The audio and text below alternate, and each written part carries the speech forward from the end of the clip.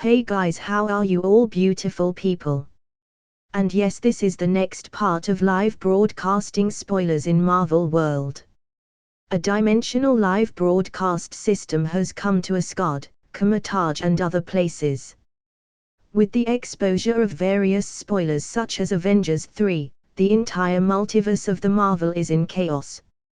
So let's start the video without any delay. The video continued. Looking at the messy appearance of the Warriors 3, Thor stepped up and said, "You must return to Asgard. You have to stop Loki." One of the Warriors 3 looked at Thor and asked in surprise, "What about you?" Thor had that naive smile on his face again. "Do not worry, my friends. I have a plan. Come on." The Warriors, Professor Eric, and the others ran away, but Jane suddenly noticed something strange. "Wait, what's he doing?" Watching Thor walk towards the destroyer on his own, everyone froze, and Jane's expression revealed panic. What's he going to do?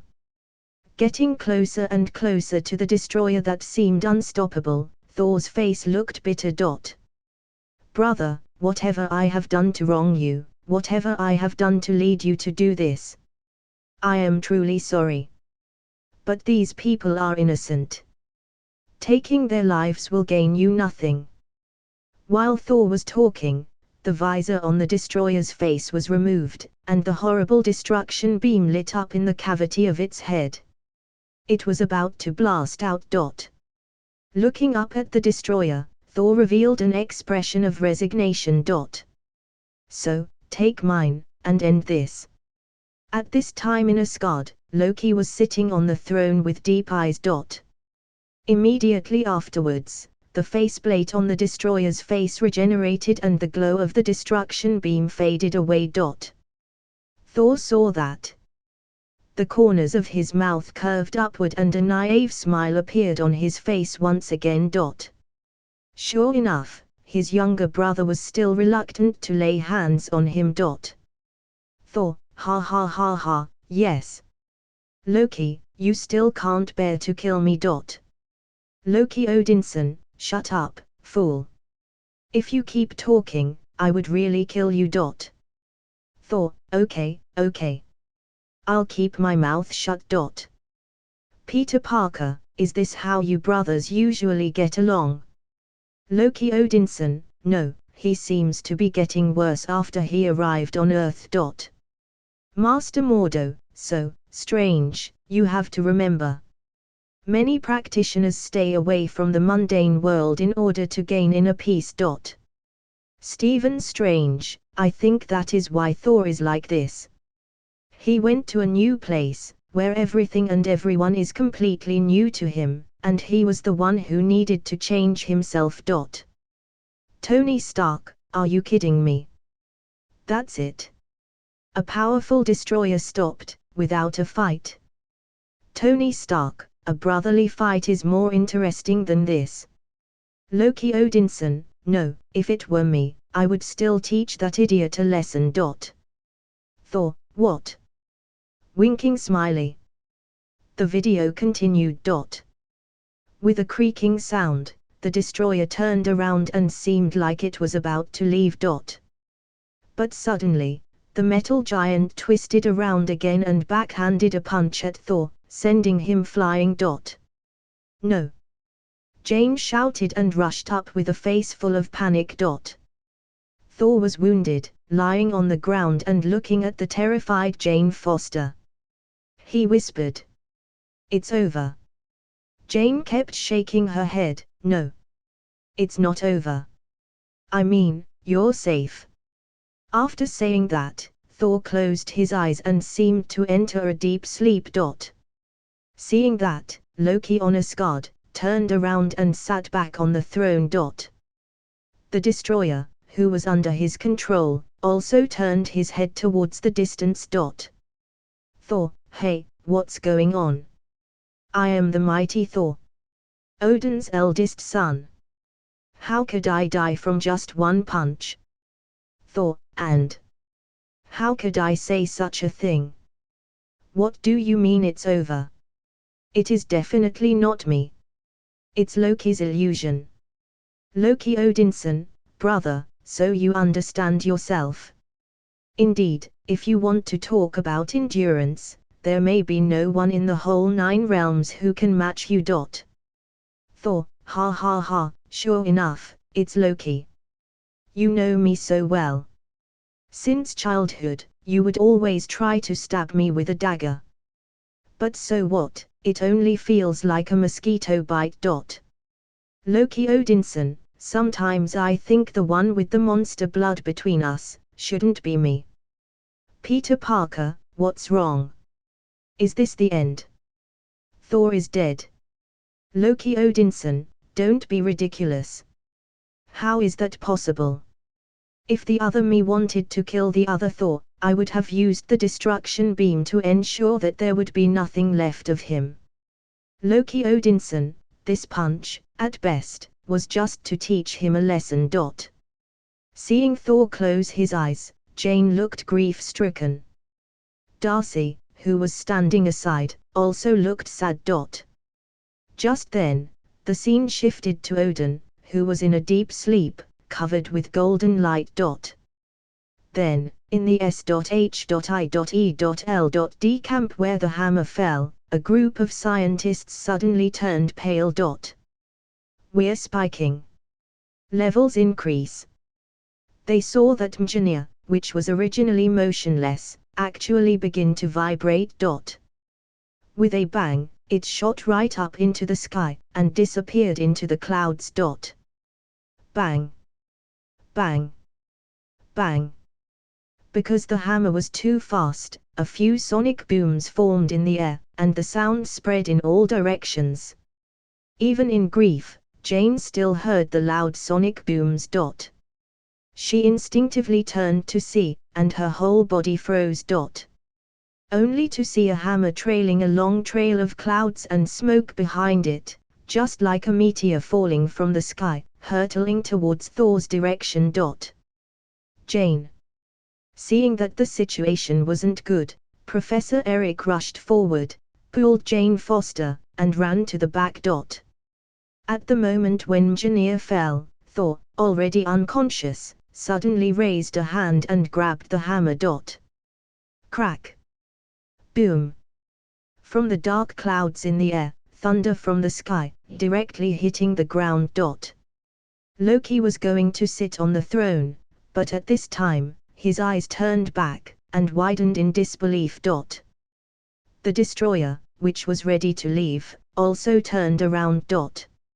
Under the intense electric light, a magnificent battle armor took shape on Thor's body. A figure holding a war hammer and mastering thunder suddenly appeared in front of Jane, as well as the warriors. Oh my God! Jane Foster's eyes were wide open, her expression completely rigid, her eyes filled with disbelief. Faced with the sudden appearance of the incarnation of thunder in front of them, the destroyer finally looked serious. The armor shifted from its face once again, and the terrifying beam of destruction lit up. Just then, a hammer shoots straight out and struck the destroyer. Bang! The destroyer's huge body, which was several meters tall, was actually sent flying by this hammer and slammed to the ground. The lightning gradually disappeared. Thor in battle armor, holding a divine hammer, appeared in front of the crowd. They saw his majestic aura. The injuries on his face disappeared without a trace, and he was completely restored to the peak of his prime. Seeing that scene, the chat group was also boiling up. Wanda Maximoff, really now? Why do I think that this big silly oaf looks much more charming than before? Natasha Romanov, no, it's not just you. I had similar thoughts. Peter Parker, what happened? Thor was badly injured just now, right? How did he heal in mere seconds? Tony Stark, don't forget. This is the God of Thunder we're talking about. with that divine body and power. I mean, superior genetics, anything could happen. Tony Stark, as long as he still has that godly genetics, and comes into contact with a powerful thunderbolt, he can heal. Tony Stark, in the previous video, he almost melted on that dwarf planet, but in the end, he survived, and went straight into battle. Stephen Strange, incredible. As a doctor, I'm still in disbelief that such a strong body could exist. Tony Stark, as a scientist, I just want to study and research this gene. I want to see what makes someone tick. Thor, ha ha ha ha, sure enough, this is me.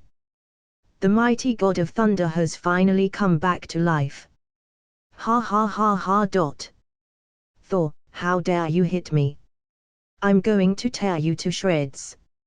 Nick Fury, to be precise, the one who manipulated that destroyer to hit you, is your brother, Loki.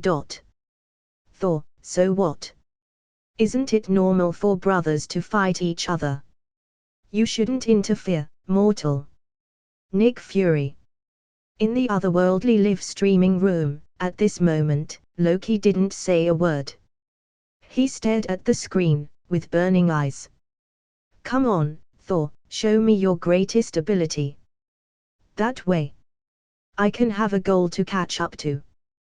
The video continued. Faced with Thor, who had fully recovered his divine power, the destroyer showed no more mercy and shot out a terrifying beam of destruction. Thor swung the hammer in his hand. His entire body immediately flew up and dodged the blow.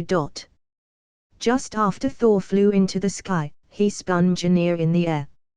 It brought up strong winds, and formed a cyclone. Whoosh whoosh. The cyclone was getting bigger and bigger, and the wind was getting stronger and stronger, sweeping violently in all directions.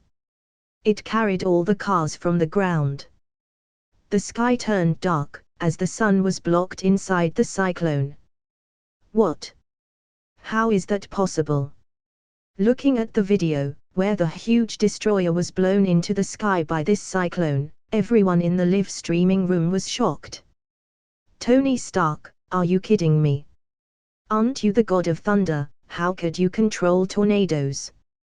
Stephen Strange, wouldn't you be the god of weather? Thor, ha ha ha ha, what do you mean controlling tornadoes? Isn't this the gale brought up by the rotation of Mjolnir? Thor, what's so strange about that?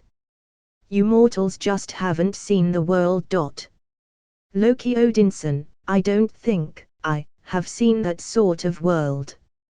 Thor, when did you learn this trick? Thor, ha. Do you need to learn that? Isn't it natural? Loki Odinson, Thor, to be honest, sometimes I really want to kill you. Thor, ha ha ha. Dear brother, you can't kill me. I'm your brother. At this time, in the office of the director of SHIELD, Fury looked at the screen. Calling the wind, ruling over thunder. It was hard to contain the level of shock he had, even with one eye. This Thor may really be simple-minded, but the power he wields is truly frightening. The video continued. Manipulating the wind, Thor floated in the sky, looking at the approaching destroyer. At this time, the destroyer released a terrible beam of destruction at him.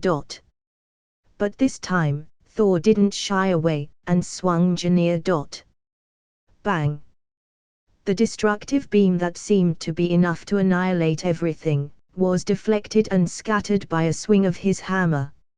Standing on the ground, Jane looked at the earth-shattering battle in the sky, and her mouth opened wide in surprise.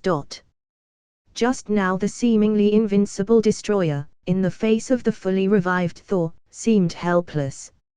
It seems to be trying to continue its passive defense. Manipulating the divine hammer, Thor's body was like an arrow released from the bow, rushing towards the destroyer. Whoosh! Facing the strong enemy coming straight at it, the destroyer fiercely released the strongest beam of destruction. Unbelievably, Thor actually held Mjolnir up, and suppressed the destruction beam head-on. No way. Are you kidding? How is that possible? Going straight at the beam of destruction, as if going upstream, Thor went straight at the destroyer. A lot of the viewers gulped. So powerful. Such a tough body. Is this how real gods fight? The god of thunder's divine physique is truly terrifying. Thor, you're actually... The expression on Loki's face suddenly froze. His pupils sharply contracted, and even his heart twitched. In fact, he has long believed that the destroyer was no match for Thor. But this kind of fight was also too ferocious and crazy. That was a destruction beam, just touching it was enough to dissolve the average god into nothingness. You rushed head-on. This is reckless, but aren't you too reckless? At that moment, Loki's heart moved again, and there was a cold glint in his eyes. How could it be such a coincidence that after Thor was badly injured by the destroyer, Thor's hammer immediately flew over to claim its master? Not only did Thor gain the strength of his prime, but he also cured all his injuries. Someone must be behind all this.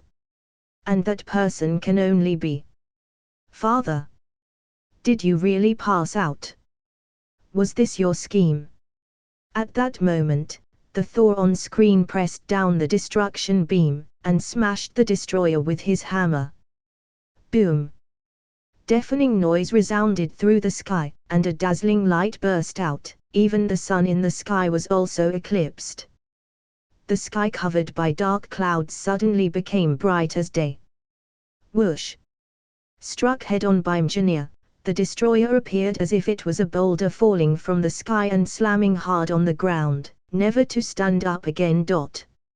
In this battle, Thor won a complete victory. Oh, he finally won. In Asgard, Frigga took a deep breath.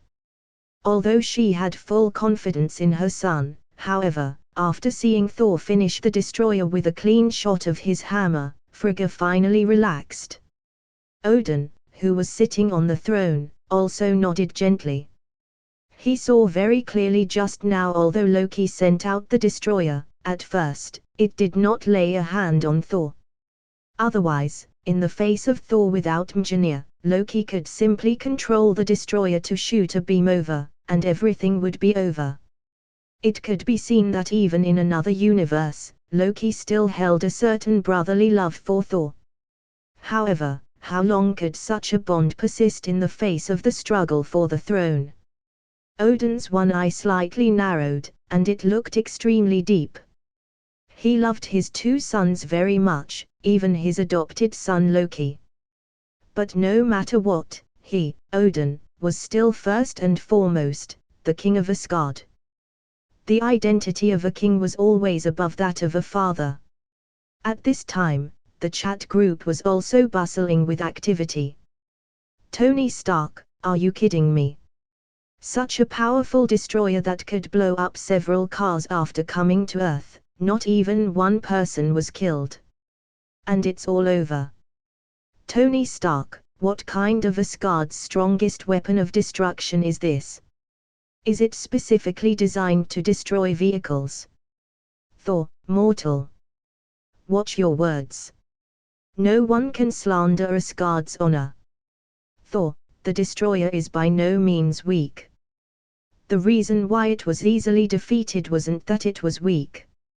It's because I'm too strong. Ha ha. Loki Odinson, ignore my brother, he's getting excited again. If he was in Asgard, his excitement would have taken at least a few days and nights of feasting before it would stop. Stephen Strange, the difference between the strength of the destroyer before and after is indeed too great. But the reason for this should still be because that world's Loki gave way. Loki Odinson, humph, a soft-hearted guy. No wonder he's doomed for defeat. Natasha Romanov, defeat. Defeated by whom? Thor. Thor, ha ha ha ha. Brother, even if you lose to me, it's no shame. After all, you could never beat me since childhood. Loki Odinson. Tony Stark, I'm glad that I'm an only child right now. Tony Stark, if I had such a brother, I wouldn't be able to resist strangling him. Peter Parker, Mr. Stark. You shouldn't say such things. Loki Odinson, now you can understand my pain. Natasha Romanov, well, as always, family are the people who can hurt you the most. Loki Odinson, I don't need sympathy. Loki Odinson, besides, I wasn't defeated by Thor in that other universe, but by my father. Thor, father? What are you talking about? Didn't father faint and went into Odin's sleep? Stephen Strange, Odin's sleep. What's that? Thor, although my father lived for thousands of years, he has to go to sleep every once in a while. This is Odin's sleep. Loki Odinson, perhaps it's usually the case, but this time, even our mother said that she couldn't see through father's sleep this time and didn't know when he would wake up. Loki Odinson, do you know what kind of people you absolutely can't wake up?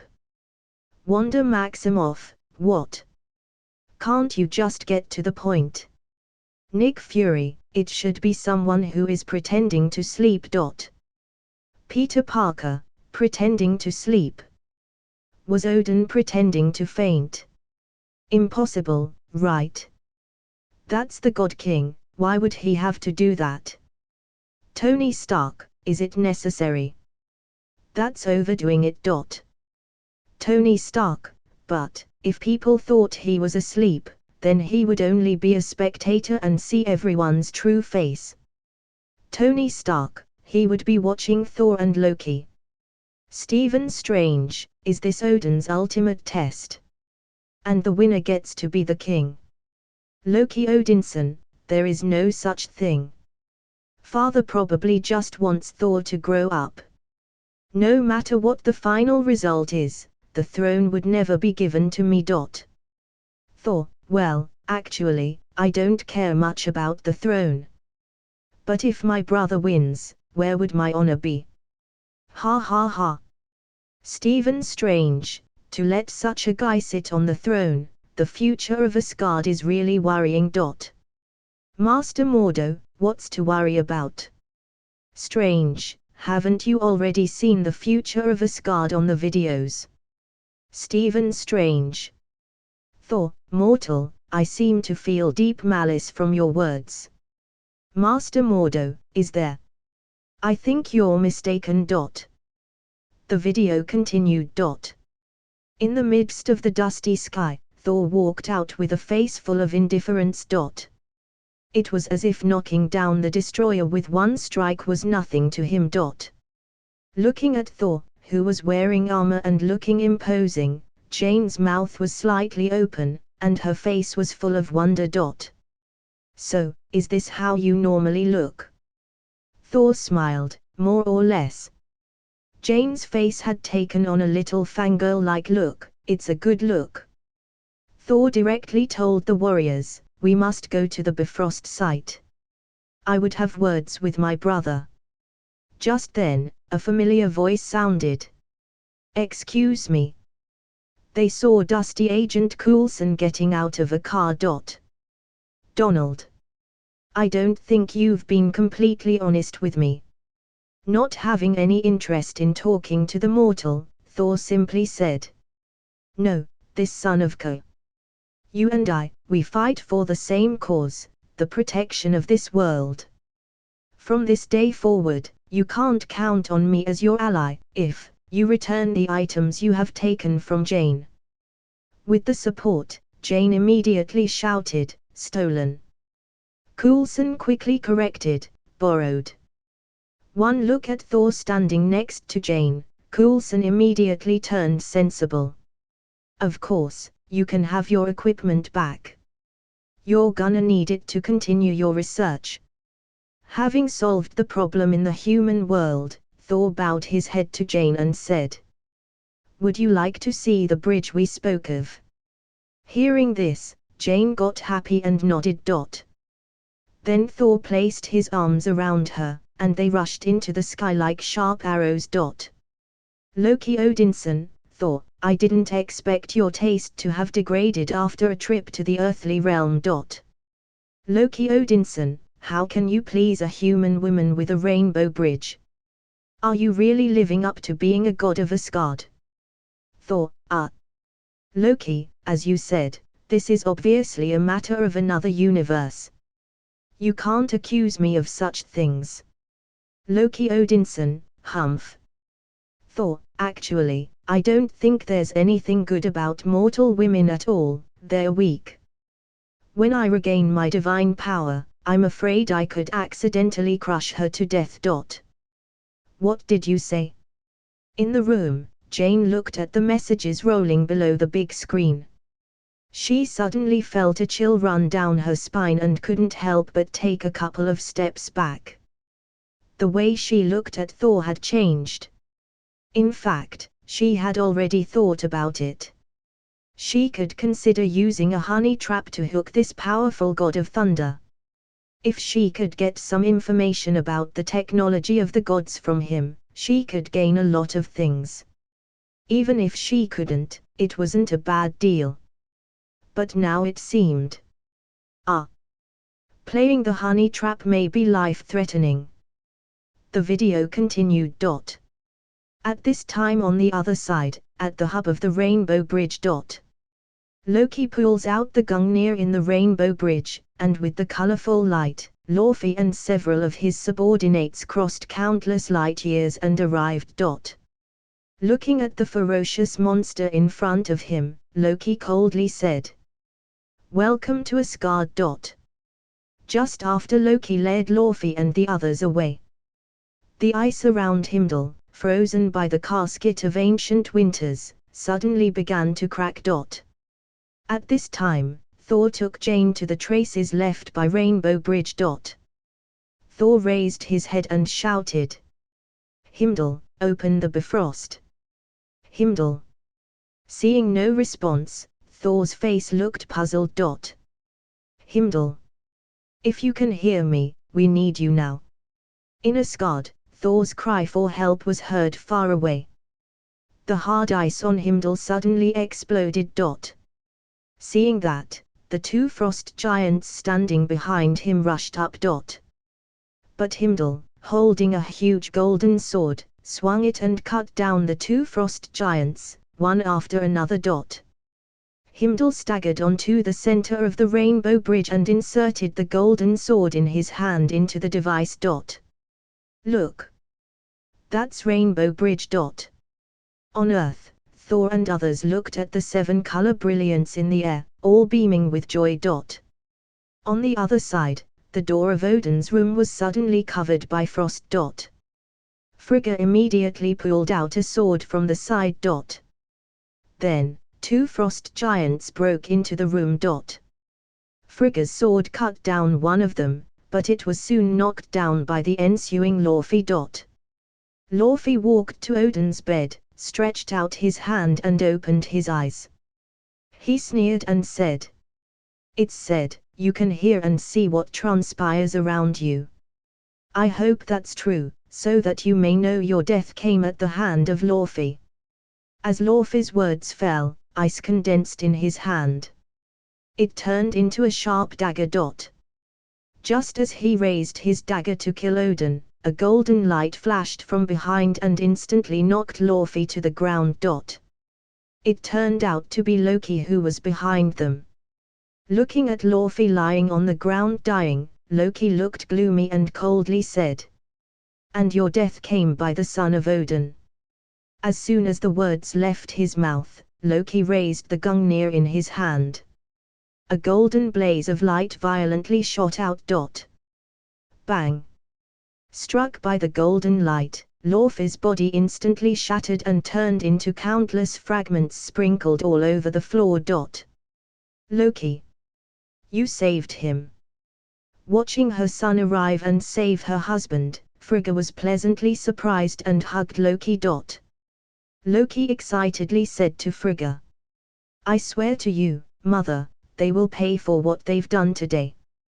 Just when Loki thought the plan was successful, a majestic voice suddenly rang out behind him. Loki. Thor. Frigga looked back and immediately greeted him with joy. When he saw the sudden appearance of his brother, Loki was shocked. He looked like he saw a ghost. Thor released Frigga, walked towards Loki with an irate look on his face, and loudly shouted, Why don't you tell her how you sent the destroyer to kill our friends, to kill me? What? Frigga listened with disbelief. Loki was still trying to defend himself. Why, it must have been enforcing father's last command. Thor had completely lost trust in him. You're a talented liar, brother. Always have been. Looking at the furious Thor, Loki had given up explaining and just revealed his cards. It's good to have you back. Now if you'll excuse me, I have to destroy Jotunheim. After saying that, a beam of light shot out from Loki's Gungnir. It slammed Thor through the wall and flew out of the room. Then, Loki rushed to the rainbow bridge, activated the bridge, and released a rainbow-colored beam towards Jotunheim. Boom! Things started to crumble, and the entire planet of Jotunheim seemed to be shaking. Countless frost giants were running away, but they didn't know where to run. In the face of unimaginable energy, even the sky and the ground were constantly collapsing and disintegrating. Seeing this horrible scene, countless people in front of the screens were stunned and could hardly believe their eyes. Peter Parker, destroy Jotunheim. Loki, are you kidding? That's a whole planet. Peter Parker, if you destroy it, how many people will die? Stephen Strange, and this is the guy's birthplace, and it's all his kin. Loki Odinson, shut up, I have only one home, and that is Asgard. I have nothing to do with those monsters in Jotunheim. Nick Fury, is this the ultimate weapon of destruction of the gods of Asgard? It's really horrible. Looking at the colorful lights on the screen, it looked like the end of the world. Fury intuitively felt that his heart was beating in his throat. His hands and feet felt cold, and an unimaginable chill instantly enveloped his whole body. All this time, his fears were true. These Asgardians really have a planet killer. This is the ultimate force. It could wipe out an entire planet. Terrifying. In the face of such weapons, how can humans stop them? Project Insight is a complete joke. The more he thought about it, the more fearful he became. Fury felt that goosebumps had formed and some kind of terror rising in his heart. No, the Avengers initiative has to be established as soon as possible. The organization must also be strengthened at all costs. Otherwise, in the face of threats like Thanos, or Asgardians, Earth wouldn't be able to resist. The video continued. Just as Loki was manipulating the Rainbow Bridge, Thor flew all the way over with his Mjolnir. Looking back at his stunned brother, Loki coldly said, You can't stop it. The Bifrost will build until it rips Jotunheim apart. Thor rushed up and tried to destroy the Rainbow Bridge, but Loki lifted Gungnir and shot out a golden beam of light. The first real battle with the hammer started. The video continued. Although he was hit by the beam emitted by the Gungnir, the thick-skinned Thor managed to rise from the ground. Looking at Loki, Thor shouted with a puzzled look on his face. Why have you done this? Loki, without hesitation, answered, to prove to father that I am the worthy son. When he wakes, I will have saved his life. I will have destroyed that race of monsters. And I will be a true heir to the throne. Thor was dumbfounded. He couldn't believe that his younger brother would do such a crazy thing for the sake of the throne. You can't kill an entire race.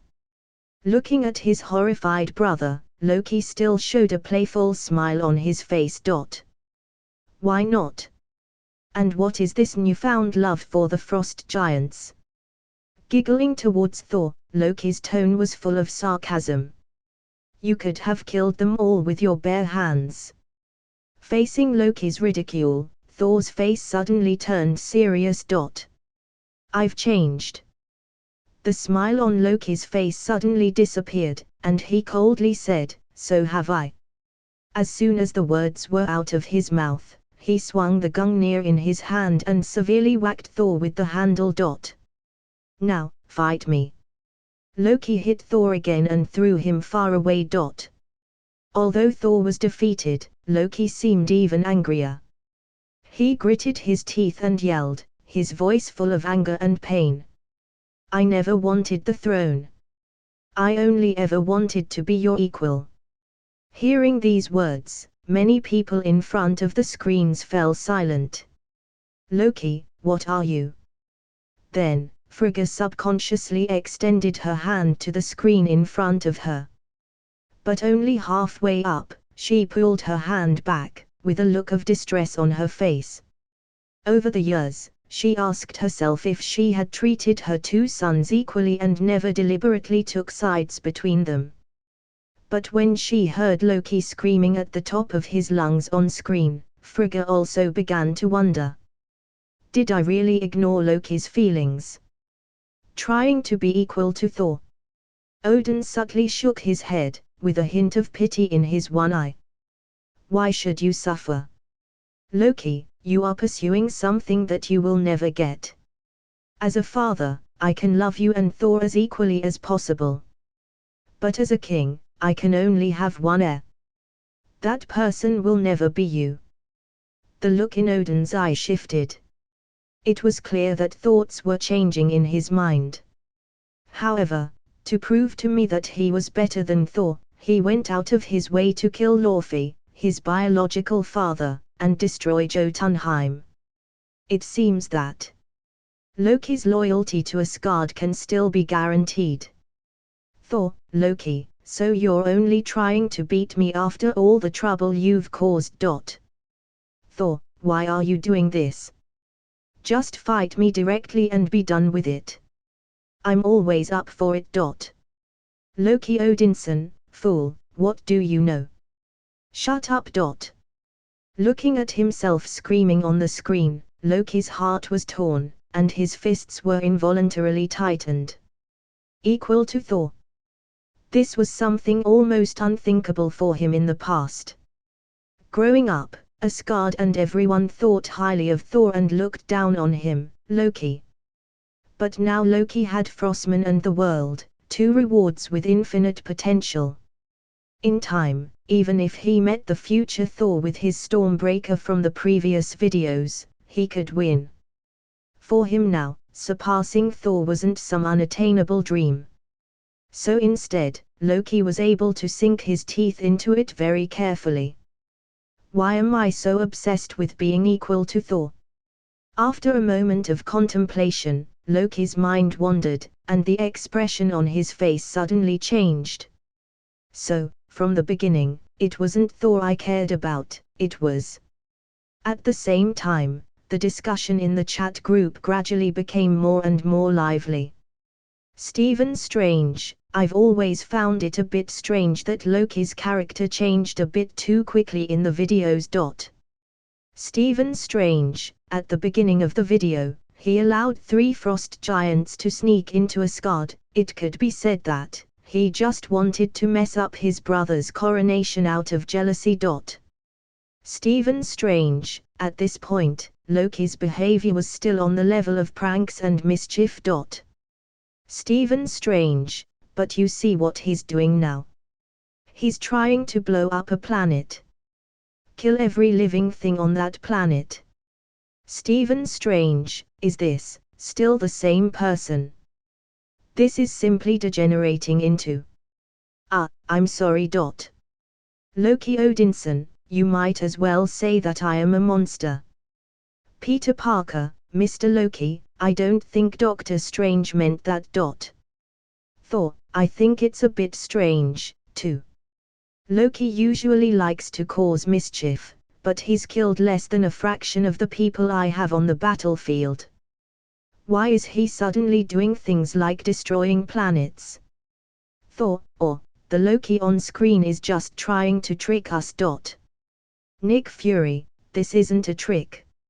It's clear from the video that Jotunheim is about to be blown to pieces. Nick Fury, this weapon is terrifying. How great it would be if Earth had won. Tony Stark, if Earth had won. Seriously. I think S.H.I.E.L.D. just wants one for yourselves, don't you? Nick Fury, Stark, as a weapons designer with one of the best minds on the planet, aren't you interested in this level of ultimate weapon? Tony Stark, cut the crap, I've been out of the weapons manufacturing business for a long time. Wanda Maximoff, Mr. Fury. What are you doing? Are you asking Stark to make weapons for you? Wanda Maximoff, don't you know how many innocent people were killed by the weapons he invented? Nick Fury, that's not what I said. Wanda Maximoff, now that Stark has finally turned away from evil, why are you trying to lure him back to that sinful path? Tony Stark. Happy Smiley, I have things to do, you guys talk, goodbye. Stephen Strange, don't digress. My question is really just one, why did Loki change so much? Natasha Romanoff, well, I think I can answer that. Natasha Romanoff, Loki's character started to go wrong, supposedly, when Odin revealed his origins. Loki Odinson. Master Mordo, that's right. Odin said that he was his adopted son, taken from Jotunheim. And he was actually a frost giant. Thor, shut up. Wizard, you have no right to talk about my brother. Master Mordo, ha, your father was the one that said that. If you have a problem, go to Odin. Thor, damn it. Stephen Strange, I see. No wonder Loki made such a choice. Peter Parker, what? Doctor Strange, what are you talking about? I don't understand. Stephen Strange, don't you think it's strange? When Thor arrived in Asgard through the Rainbow Bridge, he became the #1 threat to Loki's throne. Stephen Strange, well, it can be said that if Loki wanted to keep his throne, the first thing he needed to do was to kill Thor. Thor, hey. What are you talking about? How could my brother kill me? Besides, if Loki wants the throne, I'll just give it to him. Stephen Strange, how can it be that simple? Even if you agree, no one else in Asgard would agree. Loki Odinson, heh, that's right. Look at me in the video. A king in name, but in reality, everyone under his rule is traitors. Stephen Strange, so that's why. Loki's throne will never be secure as long as Thor is alive in Asgard. Stephen Strange, but faced with this situation, Loki left Thor behind and rushed to the Rainbow Bridge to destroy Jotunheim. Stephen Strange, why is it so important for him to destroy Jotunheim? Even more important than the throne, and more important than Thor. Peter Parker, this place is supposed to be his old home, right? Loki Odinson, shut up, mortal, don't make me angry. Natasha Romanoff, I think. I understand, too.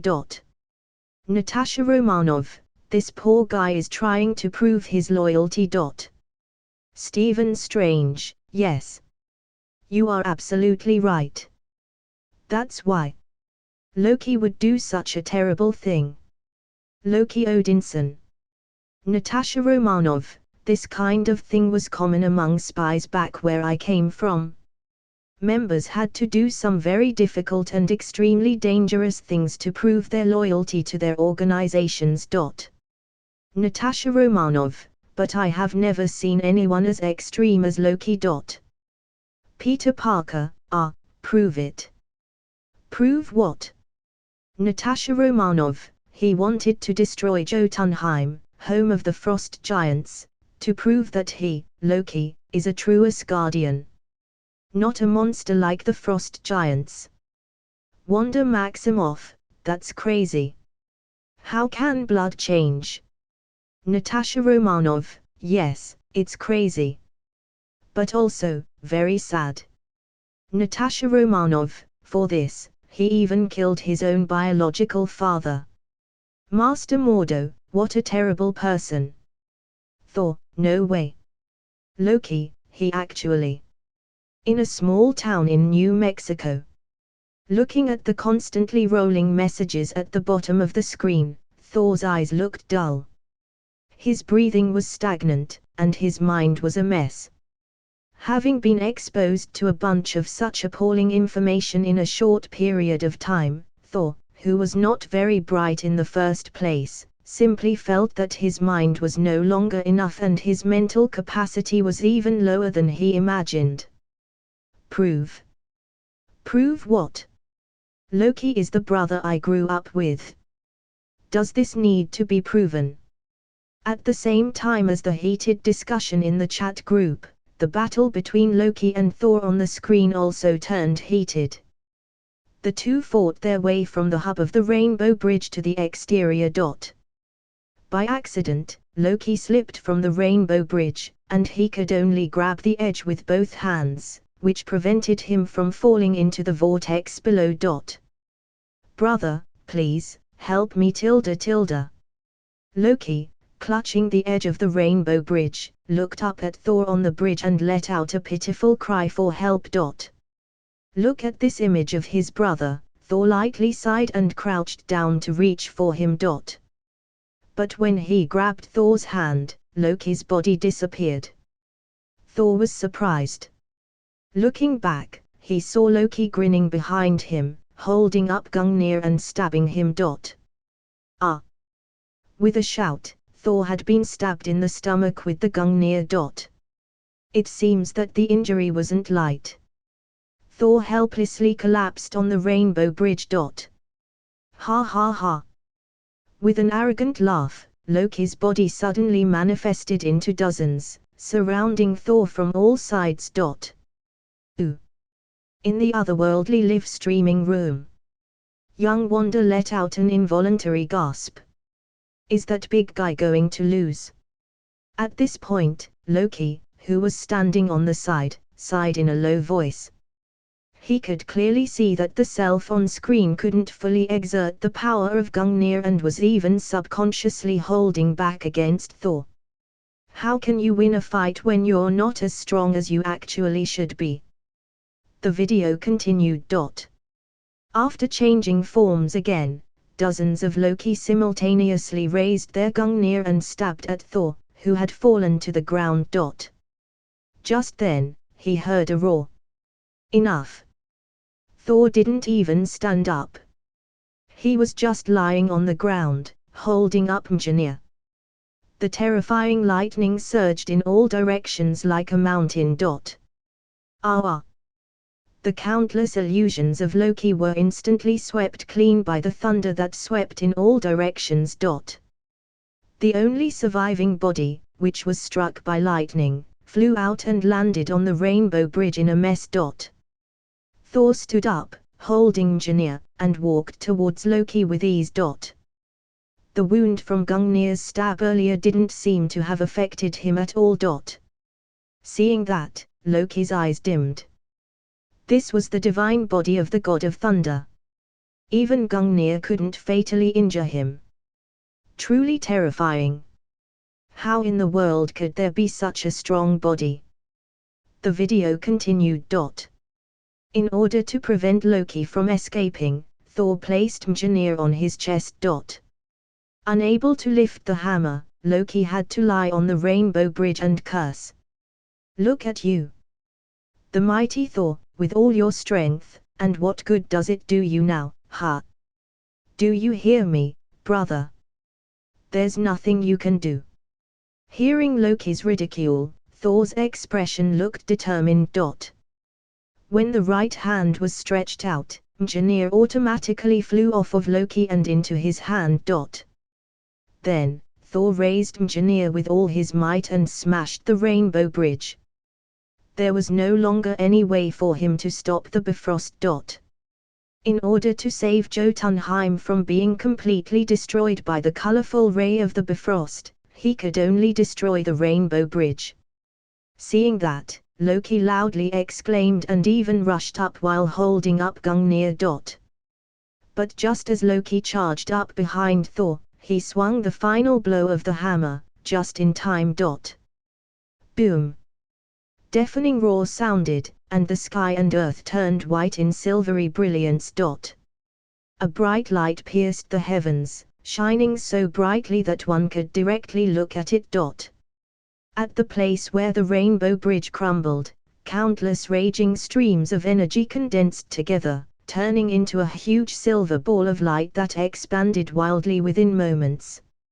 And a powerful shockwave rushed out and swept around. Under the silver ball of light, the hub of the rainbow bridge instantly fell apart. And the seven-colored beam of light, which was enough to destroy a planet, finally stopped. Blown far away by the blast of the rainbow bridge, Loki and Thor were about to fall into the endless void below the rainbow bridge. But just then, an arm suddenly reached out and grabbed Thor's leg. And Thor grabbed the Gungnir in Loki's hand, and the two were instantly linked together. The man who appeared just in time was none other than Odin, the God King. Looking at Odin standing on the edge of the broken bridge, Loki shouted with tears on his face. "I could have done it, Father. I could have done it. For you. For all of us." Looking at his appearance, Odin's expression was complicated, but he finally whispered. "No, Loki." This statement was tantamount to dismissing everything Loki has done. He went to the lengths of killing his biological father Laufey and trying to destroy all of Jotunheim, all to prove his loyalty to Asgard. And what he ultimately wanted was Odin's approval. But now, with Odin's negation, everything has lost its meaning. Loki's expression was instantly dull. His eyes changed from sadness to despair as he gradually loosened his grip on Gungnir. Seeing that, Thor shouted, "Loki, no!" But Loki eventually let go, and his body fell beneath the rainbow bridge and was sucked in by the vortex of the galaxy, disappearing completely. Then, the screen went dark. No, that universe's self died in such a stupid way. Loki's eyes widened, and his mouth was slightly open. His mind was utterly shaken. Even though he saw himself being strangled by Thanos before, it didn't give him such a big shock. Being killed by Thanos was at least a worthy death. And the suicide-like death in front of him now only gave Loki a feeling of utter terror. Surely, all that this other universe self had done was to seek the approval of his father. He wanted to prove to Odin that he was as good as Thor, or even better than Thor. Therefore, this Loki simply chose to die after being denied by Odin. This is my life. To live in order to seek the approval of others. And die. That's so pathetic. Just as Loki practically doubted his life, the screen suddenly lit up again. Jane Foster's mentor, Professor Eric Selvig, entered an underground passage. There, he met a black man with a bald head and one eye. Seeing that, Fury, in S.H.I.E.L.'s office, sat up straight in his chair. "That's me." At that moment, Fury suddenly felt a twinge of uneasiness. It was as if this video was going to cause him harm.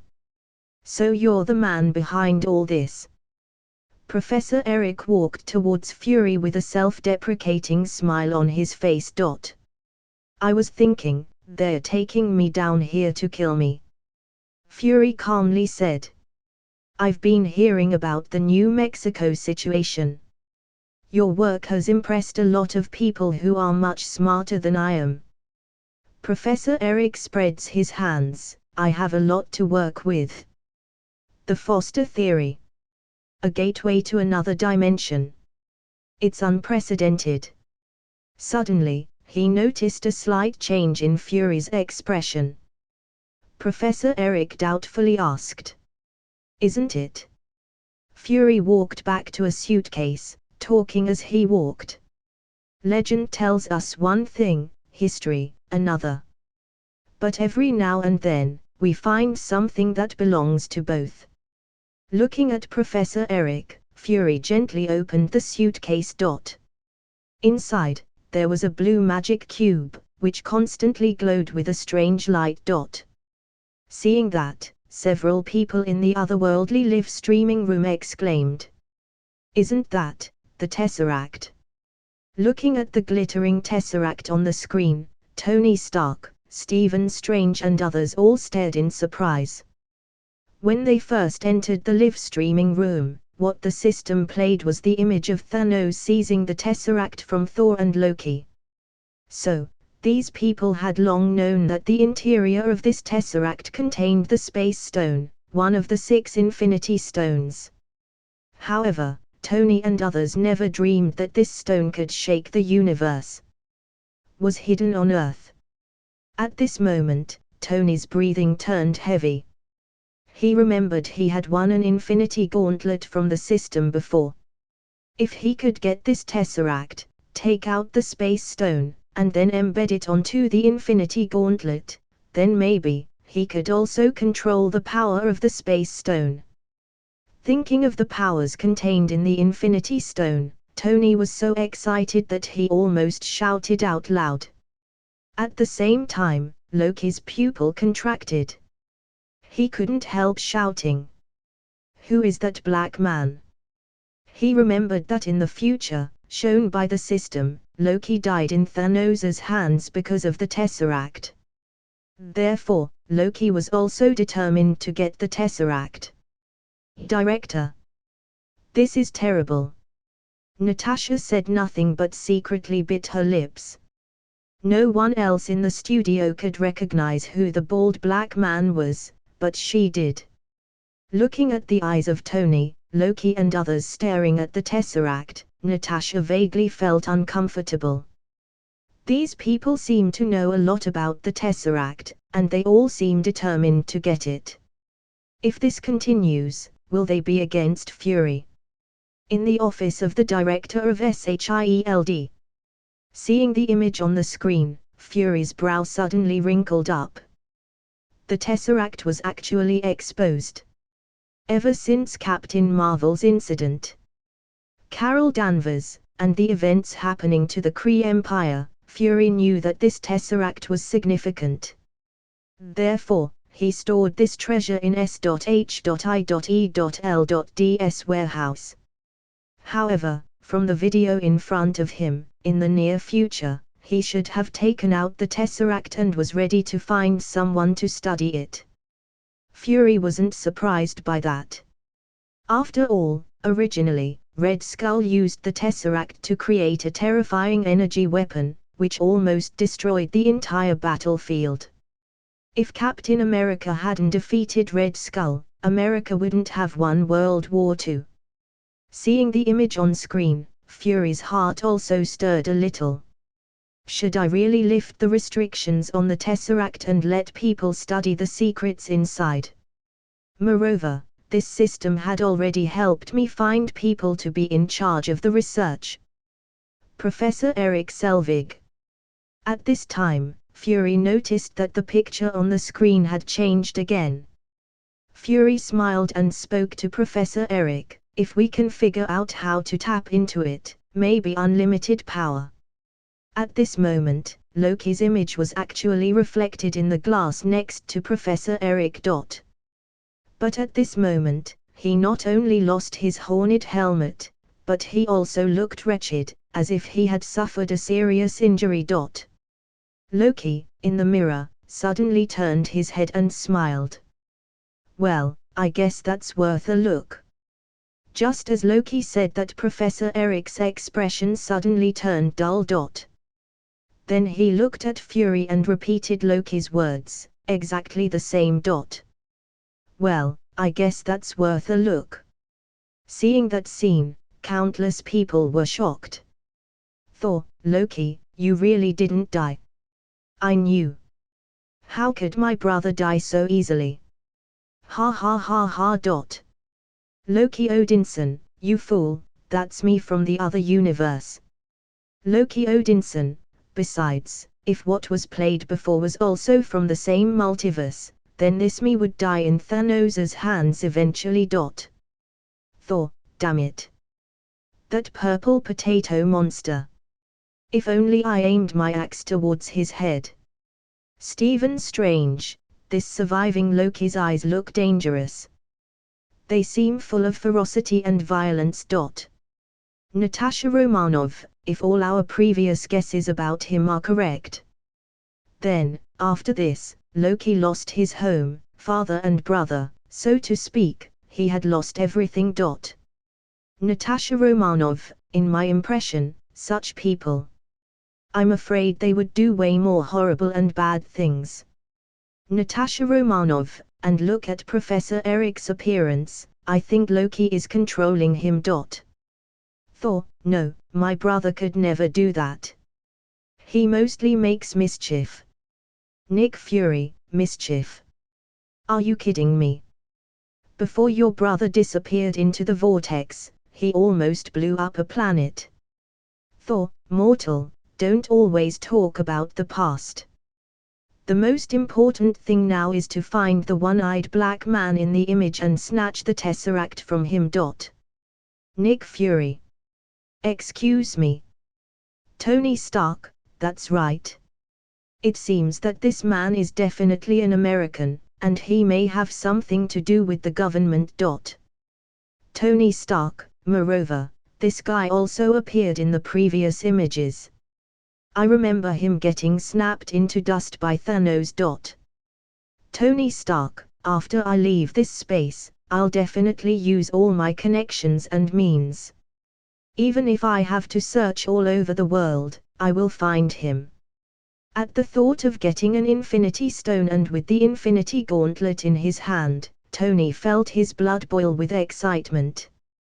Thor, mortal, don't get ahead of yourself. The Tesseract originally belonged to Asgard. Thor, when I get my powers back, I'll find that man and get the Tesseract back. Thor, as long as the Tesseract, or Space Stone, is kept in Asgard, even Thanos wouldn't be able to get his hands on it. Master Mordo, that's a good point. How did Thanos get the Tesseract? Thor, have you forgotten? At that time, you weren't the least bit useful. Master Mordo, something so dangerous is best kept by our Sorcerer Supreme to be safe. Thor, damn wizard, don't talk nonsense. That Thor has neither a hammer nor one eye. That isn't me at all. Nick Fury. Natasha Romanov, director, you shouldn't say anything. I'll report back to you carefully after I get back. Nick Fury, got it. Upon hearing Natasha's almost offensive tone, Fury surprisingly didn't reprimand her but simply agreed. At this moment, Fury only felt that his scalp was numb, and a chill welled up in his heart as if something bad was about to happen. The Tesseract has another name. What's a space stone? Besides that, it seems that all those magicians in the live stream, and the gods of Asgard, actually wanted to seize this thing. What the hell is going on here? As he was late to join the live chat group, neither Fury nor Natasha saw the scene where Thanos seized the Space Stone from Loki. But as excellent agents, they knew something was wrong. However, Fury soon calmed down and was determined to lurk in the crowd and observe them secretly.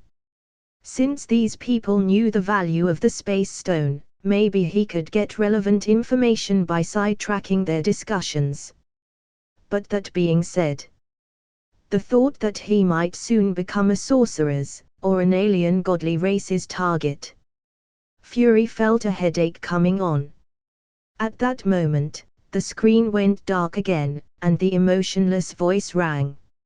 All of today's questions have been asked and answered correctly. Now, all you have to do is say leave in your mind, and you are free to go back to where you were. Congratulations on the successful completion of your task. The next live broadcast will be held in 3 days. At that time, a newcomer from a new universe will be invited to join the live streaming room. The live broadcast's content includes Doctor Strange, Avengers 1, and Captain America 2. Stay tuned. If someone wants to broadcast their future, they can request it now. Stephen Strange's eyes moved when he heard the announcement from the system about the live broadcast in 3 days. Doctor Strange. Is that about my future? His last name was Strange. And his previous occupation was as a surgeon, meaning a doctor. Aware of that, Strange immediately calmed down. Since he could see his future freely in 3 days, it seemed a bit of a waste to spend his live broadcast points right now. On the other side, Natasha just lowered her head and bitterly smiled. After entering the studio, she tried to answer the questions twice but failed in both. Now, she didn't have any live broadcast points and couldn't ask for anything even if she wanted to.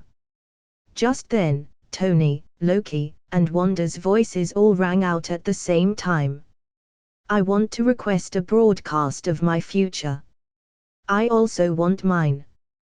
Yeah. Me too. Both Loki and Tony had touched on the future yesterday. However, the future they saw wasn't complete. At that moment, Loki wanted to know what happened after he followed the female Loki into the portal. Tony wanted to know who was behind his kidnapping and who was the traitor in his company. As for young Wanda, she was just curious and wanted to join in the fun. Just as Tony and others were scrambling for positions on the request list, Fury was surprised again. Captain America 2. What does that mean? Will someone make another Captain America in the near future? A few decades ago, Steve Rogers became the first and only Captain America using the super soldier serum. Fury wondered how many people could duplicate that miracle. Everyone failed. However, the obsession with making super soldiers had never disappeared. So, when he saw this title, Fury was very surprised. We can see it in 3 days. Fury bowed his head and hesitated. He hoped that in the video, 3 days later, some information related to the serum could be revealed. Just after the three made their requests almost simultaneously, the system's voice rang out again. Ding! Loki Odinson requested a video of the future. Current position, first place. Ding! Tony Stark requested a video of the future. Current position, second place. Ding! Wanda Maximoff is not in the queue. TSK, you two got lucky again. Wanda shrugged her shoulders, mumbled a few words casually, but didn't really seem disappointed. Ha ha ha. Loki looked back at Tony, and the evil smile appeared on his face again. It looks like you lost to me again in the queue. Looking at Loki's frenzied look, Tony couldn't help but sneer back at him. Humph, this little thing really worth being happy about? How miserable is your life? You It seems that Tony's words poked a sore spot, and Loki's expression instantly turned angry. But the image played on screen immediately caught his attention. Ding! Loki Odinson used up 100 live broadcast points. Start broadcasting future videos. The video started to play. The portal suddenly opened. Female Loki entered the Time Variance Authority's headquarters. She seemed to know the terrain very well and walked on without hesitation. On the way, she bumped into a Minuteman. Loki tried to control her with possession magic. Surprisingly, she failed. The Minuteman tried to fight back. Instead, the female Loki took away her weapon and was subsequently silenced. The noise and shouting emanating from the blow instantly attracted more Minutemen. In desperation, female Loki was outnumbered and forced to fight with them. Due to the superhuman strength of the female Loki, all these Minutemen were cut down by her, except for a few guys who were knocked down. Watching these somewhat dull fight scenes, Loki, Thor and the others had a bland expressions on their faces. But Natasha and Fury, who recently joined, were shocked, and their faces were completely frozen. Nick Fury, wait, what is that place? What kind of weapon is that? How did it disintegrate a person? Peter Parker, oh, Mr. Fury, since you came in late, you don't know about the Time Variance Authority. Peter Parker, let me explain it to you. Peter Parker, the so-called Time Variance Authority is an organization founded by 3 timekeepers to try to maintain a single sacred timeline.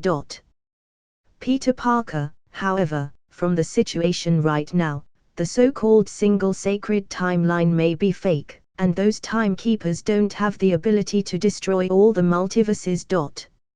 Natasha Romanov, what do you mean? What are you talking about? Listening to these shocking words, Natasha and Fury were agape. Their faces were full of shock, and even their bodies were shaking. It was as if their world outlook had been shattered. The ability to manipulate time and a multiversal organization. Is there even such an existence in the world? And now that woman on the screen is trying to challenge such a nearly invincible organization. Is she trying to kill herself? Just when Natasha and Fury felt that their world views had been rebuilt, the scene turned. The video continued. Loki also entered the Time Variance Authority through the portal. He first found his own daggers, which he had hidden here beforehand from a standing cabinet nearby. Then, it didn't take Loki much time to find the female Loki, who had barged up to the golden elevator doors. Have you really got nothing else better to do?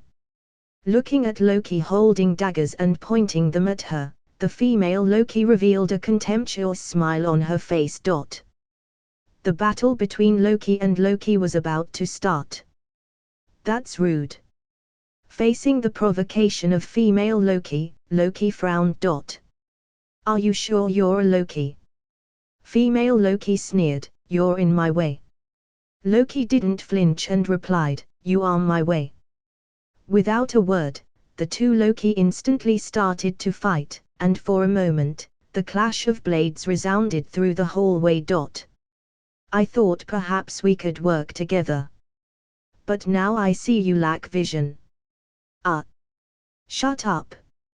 Two Loki quarreled while fighting at the doors of the golden elevator. For a while, no one could take anyone down. Hey! Just as the two of them confronted each other, the female judge suddenly rushed over with 2 Minutemen. Loki was stunned, but the female Loki seized the opportunity to restrain him and placed a blade on his neck. Female Loki shouted loudly at the judge. Come any closer, and I'll kill him. Go for it. The judge sneered at the thought. She raised her weapon, glowing with yellow light, and rushed up at them. Loki's eyes flashed. He took his female self's time controller from her pocket, opened a golden portal under them, and transported him and female Loki all out. Seeing that messy scene, don't say that people like Fury didn't know the previous plot at all. Even Peter Parker and others were confused. Peter Parker, huh? Why did Mr. Loki fight with that female Loki? Aren't their goals the same? To overthrow the Time Variance Authority. Wanda Maximoff, yes, and that female Loki, why did she threaten the Time Variance Authority with Loki's life? It looks strange. Master Mordo, you are too careless. I remember all the previous plots very clearly. Master Mordo, what the female Loki wanted should be to enter those golden elevators and kill the timekeepers.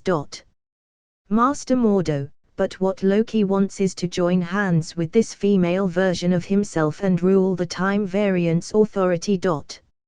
Nick Fury, although I don't quite understand it. I think that woman wants to destroy this organization, and Loki wants to control this organization, right? Master Mordo, that's what's going on, so these two have conflicting goals. Tony Stark, haha, Peter, as for why that woman placed the dagger on Loki's neck, it's of course, because she mistook him as a lackey for the Time Variance Authority. Loki Odinson, mortal, be careful what you say. You're talking about a god. Wanda Maximoff, but seeing it now, even I think that those timekeepers have made everything up. Wanda Maximoff, if these guys were really that good, that they could easily integrate separate multiverses, why would they need these lackeys, to desperately protect them? Isn't this like using a group of ants to protect an elephant? Natasha Romanoff, not necessarily. As far as I know, a lot of big shots like to use a bunch of ants to order around and watch for fun. Nick Fury, Natasha, I hope it's from previous experience, not the present. Natasha Romanoff, director, you are worrying too much. The video continued. The two Loki fell to an unknown place, and soon, they fought over the time controller again.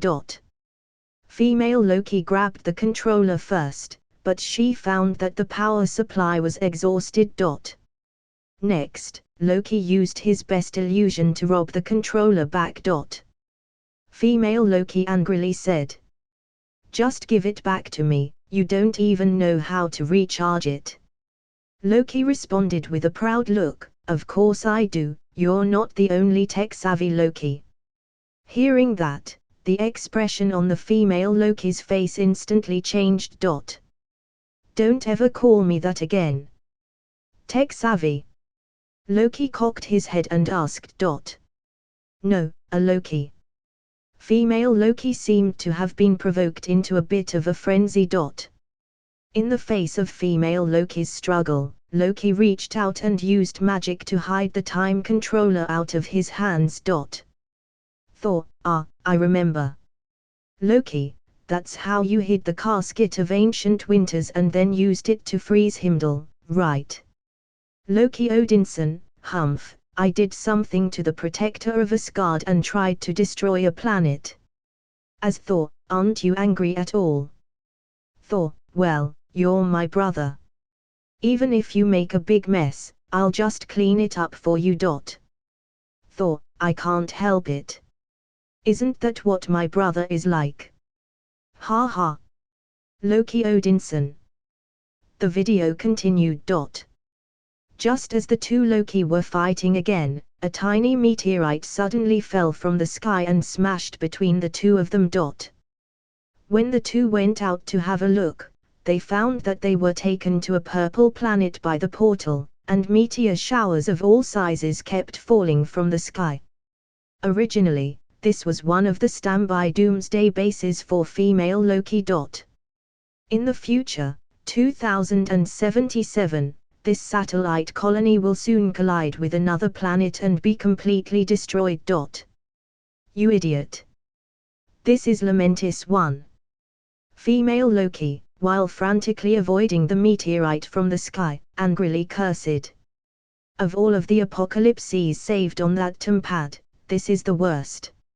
Suddenly, the female Loki reached out and pulled Loki to help him avoid a meteorite falling from the sky. Hiding under a huge truck, Loki gasped and asked. I thought you wanted me dead. Female Loki bitterly said, I don't know where you hid that tempad. If you blow up, it blows up, and then I end up blown up. Seeing this, Tony stroked his chin in the live streaming room and smiled playfully. Aha, this is what I call the perfect suspension bridge. In the face of this desperate situation of dying anytime, anywhere, this man and woman have to rely on each other. In this case, their feelings will definitely heat up and finally come together. Seeing the people in the live room all looking at him, Tony tilted his head and spoke with a smug face. Believe me, my accomplishments in chasing women are only a little worse than my accomplishments in science. The video continued. The two Loki managed to rush into a relatively strong building. Just as they breathed a sigh of relief, the female Loki slowly leaned over, placed her hand on Loki's neck, and assumed a somewhat warm and flavorful posture. What are you doing? Just as he opened his mouth, Loki snapped out of it. Are you trying to enchant me? It won't work. Why? Because you are a magician. Female Loki cried out grumpily. Loki spread his hands. No, because my mind is too strong. Fine. See, her enchantment magic was invalid. Female Loki pulled out her blade, and it seemed like she wanted to start fighting again. Seeing that, Loki sighed with some distress. Look. Are we really about to do this here? Again. Looking at the female version of himself, Loki said. Listen. Neither of us is getting off this rock if we can't turn that tempad on. Where do you have it hidden? Female Loki snapped at him. In my heart. Loki interrupted with sarcasm, seemingly angry too.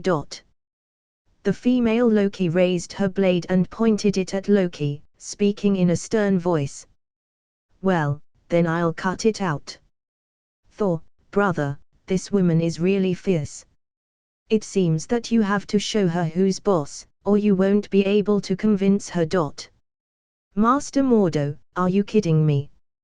Thor, are you actually trying to interfere in a couple's quarrel? Thor, ha ha ha, what do you mean by that? I have lived 1,500 years. Through the entire 9 realms, no matter how strong a female warrior is, they would always fall under my engineer. Loki Odinson, oh, that's amazing, but, where's your hammer now? Thor, brother, you've gone too far. I'm only concerned about you. T. Tony Stark, there's no need to be violent when you're chasing a woman. As I see it, they are both trapped in a desperate situation and fixing that tempad is the common goal. They have to cooperate to survive. Stephen Strange, so, in this case, will the opposite sexes come together naturally? Tony Stark, bingo. That's what I meant. Loki Odinson, nonsense, how can I fall in love with the female version of myself? Besides, this woman is so violent that it's almost like a female version of Thor. Loki Odinson, just watch, I'll definitely fix that time controller and leave this woman here to die. Ha ha ha. Tony Stark, if you don't believe me, let's wait and see. Heh. The video continued. The two Loki trudged through the wilderness, ready to leave for a nearby town to find power and charge the time controller. In the course of the journey, the female Loki revealed her assumed name, Sylvie. Sylvie accused Loki of working for the Time Variance Authority. And Loki questioned Sylvie's plan of wanting to kill the Timekeepers. Thinking that what she was doing was just creating a power vacuum, he would never do such a stupid thing himself. Nick Fury: oh, so what the real Loki wants is to replace the Timekeepers and become head honcho. Loki Odin: mortal, I'm not a honcho, I'm a god. Loki Odinson: as for that woman, that's really stupid. I don't see any long-term plans and visions at all. It's only short-sighted revenge. Nick Fury: ha ha, ironically, the person who is saying this is a man who didn't hesitate to destroy a planet in order to prove himself to his father. Loki Odinson. The video continued. The two Loki were walking to the door of a house. Loki whispered to Sylvie, "Brute force is no substitute for diplomacy and guile." Sylvie nodded, then holding a long blade, she directly kicked open the door. As a result, she was sent flying by a shock wave. It turned out that there was a middle-aged woman sitting in the room with a high-tech weapon in her hand, right in front of the door. Loki looked, shook his head, and chuckled lightly. Then, he stole a glance at a photo and changed himself into the middle-aged woman's husband, trying to deceive her. As a result, he was also blown away.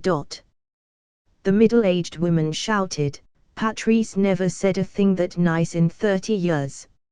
Seeing Loki lying on the ground, flustered and reverting back to his original self, Sylvie also chuckled.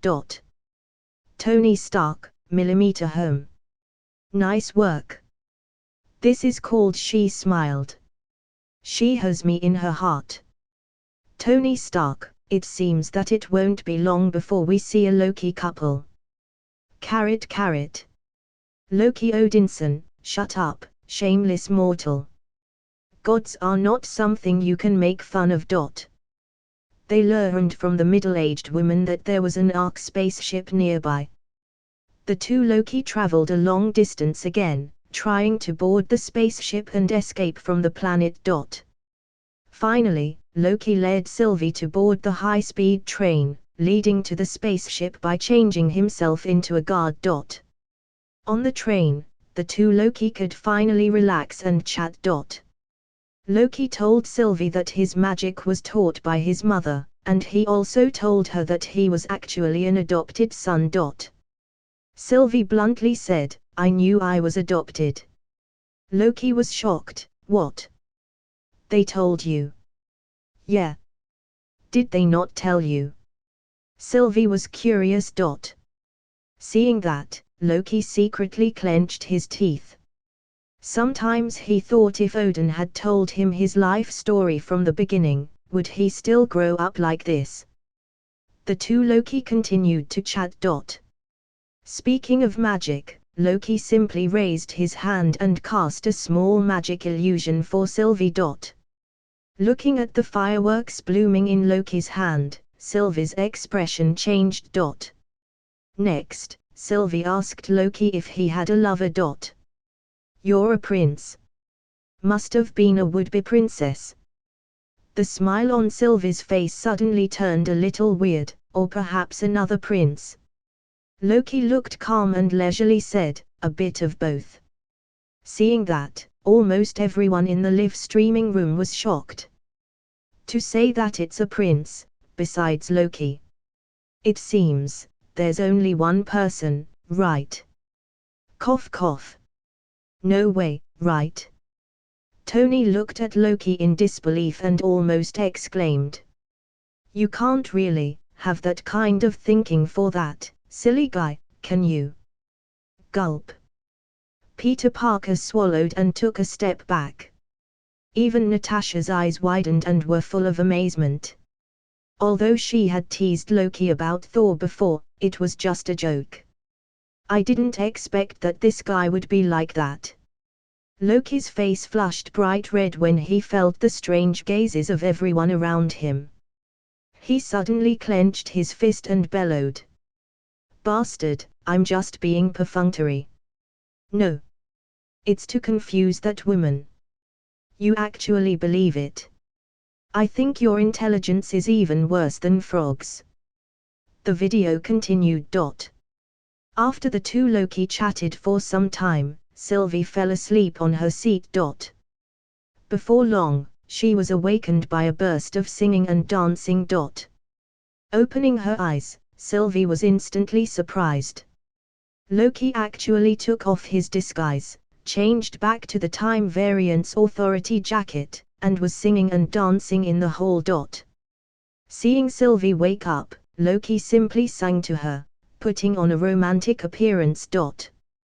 After the song, Loki simply took a glass of wine and drank the contents in one go. To Sylvie. Holding up the empty glass, Loki shouted and smashed the glass to the ground. Thor, aha, well done, drinking and chasing women, that's a true Asgardian. Loki, you really are my brother. Stephen Strange, what's with smashing the glass? Is that an Asgardian thing? I think I saw you do that, too, in the video before. Loki Odinson, it's just something those Asgardian warriors like to do, such an embarrassment. Tony Stark, you're on a satellite that's about to be destroyed, and you're still in the mood to sing and dance. You've even taken off your disguise, are you out of your mind? Loki Odinson. It seems that I, too, have let myself go after arriving on another planet. The video continued. Seeing Loki's frenzy finally coming to an end, Sylvie rushed forward to pull him aside. You are drunk. Loki was flushed, but he denied it. No, I'm just full. Seeing that, Sylvie placed her arms around her chest with an expression that looked like she was looking at a naughty child. Where's your uniform? We're meant to be laying low. Loki waved his hand casually. Nobody cares. It's the end of the world. Sylvie coldly said, I think something's happening. Loki seemed to have gotten extremely drunk. He reached up and pointed to the sky and said, Yes, that planet is about to crash into us. Don't be an ass. Looking at Loki in his Time Variance Authority uniform, Sylvie's expression seemed like she was looking at an idiot. I saw some people looking at you weirdly. What? Loki didn't seem to believe it yet. When did you get so paranoid? What? Sylvie was furious and laughed in anger. Oh, I guess it must have started when I spent my entire life running from the omniscient fascist you work for. Seeing that Sylvie seemed genuinely angry, Loki simply walked over to her, conjured a dagger out of his hand, and then proceeded to recite a poem. Love is a dagger. It's a weapon to be wielded far away or up close. You can see yourself in it. It's beautiful until it makes you bleed. Looking at Loki holding up the dagger and chanting poetry at herself, Sylvie's expression suddenly turned very strange. By now, there was also a commotion in the live streaming room. Peter Parker, wow, Mr. Loki, you have such a romantic way of chasing girls. To make a poem so quickly. Thor, what a hassle. It's better to knock them down with a hammer and then carry them off with you. Wanda Maximoff, humph, this guy claims to be the #1 liar in the 9 realms. What's so strange about cheating women? Loki Odinson, don't be ridiculous, what's so great about that fierce woman? Wait, this woman is the female version of me. Loki Odinson, look. I'm obviously drunk there, I'm just talking gibberish. Don't take it seriously. Thor, ha ha ha ha, Loki, you're still a lousy drinker. You'll never beat me at this point, brother. The video continued. Just as the two Loki were still chanting poetry and spending time in front of the moon. In the end, there were still those who noticed that something was wrong, and the passengers called the guards. Both sides had a disagreement and ended up starting a fight. Maybe Loki was a little drunk because he drank too much wine. Although he threw one guard through the glass window, the next two guards caught him, and he was tossed out himself. Tumpad. Although Sylvie's heart was full of indignation, she had no choice but to jump out after him.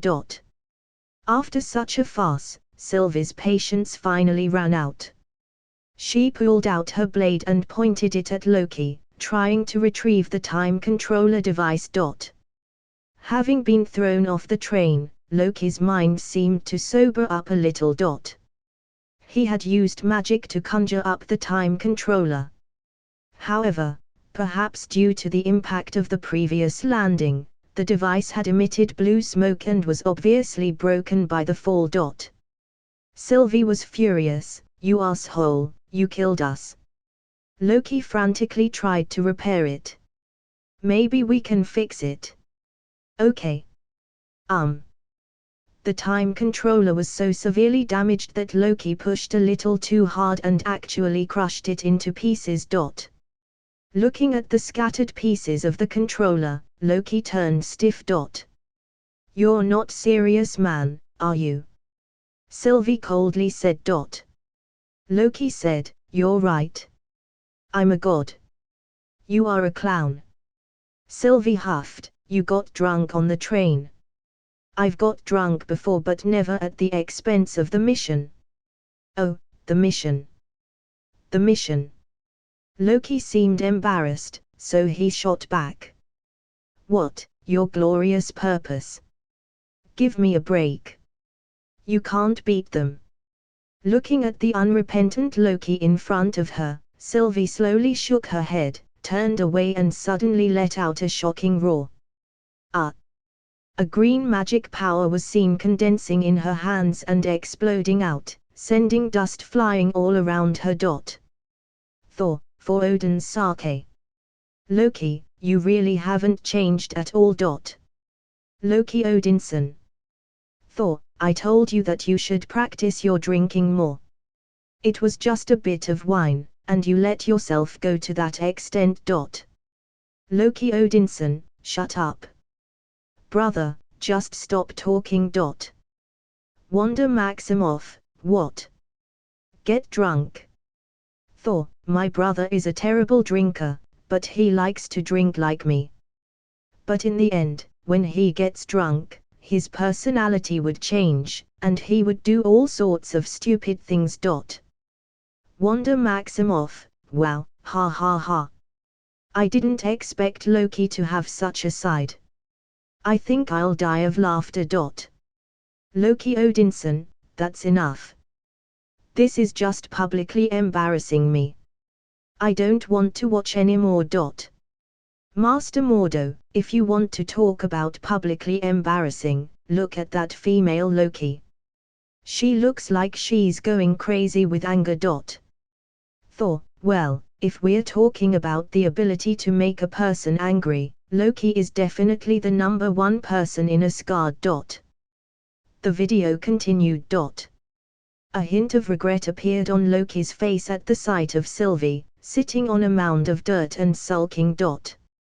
He gently went up to her, sat down, and started to try to comfort Sylvie. As a result, Sylvie bluntly said, according to the historical records, the ship was destined to be destroyed, and everyone on this planet would die. But Loki suggested that with them around, it might be possible to save the ship and then successfully escape the planet. Sylvie was convinced, and the two traveled together to the city where the ship is located. On the way, Sylvie and Loki talked about enchantment magic. She could instantly manipulate those who were weak-minded. But if the other person was mentally strong, then Sylvie had to create a fantasy space in their memory to trap these people's minds. Speaking of which, Sylvie drew the analogy of the black female god, C12. That young soldier from the TVA, her mind was messed up. Everything was clouded. I had to pull a memory from hundreds of years prior before she even fought for them. Loki was shocked. What? What did you just say? Before she joined the TVA. Yeah. Sylvie explained, she was just a regular person on Earth. A regular person. Loki gulped. I was told that everyone who works for the TVA was created by the Timekeepers. Sylvie categorically denied. That's ridiculous. They're all variants, just like us. Seeing that, there was an uproar in the live streaming room. Sure enough, Master Ancient One was right. These time variants authority are a bunch of liars. Stephen Strange gently clenched his fist with a hint of excitement on his face. At his side, Peter's expression looked somewhat serious. However, these TVA people do really have unimaginable powers, being able to control time. After all, when Mr. Loki met them for the first time, he could hardly fight back. What are you talking about, boy? Loki listened in annoyance. That was just a moment of carelessness on my part. Heh. Tony, holding his own chin, laughed. So, it looks like my speculations are coming true. The so-called TVA is probably an organization created by some sort of tech genius. This guy, hidden behind the scenes, is the real target of Sylvie's revenge. Hearing that, Loki himself slightly frowned. A powerful tech genius that could manipulate the workings of time. At this moment, he thought of the stand he had just won before, the world. Although it could only stop time for 0.5 seconds. According to the system's description, the world's time-stopping ability could grow infinitely. The video continued. Loki and Sylvie finally arrived in the city where the ship was located. The place was already a mess.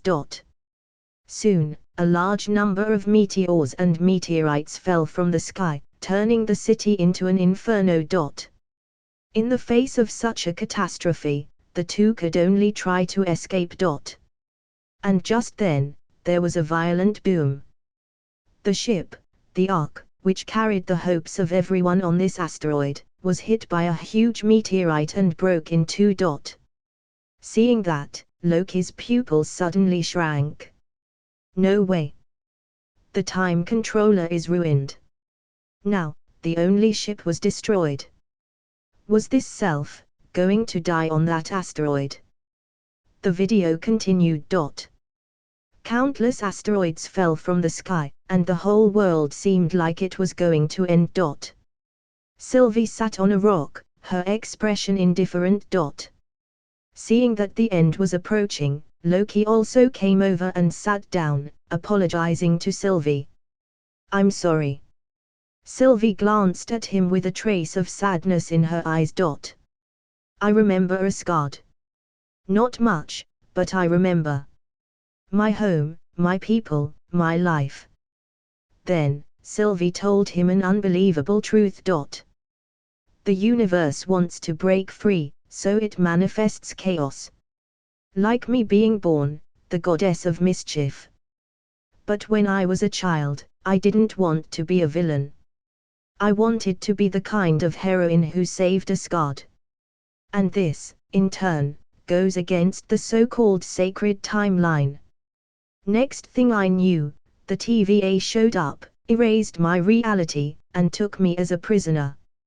I was just a child.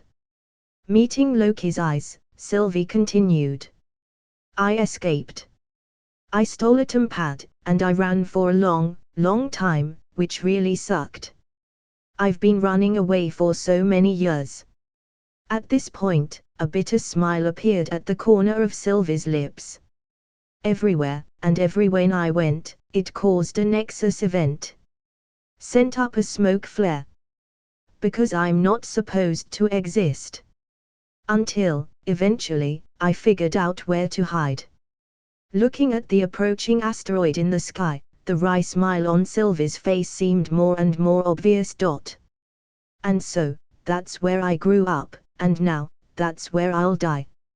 Seeing the falling asteroid fragments getting bigger and bigger, the end was just around the corner. Sylvie turned to Loki and faintly asked, "Do you think that what makes a Loki is the fact that we're destined to lose?" "No," Loki replied, "we may lose. Sometimes painfully. But we don't die, we survive." He looked at Sylvie. "I mean, you did. You were just a child when the TVA took you. But you nearly took down the organization that claims to govern the order of time. You did it on your own. You ran rings around them. You're amazing." Listening to Loki's words, the sad expression on Sylvie's face loosened a little. She then reached out and took Loki's left hand. At this moment, a hint of affection seems to have finally grown between the two of them. Just as the two Loki's hands were holding each other, there was a shift in the time variance authority.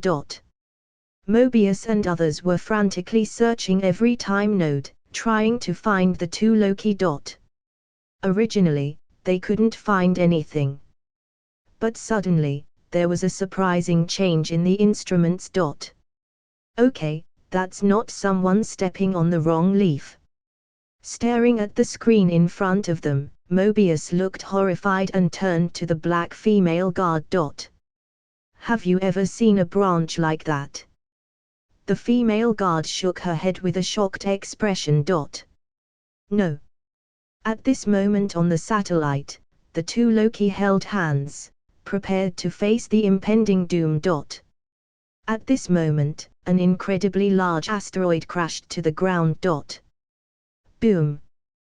The ground violently trembled, the rocks on the ground bursting inch by inch and splattering debris everywhere. The air billowed. The sky was mixed with countless dirt and stones, sweeping across the sky with the force of a mountain. Seeing that they were about to die together, the two Loki looked at each other and clasped each other's hands tightly. At this moment, the time branch on the time variance authority's instrument also rushed up at a chilling angle. The genuine love between these two Loki was so great that it distorted the entire sacred timeline to an unprecedented extent. Just as the terrifying wave of earth and stone was about to engulf the two Loki, two portals opened behind them at the same time. The time variance authority's Minitemen rushed out of the portal, grabbed the two Loki, and escorted them into the portal. The doomsday continued, but Loki survived. Who?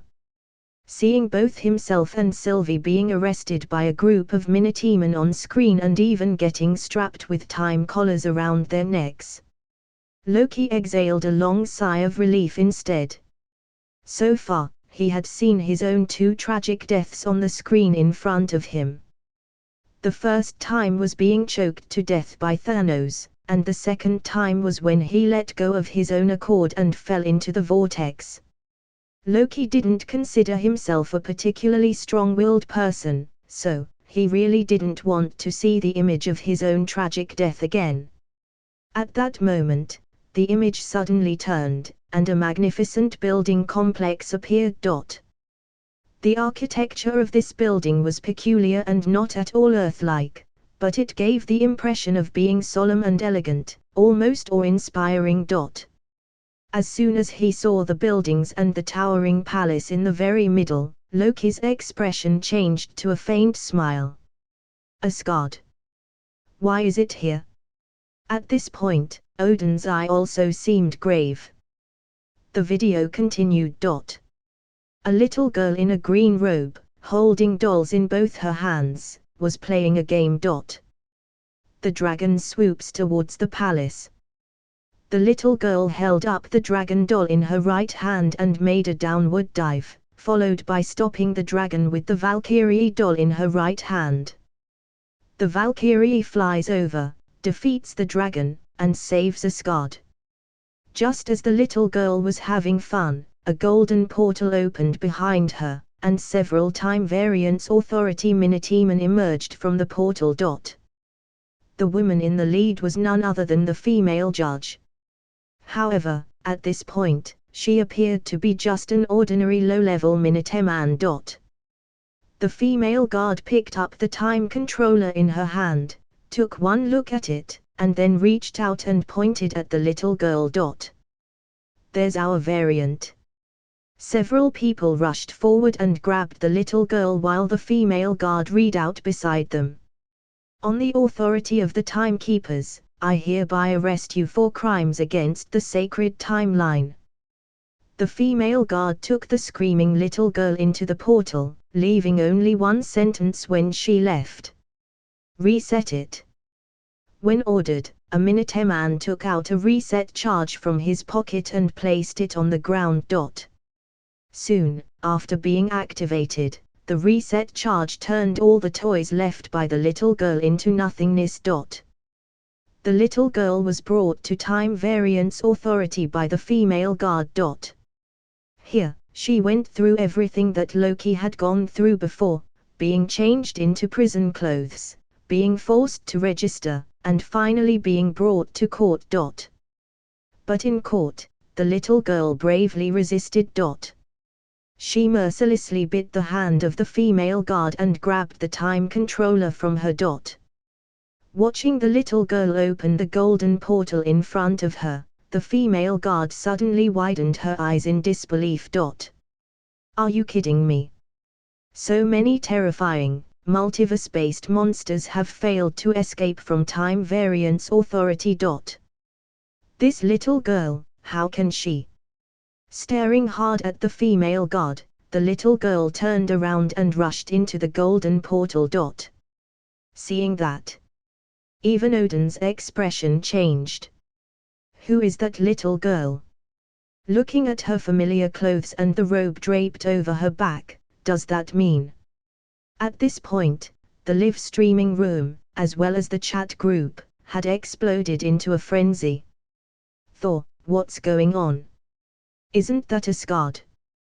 Those Time Variance Authority bastards! How dare they run amok in Asgard? I'm going to kill them. Tony Stark, that girl looks very familiar to me. Can it be that woman? Stephen Strange, I think you're right. Loki Odin, the female variant of Loki. Peter Parker, oh. Now I see the scene just now is Ms. Sylvie's childhood. Peter Parker, just now, Ms. Sylvie said that when she was a child, she was taken away by the Time Variance Authority as a variant. Wanda Maximoff, you mean that the little girl is the female Loki? She looks cute. Thor, ha ha ha, I remember Loki wore similar clothes to that little girl when he was a kid, very cute indeed. Loki Odinson, shut up. Don't use cute to describe me. Besides, it was many years ago. Master Mordo, wait, you seem to have forgotten something. Stephen Strange, Master Mordo, what do you mean? Master Mordo, according to Mobius, there's no multiverse at all, only one eternal sacred timeline. Master Mordo, if that's the case, what's the deal with this little girl Loki? Tony Stark, yes. If only one Loki is allowed to exist, then this little girl should have been trimmed by the Time Variance Authority when she was just born. Tony Stark, but they didn't come until this female variant of Loki had grown so big. It doesn't look right in any way, does it? Stephen Strange, one more thing you may have forgotten. Stephen Strange, in the previous image, Mobius, said something when reporting to the judge. Stephen Strange, he said Loki might not necessarily be evil, he may be tired of it and wants a change. Stephen Strange, if there was only one sacred timeline, then he's absolutely not allowed to change. His words are simply outrageous. Peter Parker, you mean, the so-called sacred timeline doesn't actually exist? Stephen Strange, that's right. On the contrary, the infinite multiverse exists all the time. Seeing this statement from Strange, from Tony to Loki, the several people in the live stream room were secretly relieved. Although they had often said before, Time Variance Authority were liars, the timekeepers didn't exist and so on. Those were just guesses, after all. Now, this video that was playing right now was solid evidence. The multiverse was real. In each multiverse, there were different Lokis. There were men and women, and there may even be old and young. The claim that Time Variance Authority reeled multiverses into a single timeline was purely a lie. After confirming that, Peter frowned again and muttered in a low voice. Since multiverses exists, and these Time Variance Authority people are still attacking everywhere, what are they maintaining? Also, since they didn't cut Miss Sylvie out when she was born, why did they wait for her to grow up into a little girl? Listening to Peter's doubts, Strange thought about it and said. In the initial video, this was what the female judge said to Mobius. Loki is an evil, lying scourge. This is the kind of role he plays in the sacred timeline. If what he said was true, then we could understand it this way. The so-called sacred timeline is not just one, but many. In many multiverses, there would be a sacred timeline, which the direction of would be determined by the Time Variance Authority. And Loki's role, in all the multiverses, is an evil, lying scoundrel. Once Loki deviates from that setting, it's possible that a branch would be formed, giving rise to a new multiverse. As soon as such a thing is detected, Time Variance Authority would step in and crop out the good Loki. Tony listened with some curiosity and asked. How could you remember what that female judge said so clearly? Strange shrugged his shoulders. I have a photographic memory. I don't forget anything I've seen. At this time, Loki was stunned. His whole body was completely frozen. Only the words echoed in his mind. I can only be the bad guy. Peter was also taken aback by this but immediately said. Mr. Strange, that's a bit presumptive. After all, from the videos, we've seen Mr. Loki sacrifice himself for Thor in the future. That's undoubtedly a heroic feat. No bad guy would ever do that. At this moment, young Wanda also spoke with a pout. Yeah, the female Loki in the video is just a little girl. What did she do wrong? Why is it regarded as a variant? Before Strange could answer, Loki himself suddenly smiled bitterly. I see. The smile on Loki's face grew more and more bitter as he murmured in a low voice. The future me did do something that didn't fit the setting when I was dealing with Thanos, but he died right away. And that little girl? Loki gently shook his head. Do you guys remember what game she was playing before the Time Variance Authority people showed up? Tony thoughtfully said. Valkyrie. Repelling the dragon that invaded Asgard. That. Peter was suddenly stunned when he heard that, and a chill suddenly ran up his spine. Natasha, who had been silent, whispered. The little girl wanted to be a hero, not a goddess of mischief. Bingo. Tony gave Natasha a thumbs up. That's what happened. In other words, Loki, in any multiverse, has to always be an evil liar, under the setting of the Time Variance Authority. If they became a good person, they would immediately die. But if like that little girl aspires to be a hero from a young age, it will destroy her whole setting, and the Time Variance Authority will have to step in. Hearing that, the live streaming room suddenly fell into silence. Although Loki didn't say a word, anger was already burning in his eyes. On what grounds? Who do those time variance authority think they are? How dare they define this Loki's life? Is it your business whether I am an evil liar or not? But when he thought of that, Loki frowned. He suddenly sneered and calmed down. So, once I turn and become a good person, you bastards who think you can control my life can't resist, can you? Good. I won't have to go looking for you. At this moment, Loki had secretly made up his mind. When the time-stopping power of the world grew stronger, he was going to do some good deeds and see if he could draw out the time variance authority. By then, he was going to fight back. Just then, the images on the screen also took a new turn. The video continued. In the time variance authority, the two Loki were separated. It was his old friend, Mobius, who led Loki towards the interrogation room. Loki looked a little displeased that two guards only arrested him. By the way, I should have an equal amount of security. This is insulting. Mobius sneered, you just can't help yourself, can you? Loki yelled at him, you betrayed me. Mobius retorted, you betrayed me. Oh, grow up. You grow up. The two bickered like children while walking to the main door of the interrogation room.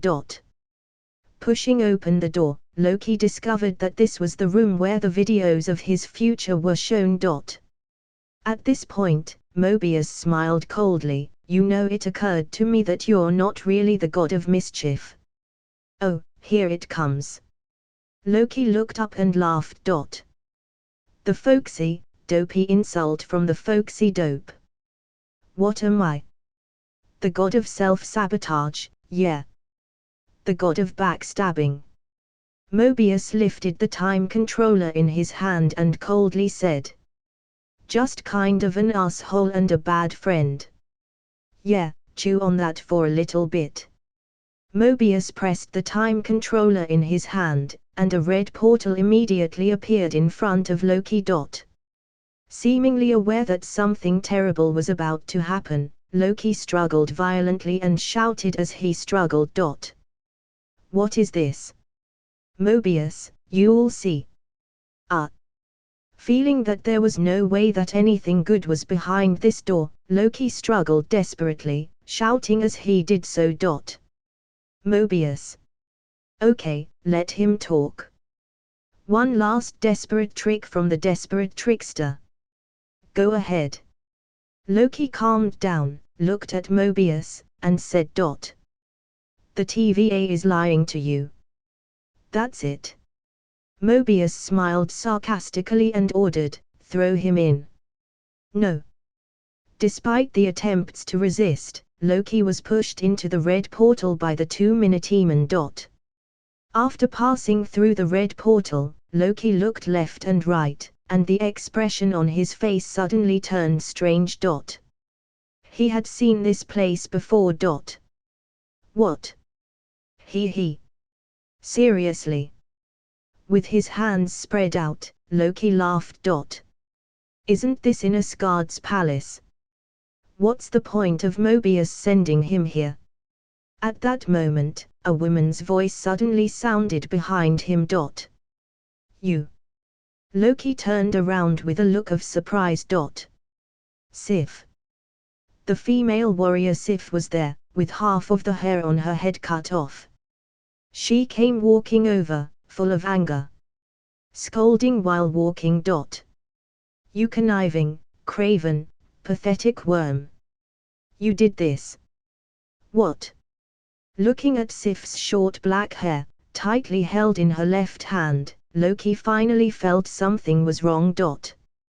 Pa. Sif came up first with a hard slap. I hope you know you deserve to be alone, and you always will be. All right. After being slapped, Loki finally sobered up. A bad memory prison. How quaint.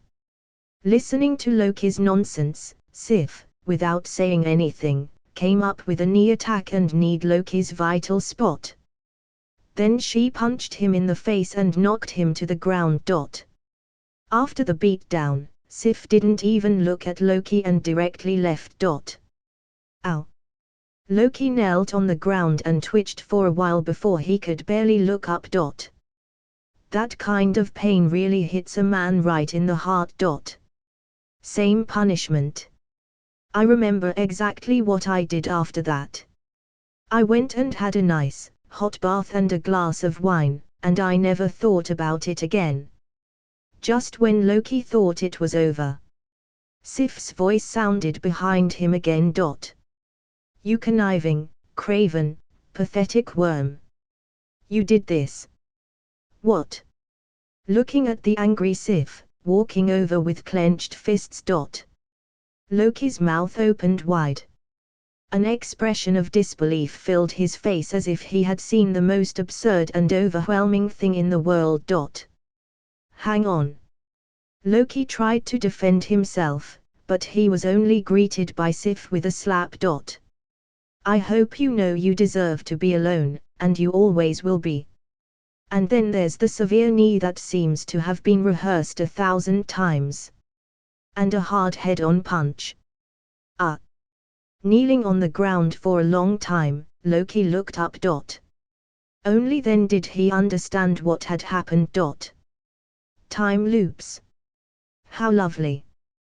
Just as Loki came back to his senses, that's when that familiar voice came from behind him again. You conniving, craven, pathetic worm.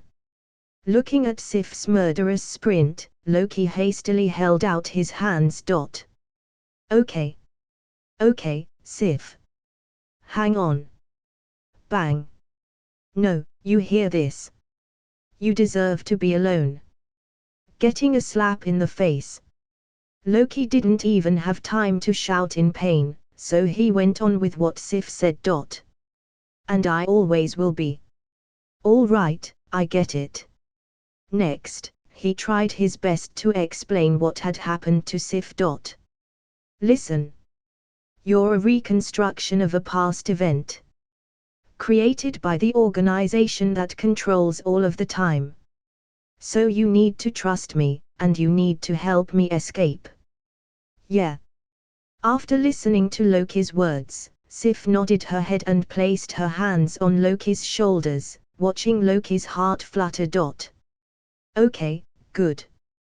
Then, the familiar pain instantly spread through his whole body from the vital point. Looking at Loki, who was knocked to the ground, Sif spoke with disdain. Pathetic. In the otherworldly live stream room. Watching the terrible scene on screen that seemed to go on endlessly. All the men were pale, even Peter Parker was no exception. Loki himself was even paler, and the cold sweat on his forehead was streaming down. And some part of him also felt a little pain. No way. This kind of punishment is too terrifying. Stephen Strange, who was standing nearby, looked at the scene before him, which was both bizarre and horrific, and a strange thought suddenly flooded his mind. Why did he have a feeling that this scene seemed to have been experienced by himself? At that thought, Strange quickly shook his head and shook the thought out of his mind. No way, it should be some kind of optical illusion. In Kamar Taj.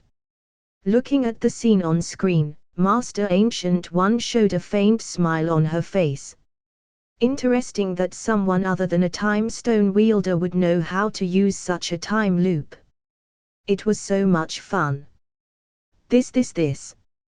Looking at himself on screen, being beaten by Sif again and again, he couldn't even stand straight.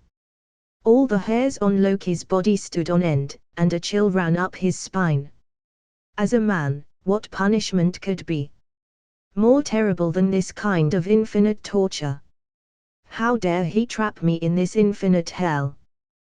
That Mobius is too ruthless. Gulp. Even Tony couldn't help but gulp, standing there in silence. This kind of thing, as long as it was a man, how could we not be afraid? Stephen Strange murmured in a low voice. If an average man encountered such repeated attacks, they would either go insane or lose that. No way. Peter was frightened to death and involuntarily glanced back at Loki. Loki was furious at the gaze and stared back with a stern look. Child. What are you looking at? Even if he looked angry, Loki still had a faint chill in his heart. Naturally, they couldn't compare his body to the average man, but if he endlessly withstood such attacks, not to mention pain, the idea of it already made their scalps grow numb. Ha ha. At this time, in the live streaming room, young Wanda looked at all the men around her. All their faces seemed pale, and they all looked helpless. She couldn't help but laugh out loud.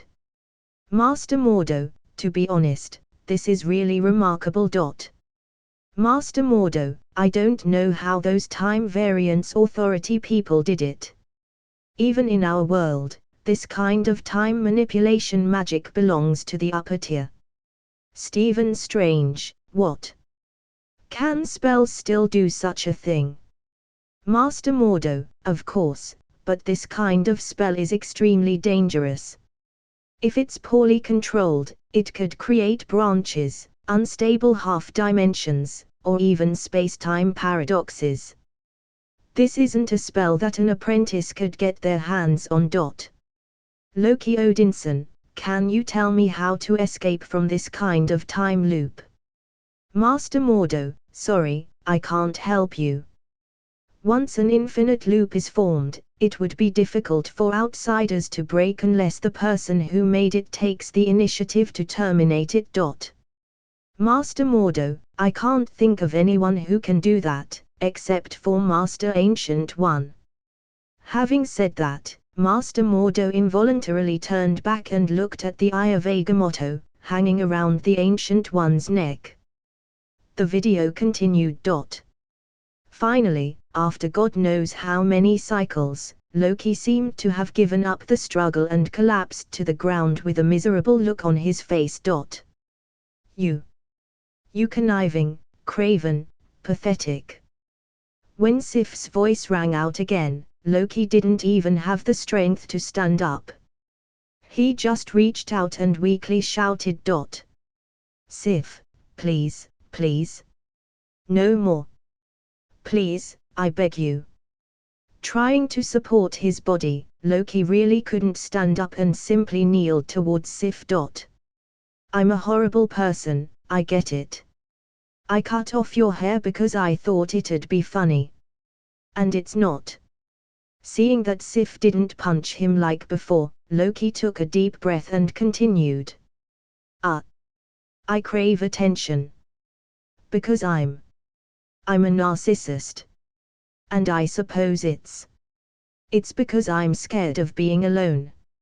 Hearing Loki's monologue and watching him kneeling on the ground with a pathetic look, Sif seemed to have finally given up on her revenge. She stretched out her hand to Loki. Loki took Sif's hand and finally stood up. At that moment, Sif coldly told Loki, "You are alone, and you always will be." After saying that, Sif pushed Loki's arm away and left the room. Then, in the doorway where Sif kept appearing, another person walked out. This time, it was Mobius. Okay, Loki. Looking at a depressed Loki, Mobius calmly spoke. You ready to talk? In the otherworldly live streaming room. Humph, this old guy's tactics haven't changed at all. Tony coldly snorted, showing a slight hit of disdain on his face. Strange, who stood beside him, also said.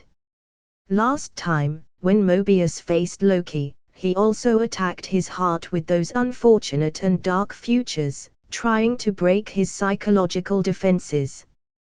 This time it was evident that Mobius used the same routine. Natasha listened thoughtfully. First break him down, then manipulate him. Sounds like a very standard brainwashing routine. Loki himself snorted from his nostrils. What's that saying you humans have? You can't teach an old dog new tricks. Mobius seems like he's quite old. How can you expect him to know new tricks? Listening to Loki's words, dripping with his usual self-confidence, Peter softly asked. Mr. Loki, do you think there's a chance for the other you to turn the tables in this situation? Of course there is. Loki laughed. Earlier, on that soon-to-be an extinct asteroid, I heard a remarkable thing from Sylvie, right? Loki once again had that trademark smile on his face. As long as that information is used well, turning the tables on the Time Variance Authority wouldn't be that hard. The video continued. Loki and Mobius returned to the video screening room. Loki seemed to have regained some strength, sat down as if nothing had happened, and said, "Fancy technology. Threatening interrogation tactics. It seems you and I are in a loop of our own." Just like before, the two men sat together again, even in the same positions. Mobius, well, there's been a lot of water under the bridge since then. Okay, you said the TVA is lying to me. Go ahead. Looking at Loki crossing his arms around his chest, it seemed like he had no intention of saying anything. Mobius used the provocation method again. Or is that just a cockroach's survival mechanism kicking in? Loki didn't fall for it. Instead, he said, "Let me out of this place, stop beating me up, and I'll tell you." Mobius didn't even answer Loki's remark and just nodded. Cockroach. Got it.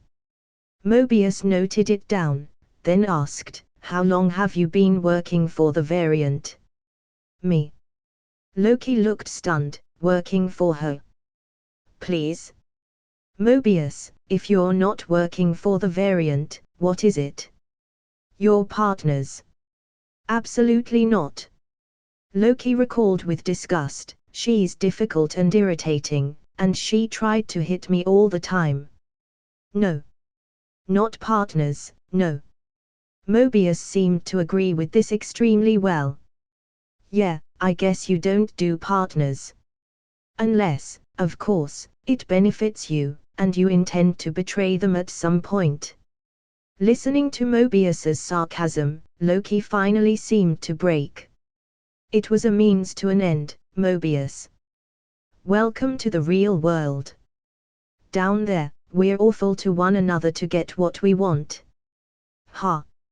Mobius didn't hesitate to sneer back. Now I gotta have a prince tell me how the real world works. Why don't you just tell me what caused the Nexus event on Lamentis? Loki instantly denied him. Let me say this again. I'm not going to tell you. Just so you can turn around immediately afterwards and prune me. I guess we've reached a dead end then. Mobius picked up the file on the table and spoke with a look of concern. I'm going to miss these little tete-a-tetes. One guy playing checkers, you, old Mobius playing chess. While saying something puzzling, Mobius stood up and took out the time controller from his pocket. Yeah, so, give my regards to Lady Sif. Ha! When hearing that, Loki's expression suddenly changed. The originally confident and arrogant expression instantly fell apart. No. What? No, no, no. Please, not. Well, just wait, wait, wait. Mobius pressed a few times on the time controller and gently lifted his head. Yeah. Looking at the cunning guy, Loki simply said, "Of course it was me, pulling the strings all along. She came to me on Asgard a long time ago, and then she took me to one of her apocalypses. That's where we hatched our plan together. Mobius asked, which is coming along very nicely, thank you. Loki acted high and mighty. She's one of my pawns. Something very, very big is gonna happen.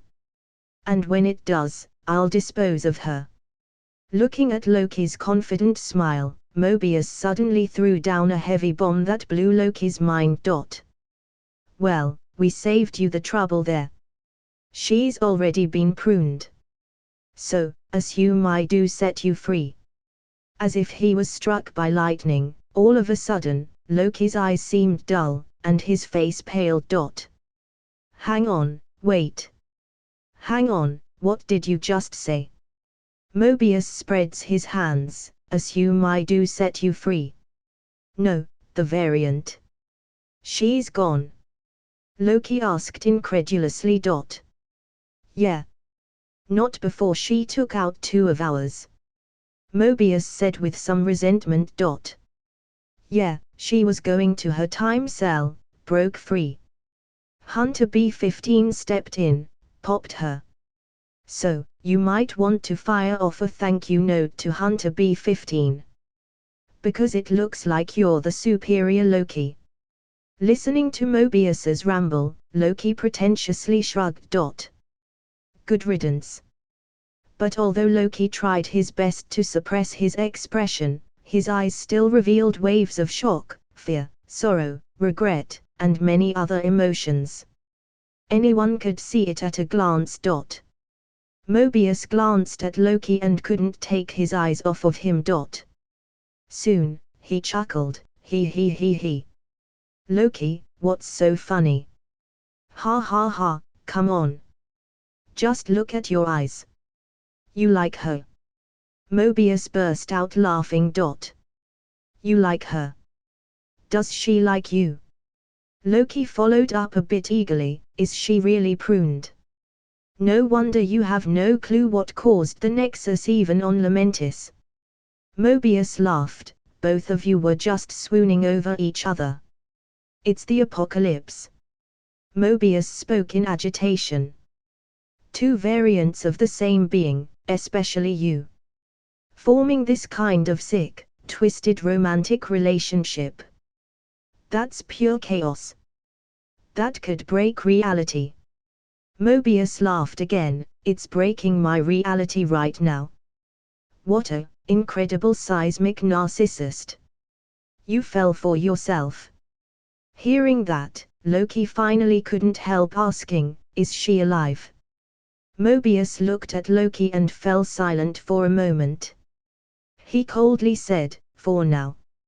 After hearing that, Loki sighed with relief. Then Mobius continued to ask. And was infiltrating the TVA, was that always sort of the grand plan? Loki shrugged, our interests are aligned. Mobius listened and nodded his head. Overthrowing the timekeepers. Loki, maybe they should be overthrown. Mobius gently shook his head, I should give you a slap in the face. Loki tried to convince Mobius, but Mobius didn't believe him at all. In the end, Loki finally lost patience and shouted at the top of his lungs. You're all variants.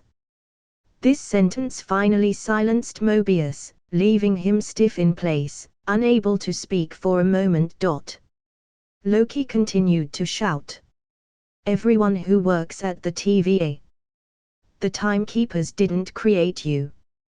They kidnapped you from the timeline and erased your memories. Speaking of that, Loki paused, but she can access those memories through enchantment. So, before this, you had a past, maybe you had a family, a life. Listening to Loki's words, Mobius just sat there. He, who had always been eloquent, couldn't say a word. After a long while, he spat out a few words, nice try. I almost believed you. Seeing that, Loki had no choice but to lean back and ultimately give up on persuading the man in front of him. And Mobius also started his own counterattack. That was good. You two, what a pair. Gosh. Unbelievable. Wherever you go, it's just death, destruction, the literal ends of worlds. In the otherworldly live streaming room, Loki suddenly sneered. Ha ha ha. It worked. At this point, Strange was also nodding. Mobius's words are proof that he's starting to doubt. Tony was even more sure, saying. The guy's heart was shaken. That's right. At this moment, Loki had that proud smile on his face.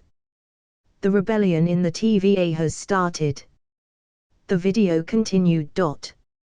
Mobius forced himself to calm down and took out the controller. He pushed the buttons while looking at Loki.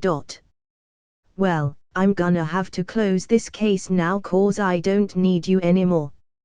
Yeah, or as you might say, our interests are no longer aligned. 2 Minutemen came from the door and lifted Loki out of his chair. Seeing that he was about to be thrown into that infinite hell again and tortured by Sif, instead, Loki stared at Mobius and calmly said. You know, of all the liars in this place, and there are a great many, you're the biggest. Mobius didn't even look up and coldly said. Why? Cause I lied about your girlfriend. Oh no. Loki said, that I can respect. I mean, the lies you tell yourself. Watching Loki being thrown into the red portal without resistance, the look on Mobius's face suddenly turned complicated. At this time, the chat group was lively again. Thor, Loki, why are you talking so much? Whether it's Sif or Mobius, I'd just fight them. Loki Odinson, Thor, you will always be like that, using your muscles instead of your brain. Loki Odinson, inside the Time Variance Authority, I can't use my magic at all. Loki Odinson, besides, they have weapons that can obliterate people. The risk is much too great. Nick Fury, it's hard to imagine that such an organization exists in the world. They could control time. Truly terrifying. Although he didn't know the previous plot, after watching it for a while, Fury understood some aspects of the Time Variance Authority. Not only could they walk freely through time, but they could also create infinitely repeating time loops that trapped people in them forever. Such means simply overturned Fury's imagination.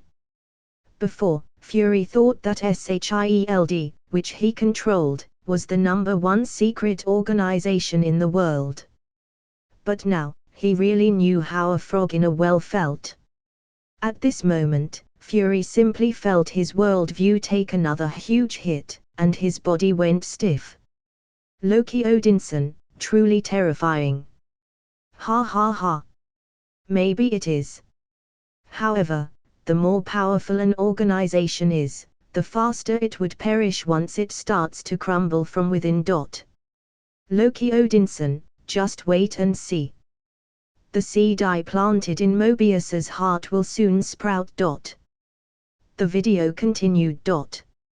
Mobius took Loki's file and entered the female judge's office. The judge signed her name on the file and then placed the file and pen in front of Mobius. Mobius seemed to be in a daze. Only after the judge reminded him did he come back to his senses and sign the documents. You okay? The judge asked with a bit of concern. Yep, I'm good. After watching Mobius sign his name, the judge picked up the file and put it aside, smiling happily. Case closed. Then she picked up her glass and drank with Mobius. Suddenly, the female judge asked, without warning, if you could go anywhere, anytime, where would it be? Mobius casually said, I can go anywhere, anytime. The judge's gaze was slightly serious, you know what I mean. Mobius was silent for a moment. Instead of answering the question, he asked, "Why wouldn't you let me interrogate Sylvie?" Sylvie. The judge didn't quite understand who he was talking about. Mobius explained, "The variant, that's what Loki calls her." The judge said, "I told you, we couldn't risk her escaping again." Then the female judge continued to ask, "Come on. Anywhere and anytime on the timeline. Where'd you go?" Mobius's eyes flickered. He spoke without hesitation, "I like being here now, with you, doing the work." The judge gave Mobius a deep look, then picked up the glass and drank a mouthful. "I received word from the timekeepers. They want to oversee the variant's pruning personally. And they want you there, too." When he heard that he finally got a chance to see the timekeepers with his own eyes, Mobius was shocked. "It's about time." "Great." Then Mobius began to ask about C-20, a female guard who had been enchanted by Sylvie before. The female judge casually brushed it off, then immediately asked, "Mobius, what is going on with you?" "We did it. The timekeepers are happy. Mission accomplished." A somewhat forced smile also appeared on Mobius' face. "I know. Great. Mission accomplished. It was just that, she seemed fine when I saw her. I mean, a little freaked, but fine." The judge's brow finally wrinkled. C-20. The variant. All these questions, what are you getting at? Mobius revealed a trace of exhaustion. "I don't know, something just seems a little off."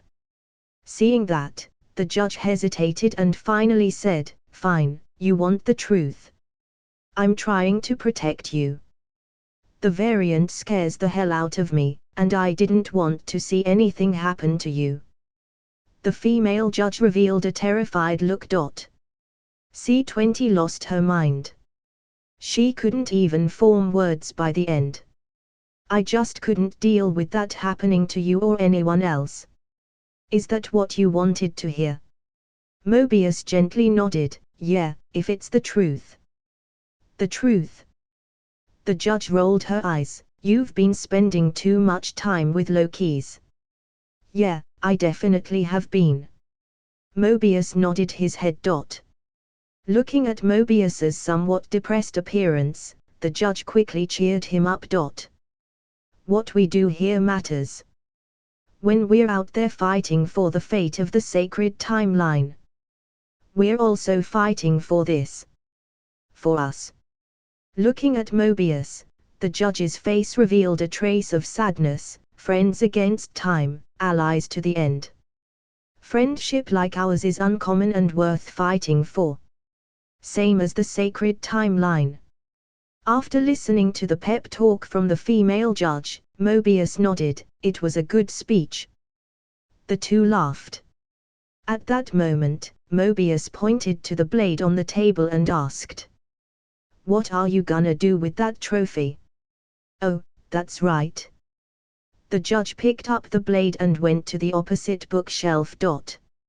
Upon seeing that, Mobius immediately took out his time controller from his pocket and switched it with the time controller that the female judge placed on the table. Seeing Mobius reaching out to switch the time controllers on screen, Peter Parker breathed a sigh of relief and relaxed. Sure enough, the man was persuaded by Mr. Loki. Soon, however, Peter asked with some confusion again, "But just now, why did the judge ask Mobius which time period and where he wanted to go repeatedly?" Hehehe. Loki laughed. "Mobius, this old boy, is still very vigilant." Ha. Peter blinked, seemingly even more confused. Stephen Strange stood aside, bowed his head and mused. "I remember the videos being shown before. Mobius seemed to really like the jet skis in the magazine." Ha. Young Wanda looked at Strange in disbelief. "How could you remember such trivial things so well?" Strange shrugged, I can't help it. My memory is like this. As long as I have seen it once, I can never forget it. Never forget. Even Tony was a little surprised at this point. Although I'm a genius, I don't have such an abnormal memory. That's really something. After spending so much time in the studio together, Strange's views on Tony had somewhat changed. He looked back at Tony. You can't make a steel suit in a cave just by memory. Ha ha ha. That's for sure. Tony softly chuckled at the other party's mention of his own triumphs in the videos. Watching this pair of geniuses praising each other in front of him, Peter suddenly felt exhausted. He was one of the top students in Midtown Science. But in front of these two people, Peter found himself constantly unsure of himself. It was at this point that Loki's comment jolted Peter out of his self-pity. Jet skis. Fortunately, he didn't say it. A cold glint flashed through Loki's eyes. If he told the judge that he wanted to go jet skiing or something, he would have been pruned right then and there. What? What does that mean? Peter's eyes widened in disbelief. Loki didn't hesitate to say, the judge was testing Mobius by asking that question repeatedly. Having led a normal life on Earth before, he would have been very fond of riding jet skis. If Mobius said he wanted to go ride a jet ski, that means he had recalled the memories of before he was kidnapped by the TVA. At that point, does the judge have any other option than to kill him? Hiss. How horrible. Peter and Wanda both gasped. At this point, Wanda asked in surprise. Then, by what you're saying, doesn't that mean that the judge knows the truth? Of course. The one who answered was Natasha, who was standing aside in silence before. No matter what kind of organization, the middle and lower levels are always the ones lied to and used as cannon fodder. Natasha faintly said, those who are in charge would always know the truth. It's just that, they wouldn't reveal these things to the cannon fodder below. Loki laughed without a care in the world. In any case, it looks like my plan was a complete success. First turn a Mobius, and then, what's that? At the sound of Loki's voice, the crowd looked toward the screen, only to see the scene change again. B-15, the female god, stood in the corridor of Time Variance Authority with a struggling look on her face. Finally, she made up her mind and went into the room where Sylvie was held. Seeing the female guard come in, Sylvie placed her foot on the table and jokingly said, "Hello. Oh, I don't know. Your name's a number. Can't read it from here." The female guard ignored Sylvie's taunts. She took out her time controller, opened a portal, and then said, "Come with me." She then went into the portal. Sylvie walked in without hesitation, only to find that they had arrived at Roxxart in 2050, the big supermarket that she once used as a base. Looking at the female god, Sylvie thought that the other party wanted a fair fight. A one-on-one battle. Who knows that the other party had regained some memories when Sylvie had enchanted her. This time, the female guard just wanted to confirm it. Sylvie shouted back at her questions, "I can't create memories. I can only use what's already there. The timekeepers took your lives from you. From all of you. You're all variants." Seeing that her opponent had faltered, Sylvie applied the final blow. "We're the same." Without resistance, Sylvie casted enchantment magic again. The female guard recalled the previous memories with a full face of surprise and sadness, even tears flowed down her face. Ha ha ha ha, not bad for the female me. Now another one has turned. Seeing that, Loki applauded and laughed. Young Wanda giggled beside him. She's really the female version of you, even your words are similar. Humph. Loki's face showed a hint of proudness. No matter how many Lokis there are in the multiverse, I will always be the highest class, and the rest are all low class. Strange was a little surprised. In other words, this female Loki, from the beginning, held the biggest trump card against the time variance authority. Why hadn't she discovered the power of enchantment magic before? Tony coldly said. I think she was too heavy-handed before. Every time she crossed paths with those time guards, she would kill them. The video continued. In Time Variance Authority, Mobius took the time controller of the female judge, walked to the corner of the library, and began to open it. From the controller, he finally found evidence that the female judge was an insider. And they, really, were ordinary people kidnapped from the normal timeline by the timekeepers. Gently closing the time controller in his hand, Mobius's face twitched as if he had finally made up his mind. Somewhere else, Loki was in his infinite hell, taking infinite punches from Sif. I've heard it once, I've heard it 1,000 times. Loki, kneeling on the ground, struggled to get up. You conniving, craven, pathetic worm. You did this. Suddenly, Mobius came out of a portal. Loki, you care about this variant. Sylvie. Loki struggled with an unhappy expression. I'm not sure if care is the right word. Shut up. Mobius clearly didn't want to talk to Loki anymore and went straight to the point. Loki, do you really think you deserve to be alone? When Loki suddenly heard this question, he was a little overwhelmed, but Mobius continued to ask. You better figure it out quick. Because the Nexus event that the two of you caused, I think whatever that connection is, can bring this whole place down. So, we better understand. Loki was keenly aware of the unusual nature of Mobius's words.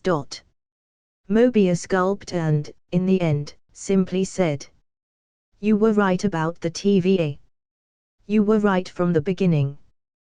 The two finally reached a consensus. Mobius took Loki and went out through the red portal. But waiting outside was the female judge and a group of time guards. I think you have something of mine. The judge said with a frosty face. Mobius also tried to muddle through. Yeah, I got all the way down here before I even realized I picked up yours. After handing over the time controller, Mobius looked at the indifferent face of the female judge and suddenly realized something. Then, he spoke as if he had given up everything. You know where I'd go if I could go anywhere. Wherever it is, I'm really from. Yeah, wherever I had a life before the TVA came along. Maybe I had a jet ski. That's what I'd like to do. Hearing that, the female judge coldly said, prune him. One of the time guards raised the weapon in his hand and delivered the blow. Mobius was swallowed up by sparks and instantly disappeared. No way, he was killed just like that. He thought that Loki had been saved, but when he saw that the plot had taken a sharp turn, Peter was instantly confused. At this moment, Loki coldly said, Don't panic. That time guard B-15 had also been turned. Next to him, Strange also whispered, not only that, but that female judge also told Mobius that the timekeepers wanted to see Loki pruned in person. Hearing that, Tony's eyes widened. Does that mean that they were going to fight the final big boss next? Wasn't that a bit too soon? The video continued. Looking at Mobius being pruned, Loki's eyes were filled with tears. After fighting with this man for so long, Loki found that he had forged some kind of indescribable friendship with him. Then, the female judge took Loki to Sylvie. Finding Sylvie soaked wet, the judge immediately realized that someone was with her just now, and that person was probably turned by Sylvie. After issuing the order to arrest B-15, the female judge led the two Loki into a golden elevator. In the elevator, Sylvie finally couldn't bear it and asked the woman who had snatched her from Asgard. "Do you remember me?" "I do," said the female judge. Sylvie gritted her teeth and asked, "What was my Nexus event?" The female judge looked indifferent. "What does it matter?" Sylvie growled in a low voice, "It was enough to take my life from me, lead to all of this." The female judge searched through her memories and then sneered, "I don't remember." Seeing that, Natasha frowned and said, "This woman is a complete bitch. She obviously remembers but won't say it." "No," Loki coldly said, "it's not that she doesn't want to say it, but she's trying to act like she doesn't care about such trivial things.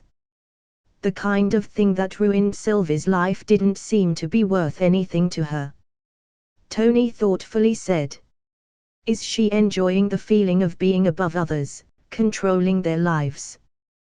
This woman has been corrupted by power." The video continued. The golden elevator arrived at the lowest floor. The two Lokis stepped out into an ancient stone room.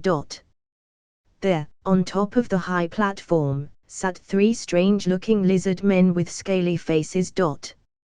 They were the timekeepers who claimed to be able to unite the multiverse. Looking down on the two Loki from above, the timekeepers coldly said, "After all your struggles, at last, you've arrived before us. What do you have to say for yourselves before you meet your end, variants?" Loki shouted without fear, "Is that the only reason you brought us here? I've lost track of the number of times I've been killed, so go ahead. Do your worst." Facing Loki's shouts, a timekeeper said, "You and your bravado are no threat to us, variant." No, I don't think you believe that." Sylvie stepped forward, ready to continue. But, because of the time collar around her neck, the female judge just pressed a button, and she went back to her original place. She glared back at the judge mercilessly. Sylvie continued to speak without fear. "I think you're scared." "No, variant. You're nothing but a cosmic disappointment. Delete them." A timekeeper gave a direct order. "No, I'm not done with you yet." Sylvie shouted loudly and went forward.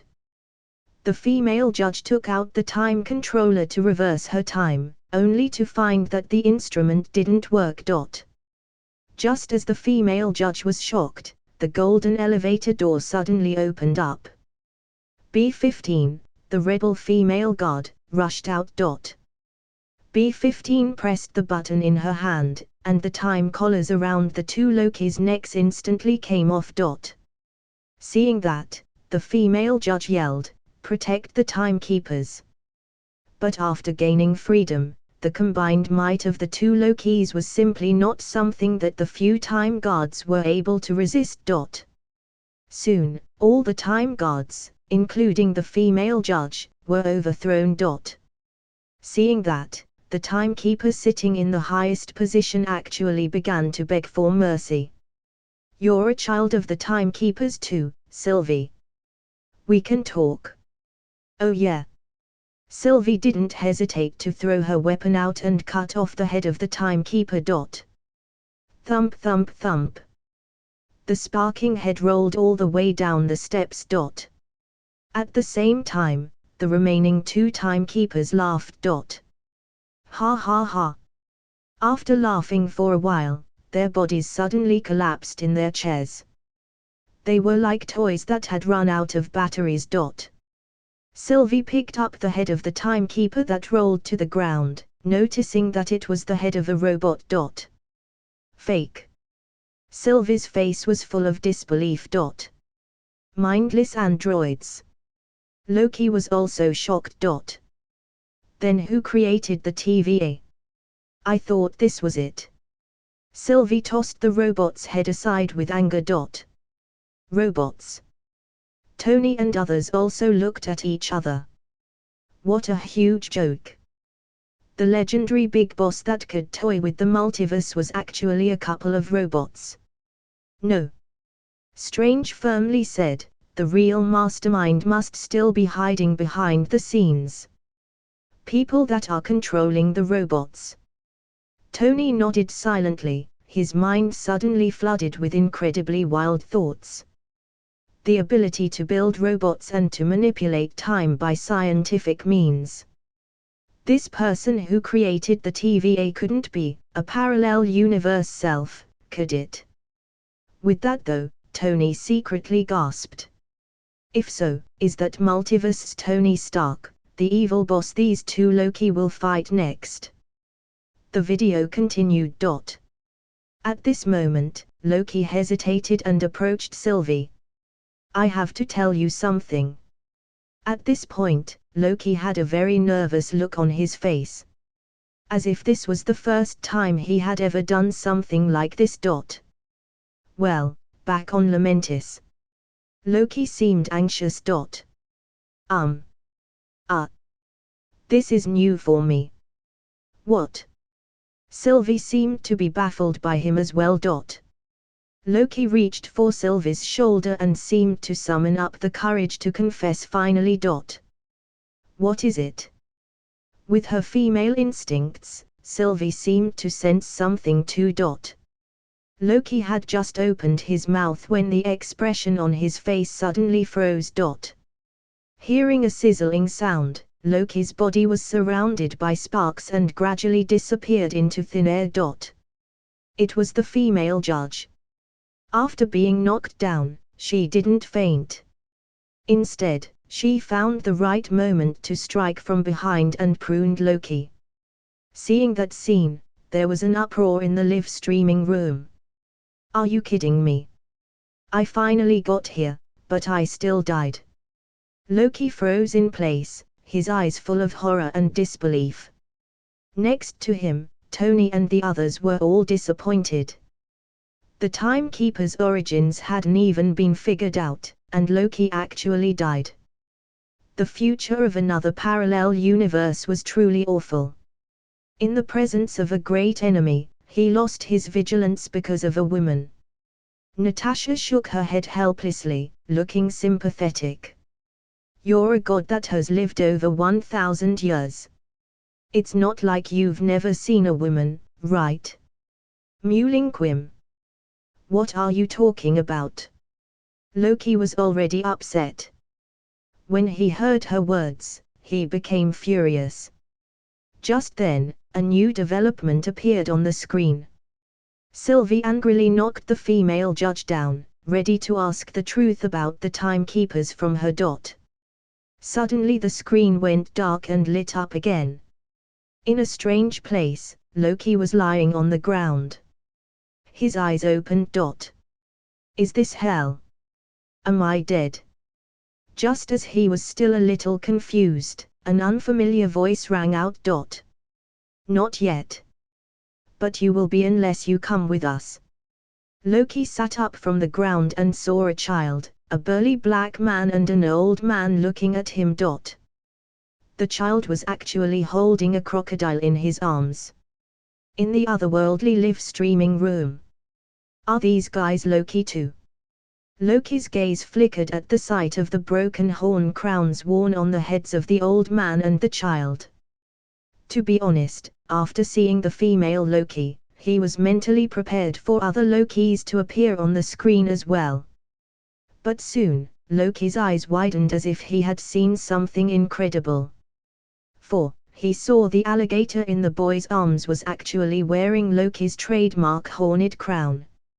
Are you kidding? Is this alligator a Loki? Loki's eyes were wide and round. As he stared at the alligator on screen, his jaw dropped, and he felt the urge to scream. He could accept the fact that there was an old man version, a woman version, or a child version of himself in the multiverse. But the animal version of Loki, that was too much. Young Wanda pointed to the alligator in the video and giggled. Look! That alligator also has Loki's crown on its head. What? Peter stared at the screen in disbelief, and his mouth opened. Ha ha ha. Tony didn't give Loki any respect either. He just held his belly and laughed his head off. Damn you. While Loki was embarrassed, he gritted his teeth and simply felt like his whole body was being publicly tortured. The big screen in front of them suddenly went dark. Immediately afterwards, the system's voice sounded. Ding. Loki has used up his 100 live broadcast points for this round. Do you need to continue? If so, you will need to add live broadcast points. What? There's an extra charge for this. Looking at the string of text that appeared on screen along with the sound, the several people in the live stream room froze. Loki shouted. Go on, of course. I still have 100 live broadcast points. Use them all. Since entering the live stream room, Loki had answered 3 questions correctly. For the first question, he won Frostman, for the second one, he awakened Frostman's skills, and for the third one, he won the stand, the world. Moreover, he also got 300 live broadcast points and used them for 2 on-demand video broadcasts. Now Loki was down to these last 100 live broadcast points. But at the moment, he hardly hesitated. After all, he had to compete with others for these so-called on-demand videos. This time, he was lucky enough to get it before Tony and Wanda, but next time. If he failed to get on the queue next time, when would he get to see the subsequent videos? So, Loki decided to seize this opportunity and see as much of the future as possible. Soon, the sound of the system rang out again. Ding! Loki Odinson used up 100 live broadcast points. Start broadcasting future videos. Ding! Video starting.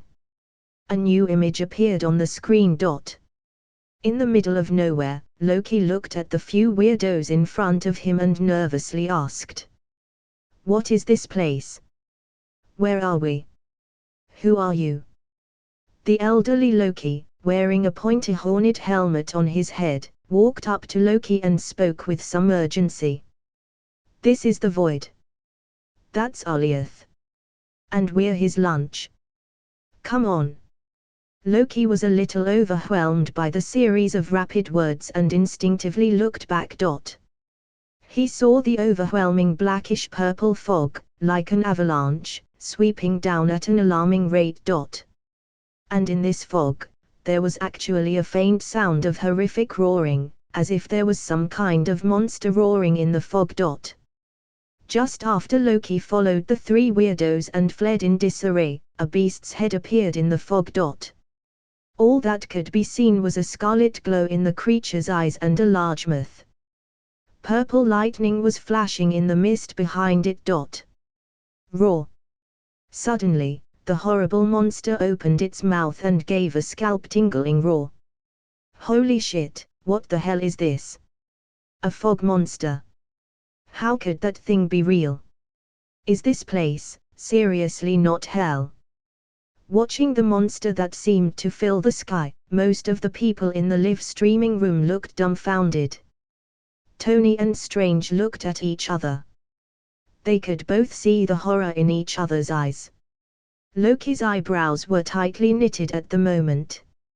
An ominous thought welled up in his heart. He clearly saw that among the 3 weirdos just now, the black man had a strange hammer in his hand. Out of some instinct, Loki was almost certain that this hammer was, in all probability, engineered from some parallel universe. And if that's true, then this Loki could lift the hammer. But even with such power, the three Lokis were still desperately fleeing. Thus, the fog monster, Uliath, was something much more terrible than he could imagine. Looking at the appearance of several Loki running for their lives on screen, Peter scratched his head in a bit of distress. My head is spinning. What on earth is going on with the TVA? Strange calmly said. Let me sort it out. First of all, the timekeepers are robots. So it's clear that there's another mastermind behind all of them. The man who created the robot dolls and manipulated things behind the scenes is the Time Variance Authority's real founder, which means Loki's real enemy. Hearing the word Lokis, the looks on everyone in the live stream room looked a bit strange. But it was Loki himself who bore the brunt of it. Humph. How can a bunch of variants who popped up from some corner of the multiverse compare to me? Loki snorted coldly, showing a hint of disdain in his tone. The one that just got pruned is equally as silly as they are. Running after a woman without even checking to see if the enemy has been eliminated. Hasn't this guy seen a woman before? What a disgrace to the Loki name. Ha ha. Looking at Loki's righteous accusation against his screen self, Natasha covered her mouth and chuckled. This Loki sure has a big ego. Was he afraid of people laughing and ridiculing him, so he came out first and denounced that self? That way, the others wouldn't have anything else to say. Tony secretly swallowed back his words, suddenly feeling a bit at a loss. When he saw the mechanical head of the timekeeper, Tony was a little worried. Could this matter have something to do with a parallel self? After all, if it were about building robots, Tony would always be the best. Although creating time manipulation devices and all that sounded a bit magical. But he's Tony Stark. Who would think that in a parallel universe, Tony could create something to control time by scientific means, as something unbelievable? Tony glanced at Loki and secretly shook his head. If the big boss behind it was really a parallel universe this is going to be a problem. There's no way this boastful liar can win. Strange continued. From what has been revealed so far, it appears that within the realm where Time Variance Authority is located, there's something similar to a no-magic barrier. Once inside, any magic or superpowers might be unusable. Loki listened in silence, his brow tightly furrowed. Both Frostman and the Stand fall within the realm of superpowers or magic. In other words, if the Time Variance Authority caught him, everything would vanish. What was happening to those Loki on screen would happen to him. Thinking of that, Loki secretly snorted. In that case, if he saw these Time Variance Authority people in the future, he should kill them on sight. He must never enter the Time Variance Authority's domain. Strange's words took a sudden turn. But the weakness of the Time Variance Authority is also obvious. It's science. From the video, those Minutemen are, in fact, just a group of guards equipped with high-tech weapons. Even the female Loki, who was only a child at the beginning, could escape from them. Speaking of that, Strange looked at Tony, and his tone was suddenly high. I mean, if Stark can make his battle suit smaller and equip it with some more powerful weapons, he would be able to fight in the TVA's domain, just the same. Yeah. Mr. Stark, I'm sure you can smash those Minutemen out of the park. Peter waved his hand excitedly and looked at Tony with expectation in his eyes. At the same time, he was extremely thankful in his heart. After all, after Peter went back, he was also going to catch the thief who stole that money to change Uncle Ben's future. If those people in the Time Variance Authority thought that he had changed the timeline, they might come looking for him.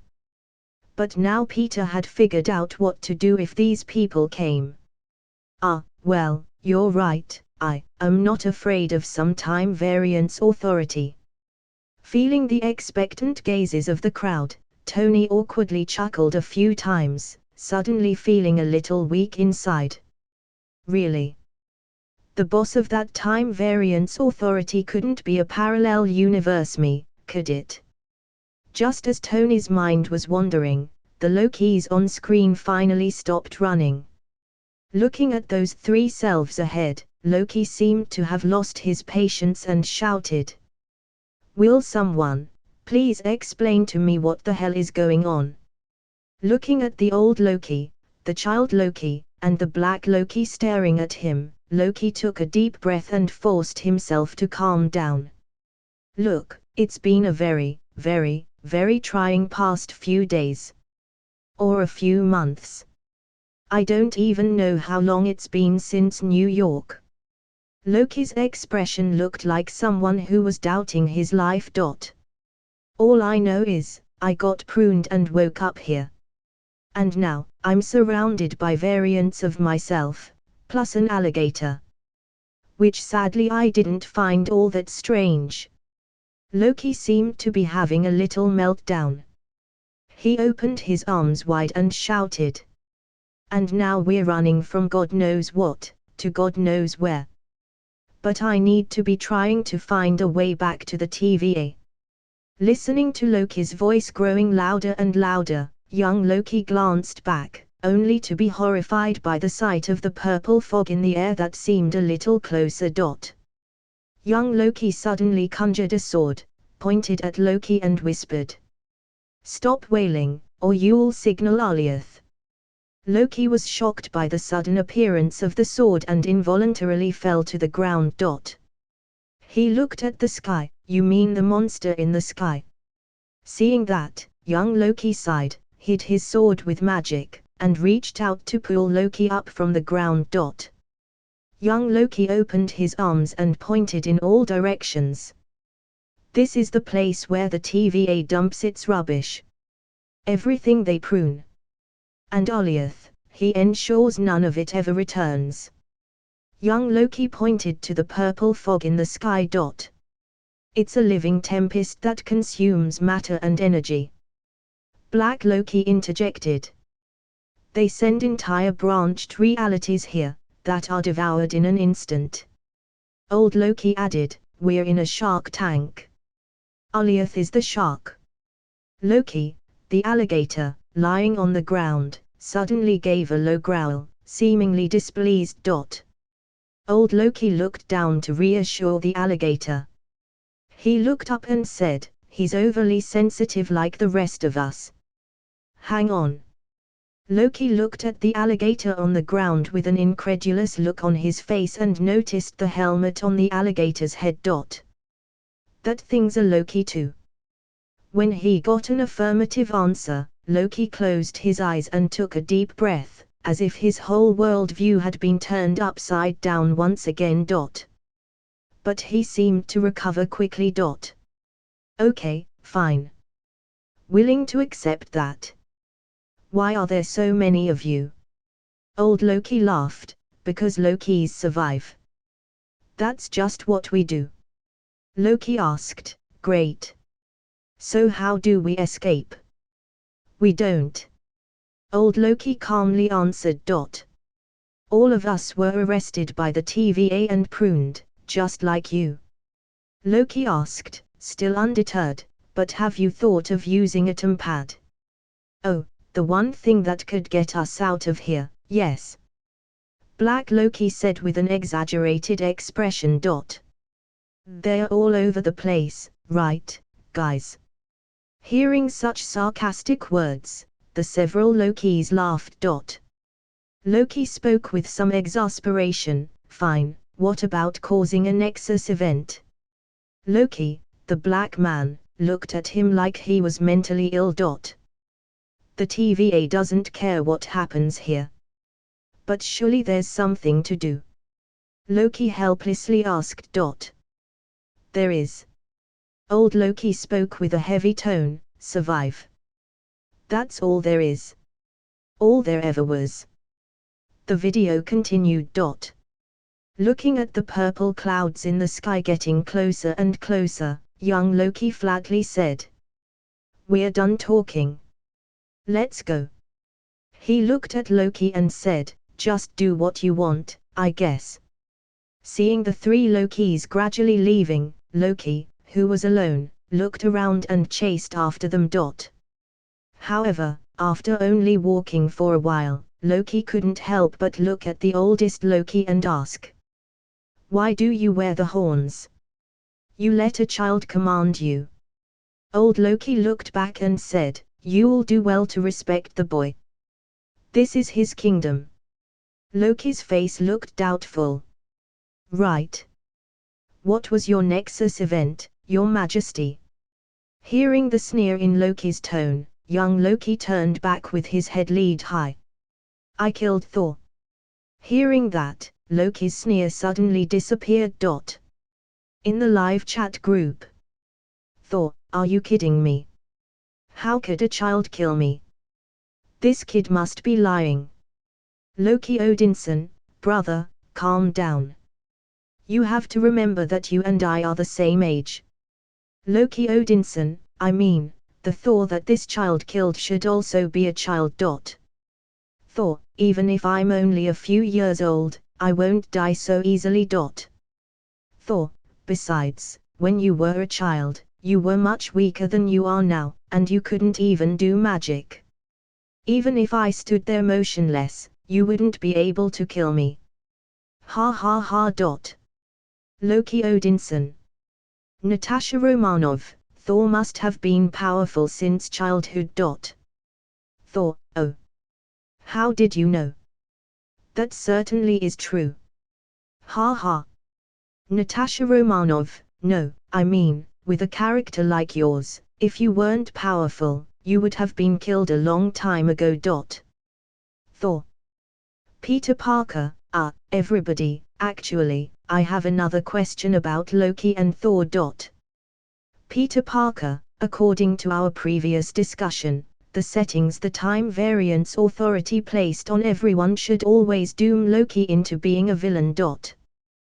Peter Parker, if he wanted to be a good person and turn over a new leaf, then he would be found guilty of violating the settings and pruned. Peter Parker, but killing his brother, Thor, is an evil thing. Why was that child Loki pruned anyway? Reading Peter's message in the chat, a number of people, including Loki, were lost in thought.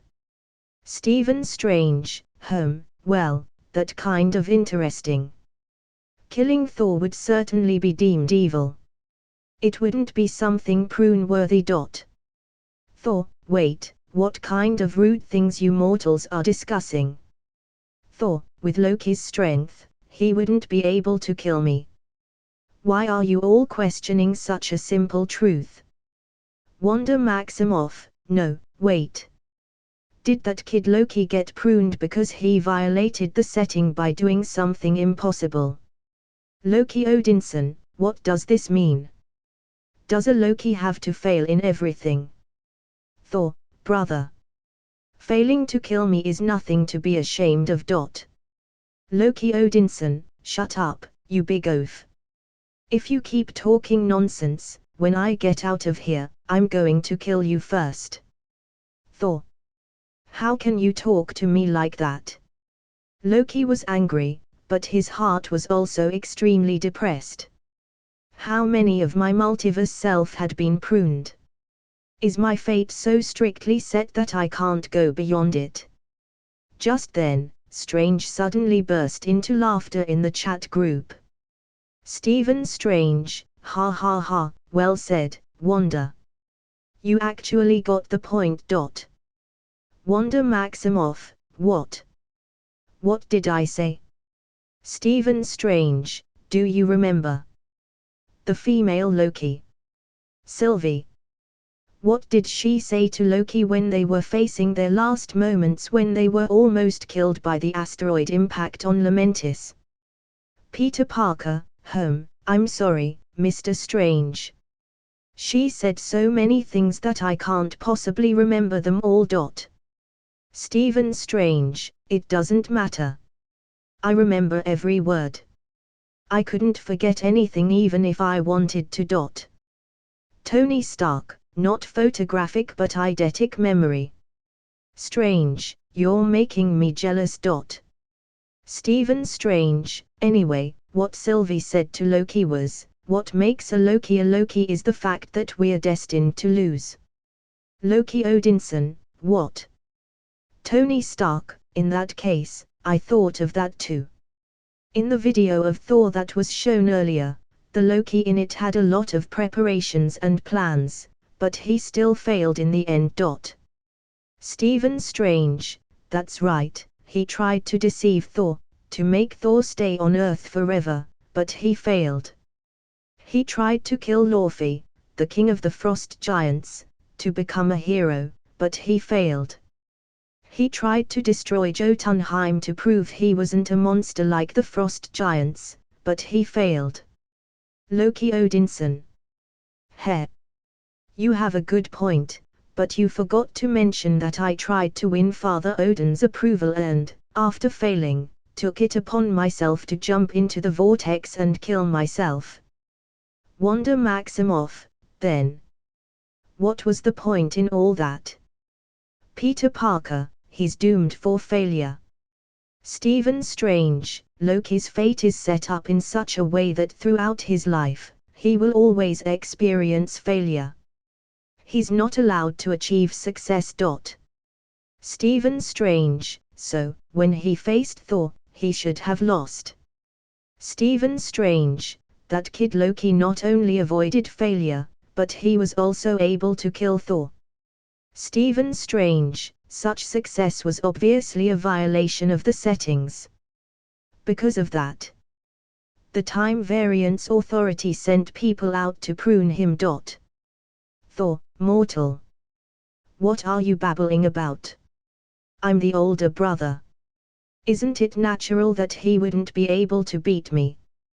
What do you mean he couldn't beat me because of some setting? Are you looking down on me? Loki Odinson. So that's it. At this moment, Loki only felt the chill from his heart soak through his entire body. It almost reached his bones. And a very strange sense of horror, comparable to the sky falling, instantly swept through Loki's body. As far as Loki could remember, he did try many, many things. Like trying to surpass his brother Thor or trying to gain the respect of the people of Asgard. The end result, however, was always less than desirable. Loki used to think that it might be because of his bad luck or bad personality. But now, Strange's words, while completely subverting Loki's worldview, opened the door to a new world for him. It turns out, as Loki, the god of mischief, he wasn't only destined for villainy, but he was also a villain doomed to failure. Although Loki didn't have eidetic memory like Strange's, at this moment, he could clearly recall what Mobius had said in the TVA. It's funny, for someone born to rule. You sure do lose a lot. I could even say it's in your nature. You weren't born to be king, Loki. You were born to cause pain, and suffering, and death. That's how it is, that's how it was, that's how it will be. All so that others can achieve their best versions of themselves. So, failure is the setting you gave me. Loki sneered. His smile was filled with rage and murderous anger. Who in the world could endure such a thing? At this moment, Loki had made up his mind. If Time Variance Authority exists in my universe now, then I'll uproot this organization and crush it into pieces. You bastards, if you want to see me fail, I'll show you success. Looking at Loki, whose face muscles twitched and veins twisted in anger, The rest of the few people in the otherworldly live stream room basically chose to remain silent. In this case, there really wasn't much more to say. The video continued. Several Lokis came to a hillside where the old Loki used magic to open a circular iron gate in the ground. It turns out there was a shelter inside. At this point, the scene on screen revealed an underground room. The accompanying footage revealed an incredible array of things for the crowd to see. Is that Mjolnir? Looking at the divine hammer Mjolnir buried next to some tree root, even in the midst of extreme rage, Loki couldn't help but stare. How can such a treasure be buried underground? Soon Loki saw something else, and the pupils of his eyes shrank to the size of pinholes. In fact, apart from Loki, everyone else was in an uproar at the same time when they saw such a thing. Wait, what is that? Am I seeing things? Peter stared at the screen in disbelief, with a ghostly pale look on his face. At his side, Strange's mouth was also slightly opened, causing a storm in his heart. Next to the hammer, a frog that was wearing a similar cloak as Thor's. The frog was imprisoned in a glass jar. The frog, still wearing Thor's feathered helmet on its head, was trying hard to jump around in the glass jar, but it couldn't get out no matter what. A Thor frog. What the hell is this? Tony deeply frowned and almost reached out to rub his eyes. But seeing the demeanor of the people beside him, as well as the shouts of astonishment that were rising from the live stream, he was sure that he wasn't mistaken. They turned Thor into a frog and stuffed him in a bottle. Young Wanda gulped and couldn't help turning her head towards Loki. Could some other universe you do that?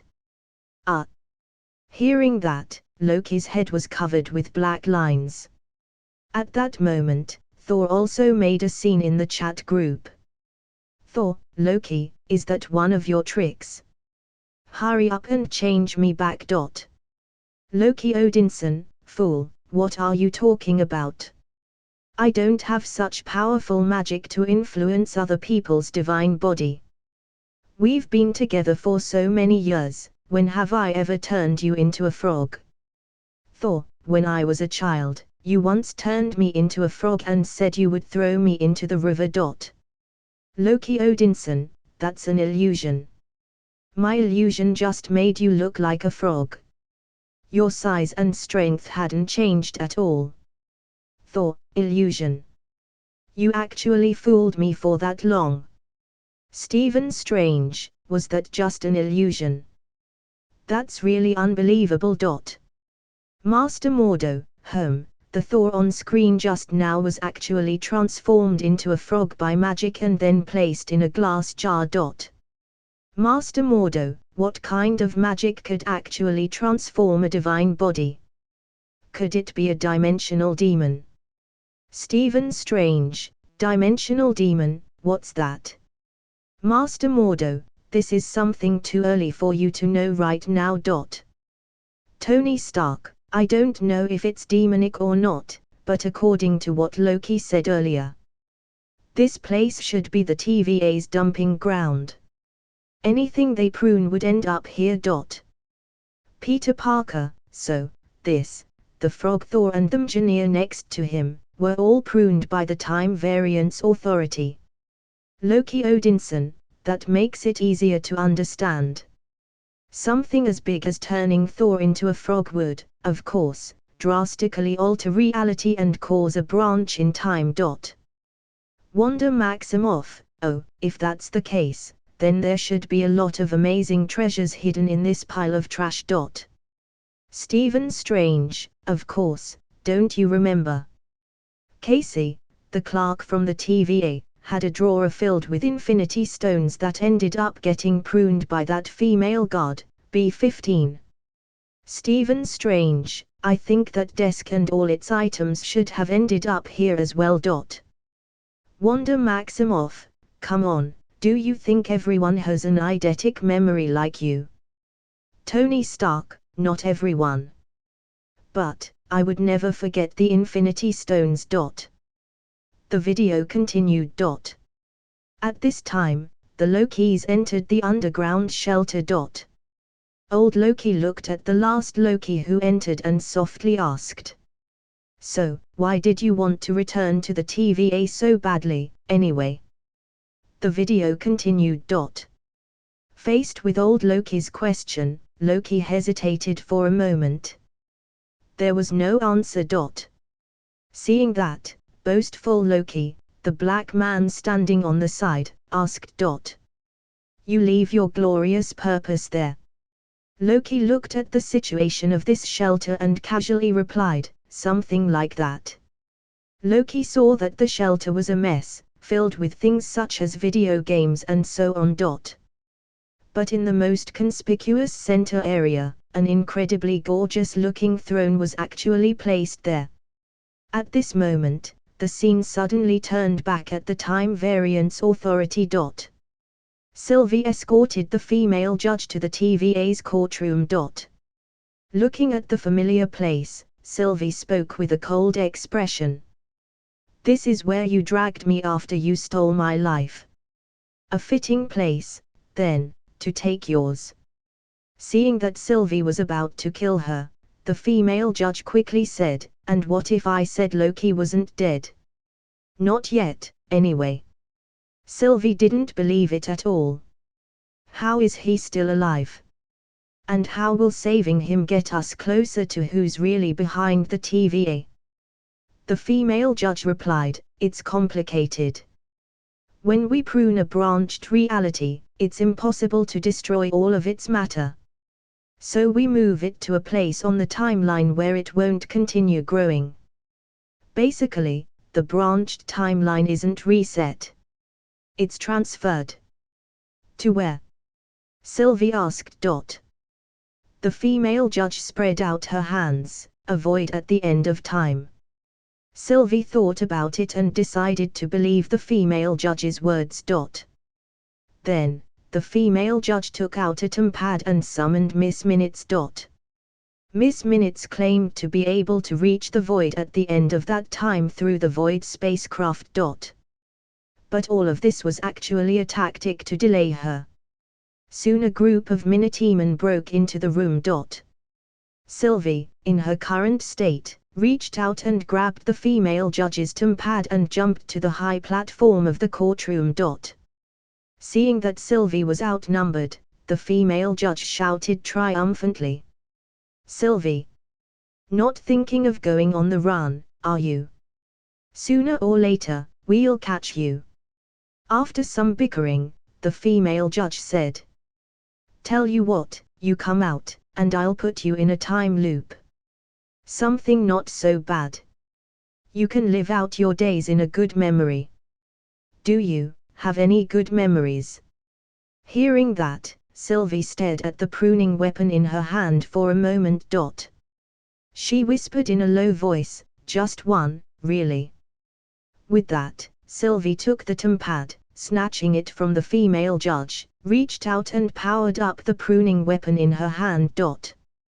Then, without hesitation, she stood up and stabbed herself with the weapon. Whoosh!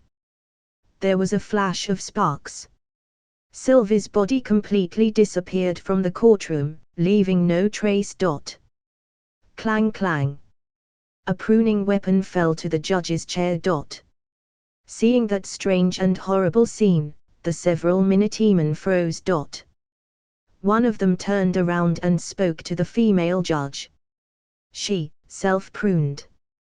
The expression on the female judge constantly changed, obviously stunned by the scene that just happened in front of her.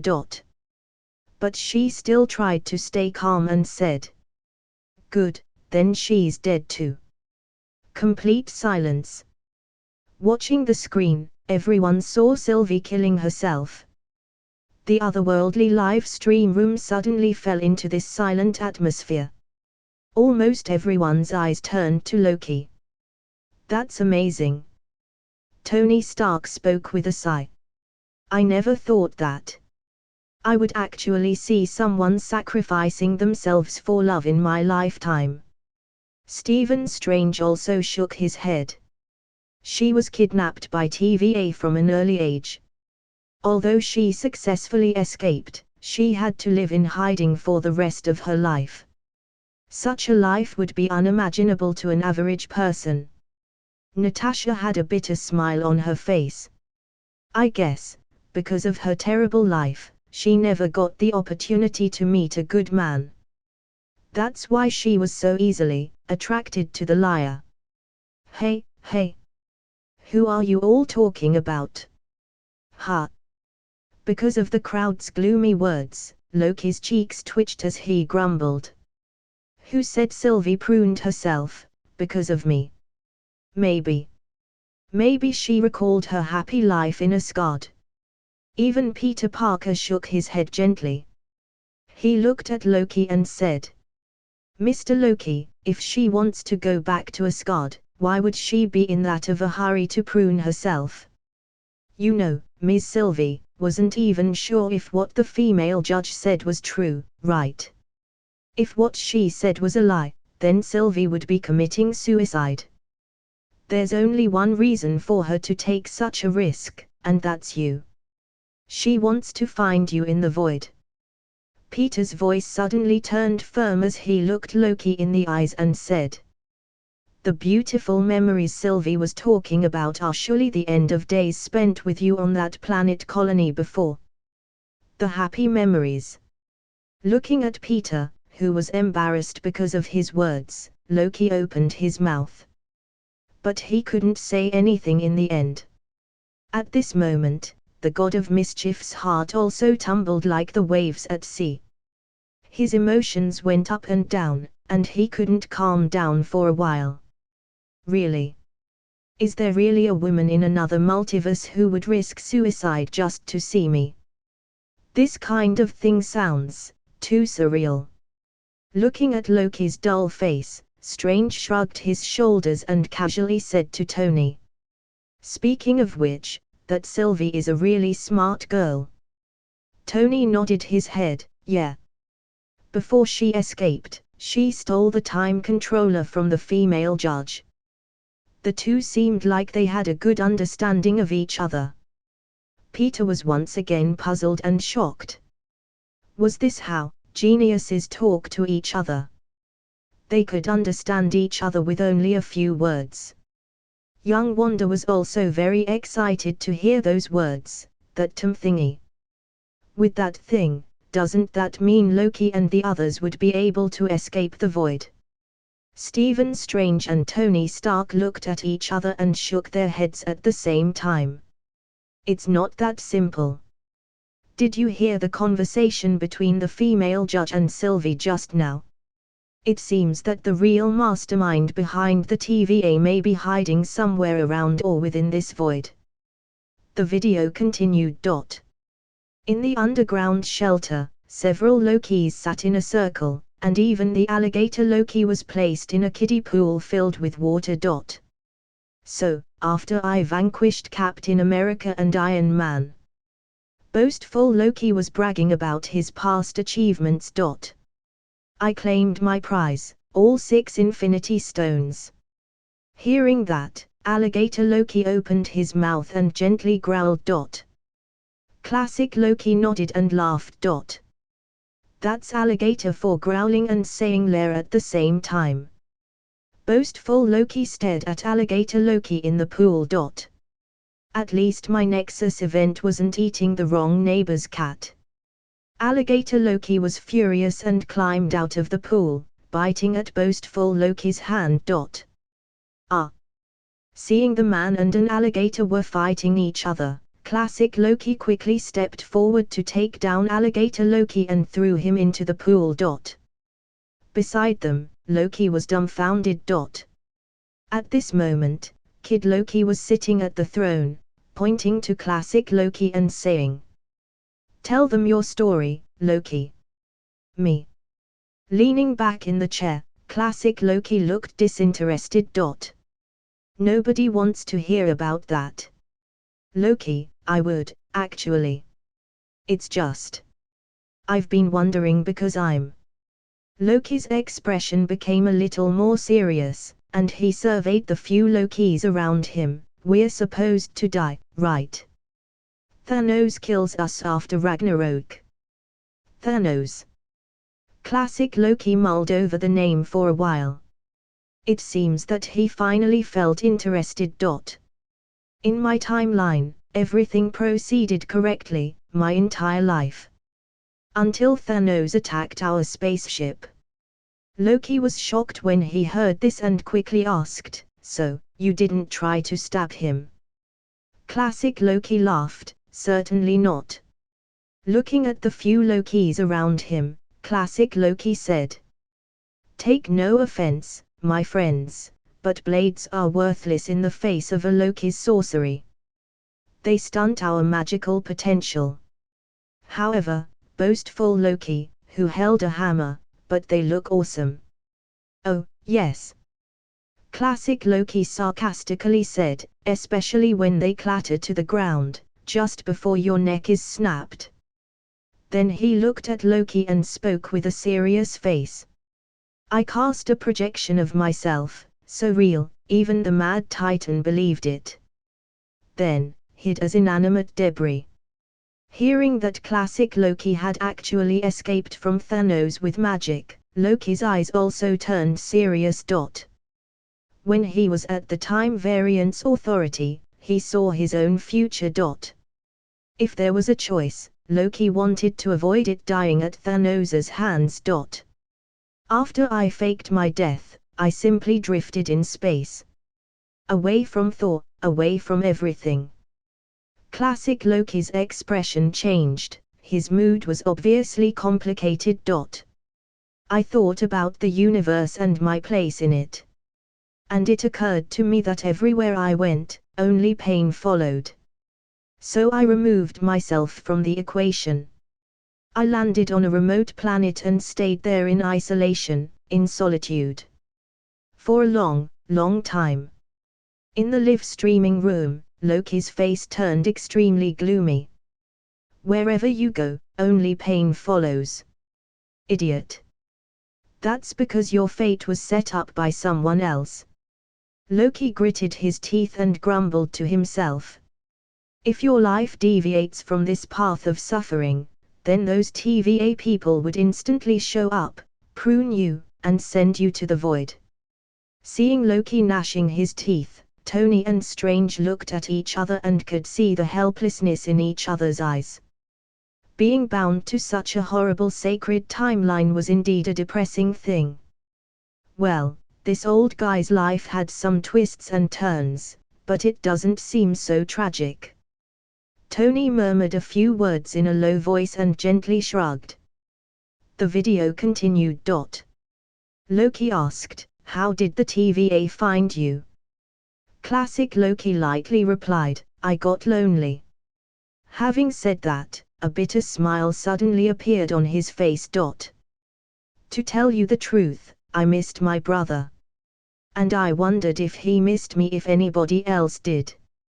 But as soon as I took my first steps to get off the planet, the TVA arrived."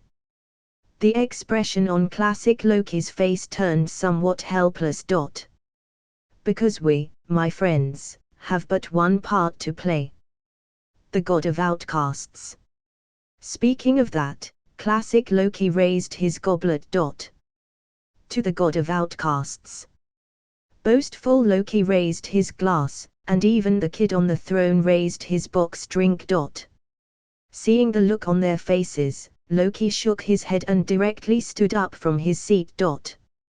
"I'm going." "Going where?" "Out of this place, out of the void, back to the TVA." Loki said in a firm voice. "We may be good at surviving, we're also good at escaping. I wager that gives me a decent chance as any." Classic Loki coldly said. "You won't do either, you'll be brutally murdered." Loki fiercely said, "Well, so be it.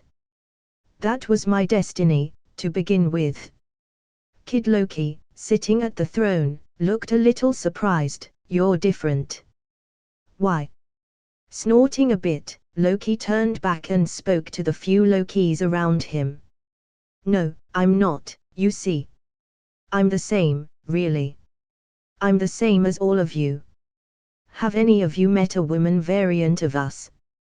Classic Loki, sounds terrifying. Oh, she is. Loki nodded excitedly, but that's kind of what's great about her. She's different. She's not trying to take over the TVA, but she's trying to take it down. And she needs me. Looking at Loki's self-confidence on screen, pointing his thumb at himself, live stream room Loki was stunned. He's so confident as if everything is under his control. He isn't worried about failure at all, not even death. Is this person really me? Can he really defeat Loki's cursed fate? In Asgard. Looking at classic Loki, with the vicissitudes of life on the screen and his expression when talking about his brother Thor, Frigga's expression was sorrowful, while Odin seemed slightly moved. That old Loki's face looked like he wasn't too far from Odin's age, definitely already in his twilight years. But even so, he still firmly remembered his friendship with his brother. In fact, if he didn't want to meet Thor, that older Loki could still live safely alone on that planet and wouldn't be sent to the void by the Time Variance Authority. Loki's fate is to fail in everything, forever. Is that his role in the sacred timeline that the Time Variance Authority had set up for him? Odin secretly snorted in annoyance, and his expression darkened. As a king, he wouldn't pass the throne to Loki. But as a father, Loki was still his son.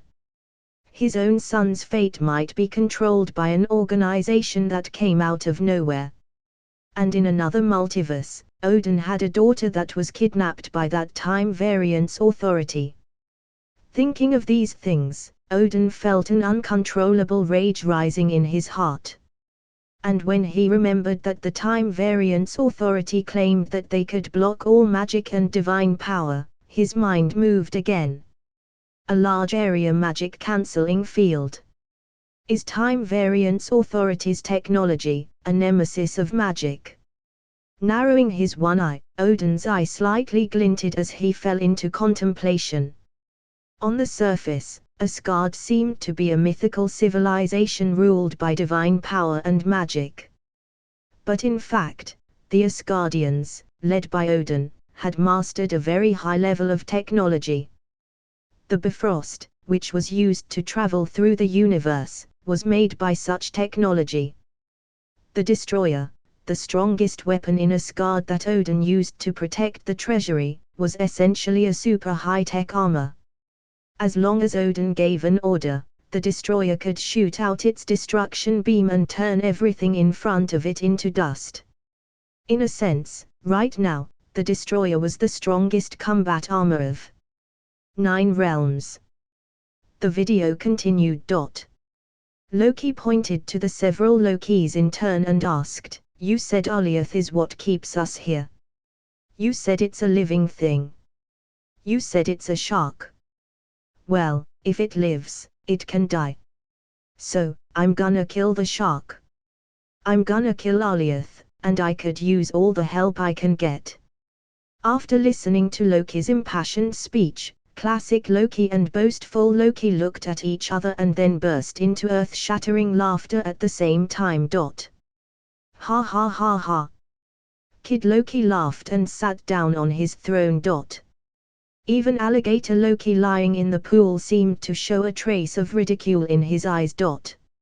See these peers mercilessly laughing at himself, Loki's face also showed embarrassment. However, at this point, he also knew that it was definitely impossible to expect these Lokis to help him kill that monster Alioth. Humph. Loki, who had high self-esteem, couldn't stand this kind of ridicule. He waved his hand and was ready to leave the shelter. Monsters. Muttering bitterly, Loki climbed the ladder and opened the round iron door of the shelter. The expression on his face soon dulled. He saw 7 or 8 Lokis standing in a circle outside the exit of the shelter. The leading Loki, who was wearing a green suit and a crown, looked exactly like Loki, not to mention the Loki for President button on his jacket. President Loki lowered his head and looked at the stunned Loki with the signature smile on his face. Ah, hello, which one of us are you? Looking at the shocking scene, Loki was dumbfounded. His pupils violently contracted, his whole body froze, and it seemed like his brain had short-circuit. Finally, he helplessly sighed. This is a nightmare. In the otherworldly live steaming room. My goodness. Why are there so many Lokis? What's going on? Is this some sort of Loki nest or something? Looking at the dense row of Loki in front of them, from Tony to Strange, even young Wanda looked dumbstruck. Loki himself was dumbfounded. What's going on? Were all Lokis of the multiverses sent to the void by the TVA? Or is Loki prone to becoming a variant? Natasha looked at the bunch of Lokis on screen for a moment and softly gasped.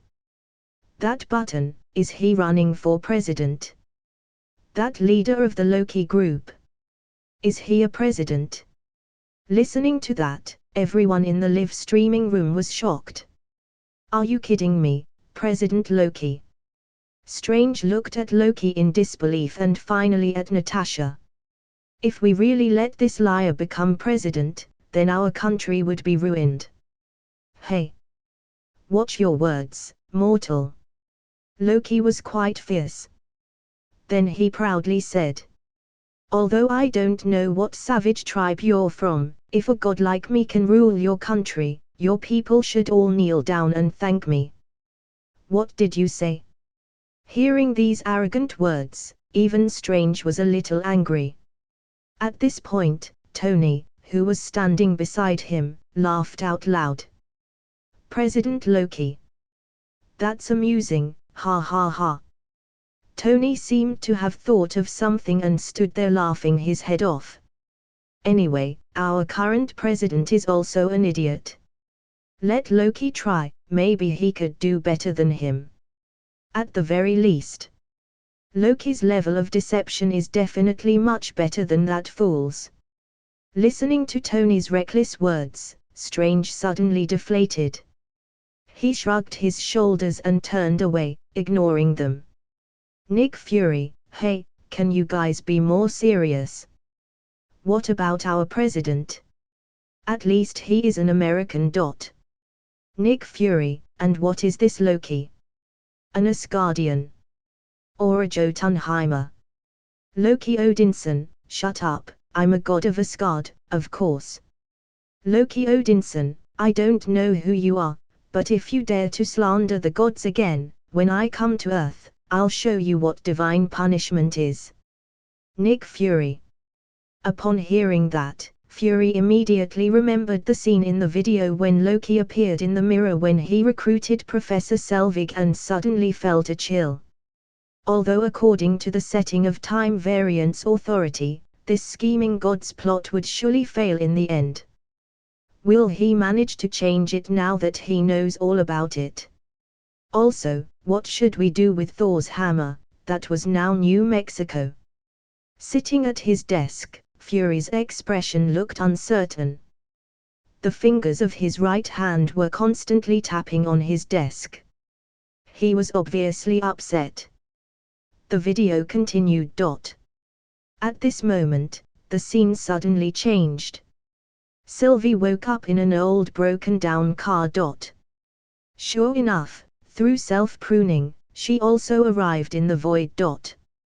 Sylvie had just climbed out of the broken car when a purple fog fell from the sky and engulfed the entire car. Alioth came. Sylvie met the monster as soon as she arrived in the void. Feeling the threat of death, Sylvie ran away like crazy. The purple fog swept through in all directions. In this crisis, Sylvie suddenly cast her magic. A green light rushed out of her hand and shot into the purple fog around her. At this moment, countless scenes flashed through Sylvie's mind, among which was an old castle. What is that thing? Looking at the flash of the castle on screen, Loki's pupils suddenly contracted. Enchantment magic. Strange let out a cry. Sylvie cast her enchantment magic just now and read the memory in the monster's mind. What? Young Wanda looked over in disbelief. Such monsters have memories. Strange nodded his head. Of course. No matter what kind of monster, even if its body is made of fog, as long as it can think, then it must also have a consciousness. At this point, Tony suddenly uttered frightening words. In that case, can Sylvie use her enchantment magic to control this monster completely? Are you kidding?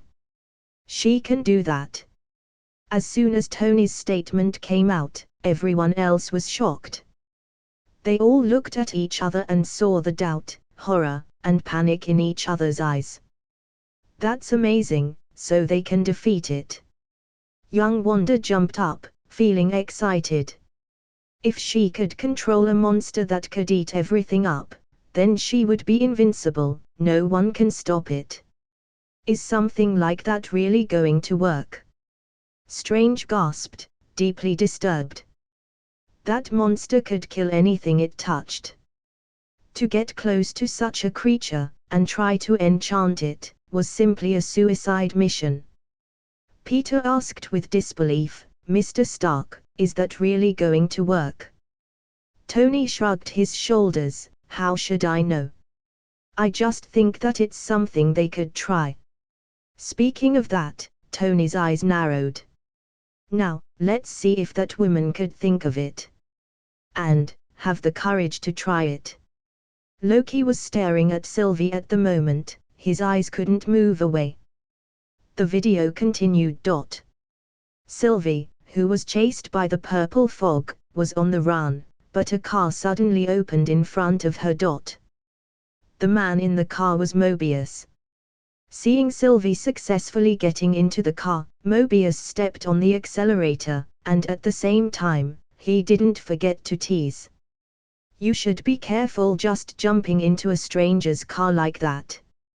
Loki also breathed a sigh of relief when Sylvie managed to escape. But now, he felt a bit anxious. Sylvie, are you really going to control that purple fog monster with enchantment magic? Loki himself didn't even realize that by now, he really seemed to have started caring about the proud, irritable, and untrusting female Loki on screen. The video continued. The scene shifted back to the underground shelter again. President Loki surrounded classic Loki and Kid Loki with a bunch of Loki.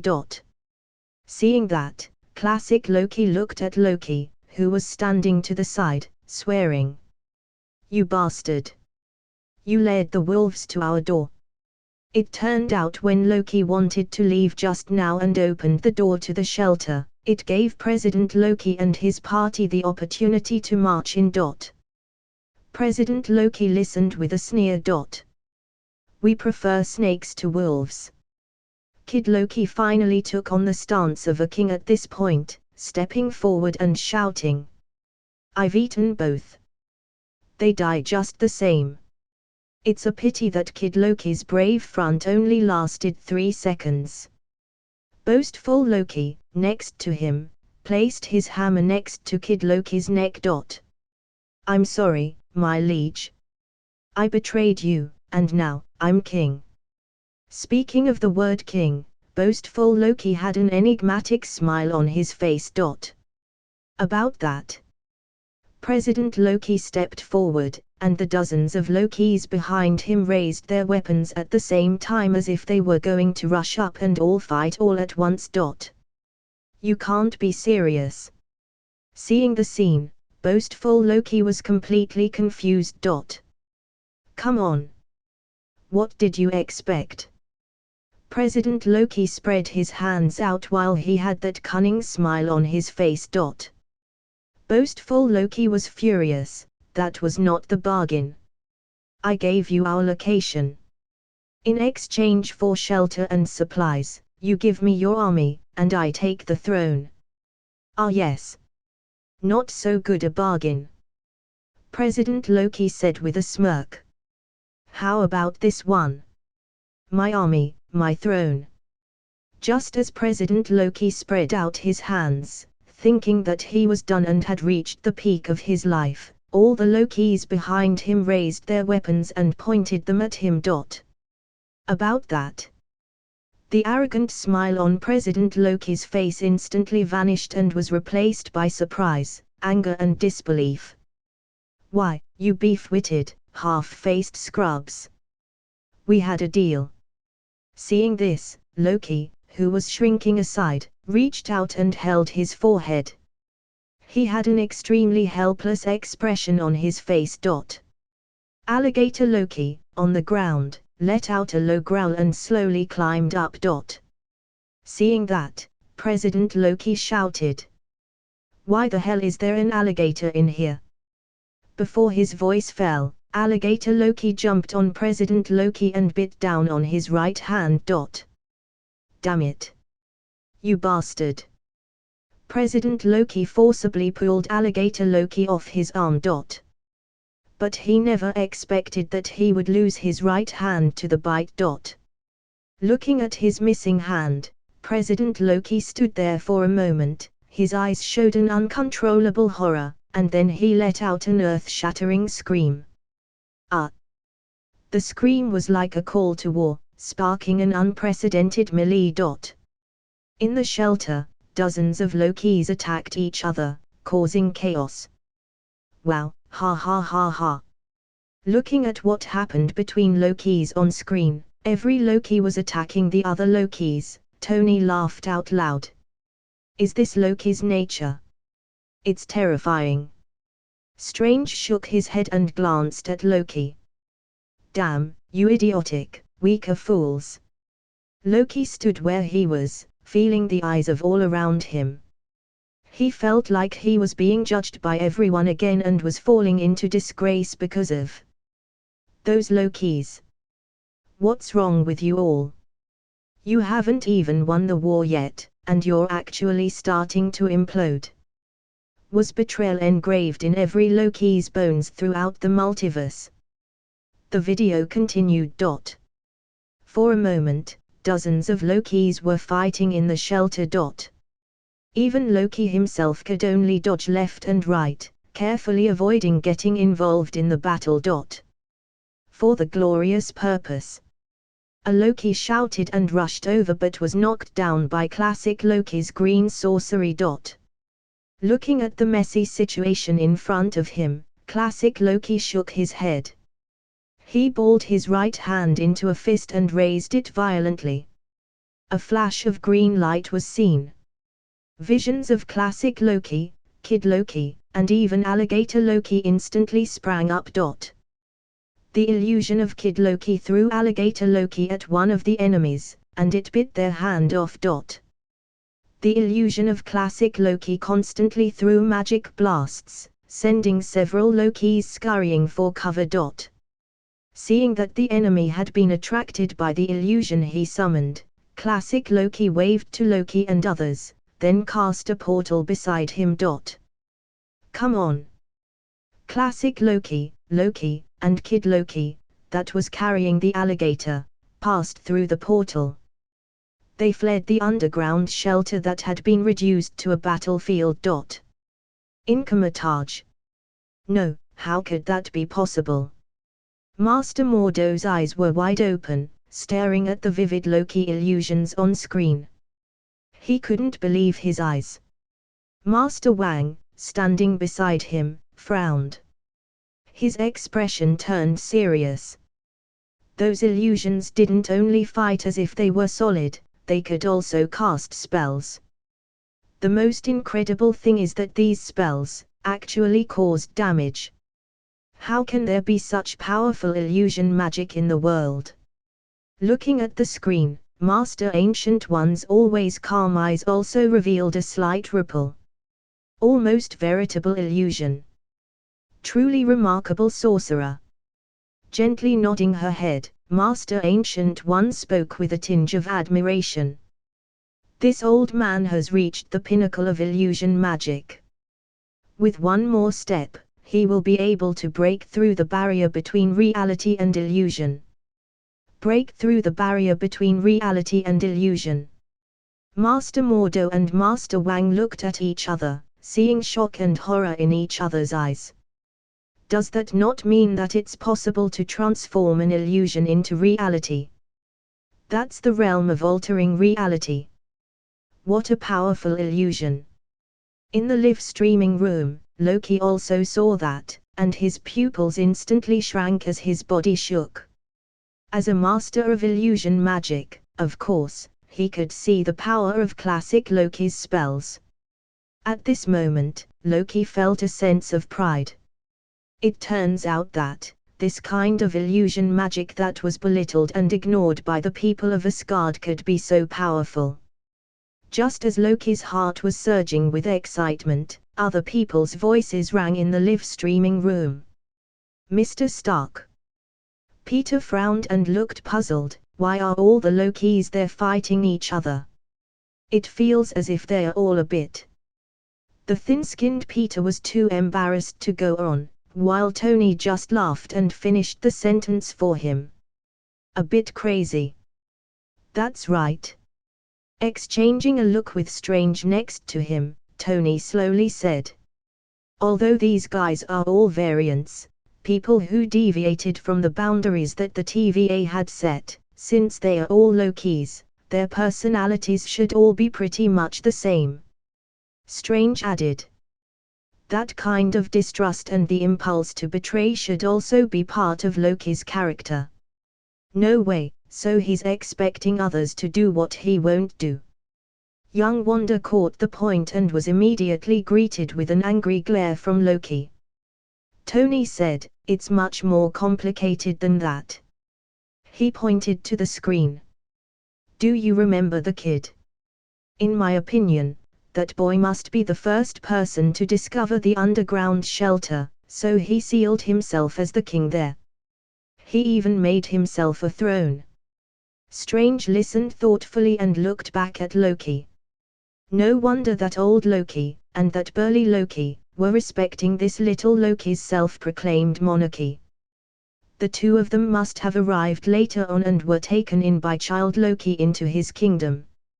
Natasha Romanov thought about it for a moment, then opened her mouth in disbelief. The king. Throne. Are these Lokis, reliving their lives at Asgard? Before they were sent to the void. Bingo. Tony gave Natasha Romanov a thumbs up. So that's it.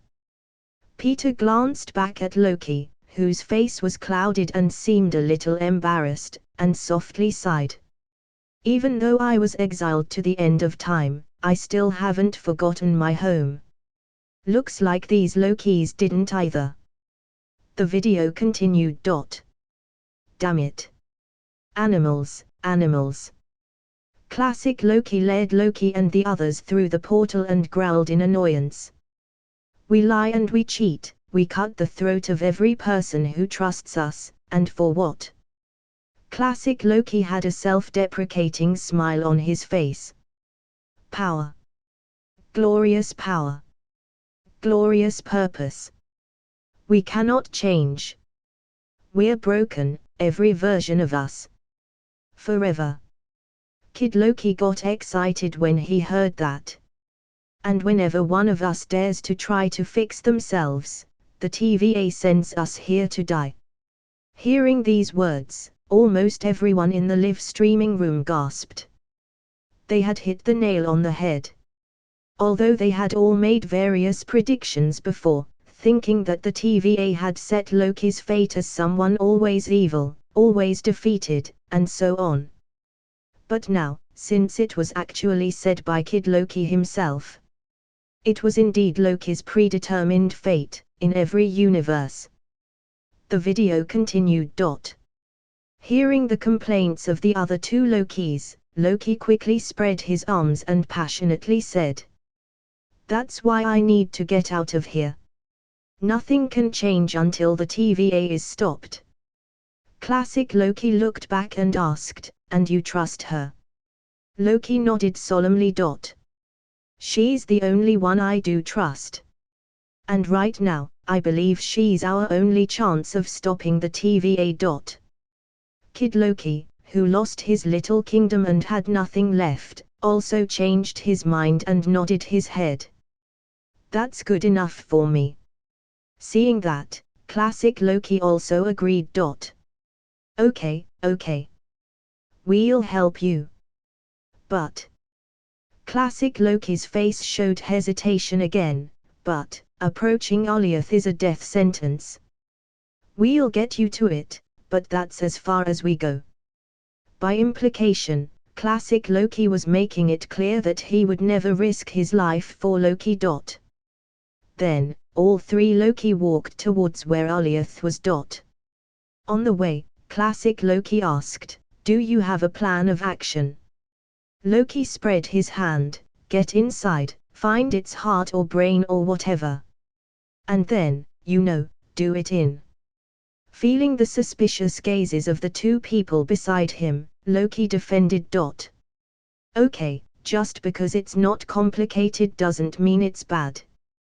Kid Loki bitterly smiled, "It also doesn't mean it's good."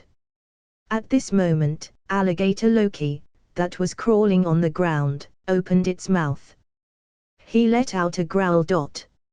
Seeing that Loki acted like he wasn't alone on his plan, "See, he's on board." Classic Loki sighed. "He's praying. He thinks we're going to die." At this moment, the instrument in Kid Loki's hands frantically ticked.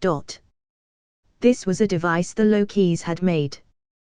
This device would tick every time something was pruned off by the Time Variance Authority and fell into the void. Soon, a colorful light flashed in the air. Then, a huge battleship appeared out of thin air and suddenly fell to the ground. Looking at the number on the battleship, Stephen Strange's eyes suddenly showed more interest. That's the battleship that went missing decades ago, during the legendary Philadelphia experiment. They were pruned by the Time Variance Authority. Tony's expression also turned serious. Such a big battleship could still be pruned whole, sent to the void. The TVA were much more powerful than he had imagined. The loud noise from the ship falling had attracted Alioth. Seeing Alioth rushing towards the battleship, Loki gave a slight nod. Alioth is like any animal, he'll go after the big meal first. And while he's busy with that, we can sneak around the back and... Facing the horrible purple monster sweeping across the sky, the sailors on the ship were all horrified, frantically aiming their weapons and firing at the monsters in the air. Boom! Boom! Boom! Countless cannons blasted into the fog, but it didn't work. In a flash, the purple fog quickly swept through the whole battleship. As long as they were caught in the fog, the sailors would immediately turn into skeletons. And the steel battleship itself was instantly corroded into a pile of scrap by the terrifying fog. No one could see its previous appearance. Looking at Alioth's frightening power, Loki's self-confidence was instantly swept away. The convincing tone in his voice was also gone. Instead, there was only bottomless horror and fear. Okay. Loki's eyes were wide open. He gulped and then said, "Maybe we, think a bit more about this, huh?" Kid Loki and Classic Loki looked at each other and nodded their heads in silence. What the hell? Such a coward. In the otherworldly live-steaming room, young Wanda looked disappointed and involuntarily pouted her cheeks. "Where is your courage? Are you still a man?" Loki opened his mouth and tried to defend the self of the other universe. That only a strategic retreat, for now. After all, they now have a better understanding of the enemy, so it's not meaningless. Seeing that everyone else was looking at him with odd expressions, Loki's tone gradually went down. In the end, he couldn't say anything. Stephen Strange withdrew his gaze and gently nodded. Wimp. No, he has a strong desire to survive. This should be one of Loki's characteristics. The video continued. Just as the three Lokis were terrified by Alioth's powers, the sound of a car came from behind them. It turned out to be Mobius and Sylvie, who followed Alioth here. Loki greeted them happily. He was overjoyed to see Mobius and female Loki. These are my friends. Us as a child, us in the future, and us as an alligator. Sylvie and Mobius were introduced to the other two Lokis. Mobius looked speechless. You throw a rock out here, you hit a Loki.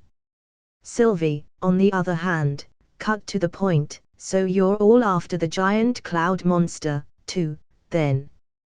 When Loki said he wanted to kill it, Sylvie scolded him. Then Sylvie claimed that the mastermind behind the time variance authority lived beyond the void at the end of time. And that Alioth was the watchdog of that big boss. As long as she could enchant Alioth, she would be able to enter that place and meet the big boss. Ha ha ha. Loki laughed and said, that's insane, right? Sylvie retorted, as insane as what? Paper cutting a cloud to death. Loki seemed to feel that his dignity had been challenged and spoke defensively, listen, I've been down here longer than you. But Sylvie didn't listen to him and placed her foot down. I'm going to enchant it. Loki was speechless, and finally, he had to agree. Ha ha. Mr. Stark, you were right. Seeing that, Peter cried out in surprise. Well. Tony's expression looked like he felt nothing about being right, but there was still a tinge of smugness in his smirk. Judging from what happened to that battleship just now, the destructive power and speed of that fog were faster than he expected. That thing definitely wasn't simple. On the other hand, Wanda giggled again. 4 big men, but in the end, they can only listen to a girl. That's, ha ha ha. Hearing that, Natasha was uncharacteristically serious. This has nothing to do with men and women. They choose to listen to Sylvie because she's the only expert in enchantment magic. Her plan must have sounded more reliable to them than Loki's. Young Wanda puffed out her cheeks with a defiant look and muttered in a low voice. Anyway, in the end, Sylvie alone can fight the monster, right? What's the use of those other men? The video continued. Before launching the final attack, they decided to rest first. Out of some kind of tacit understanding, Mobius and classic Loki gave some space to Loki and Sylvie. After the separation, there was an inexplicable sense of detachment, and they couldn't even find anything to talk about for a while. So, they started with Mobius. Suddenly, a strong wind blew, and Loki felt a slight chill. It's cold. Sylvie nodded, too, home. Loki thought for a moment. Then he reached out, he conjured up a blanket and wrapped himself up. Sylvie looked back and froze for a moment. Sensing Sylvie's brooding eyes, Loki spoke with a big smile, I could conjure one for you if you like. Sylvie looked helpless and immediately changed the subject. You could conjure me a new outfit. You have no idea how uncomfortable something like this is. There was silence in the live streaming room for a moment, and then there was a burst of laughter. Ha ha ha ha. Natasha laughed her head off. Poor guy, didn't you see the look in that girl's eyes? She was trying to get you to keep her warm by covering her too. Tony looked at Loki's eyes with a trace of pity, as if pitying for an idiot who hasn't had a girlfriend for over 1,000 years. Those old guys gave the two of you some room, and you're just sitting there wrapped up in a blanket all by yourself. Even elementary students know that they should hold hands. Have you never had a girlfriend in your life? That's. Feeling the strange gazes of everyone around him and listening to Tony's words full of pity and sympathy, Loki's expression rapidly changed. He suddenly felt an impulse to scream. Are you kidding me? Even though he stood there watching, he felt the things that the Loki on screen was doing were embarrassing him. Such a beautiful woman sitting shoulder to shoulder next to you, and what did you do?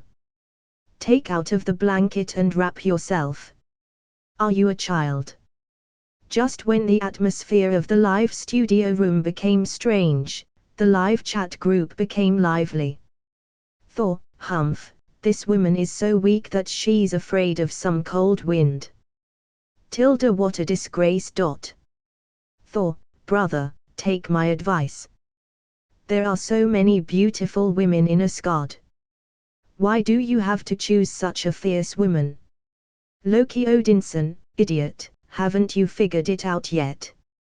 That's someone like me from a different universe. What does it have to do with me? Loki Odinson, I've never met that woman at all. How can I fall in love with her? Thor, ha ha. Good point. My brother will become a hero like me, and the woman he seeks will surely be an indomitable warrior. Thor, as for this woman, humph. That guy on screen wouldn't be able to get her. Master Mordo, even if he can't get her, what does it have to do with you? Thor, ha ha ha. Of course, it does.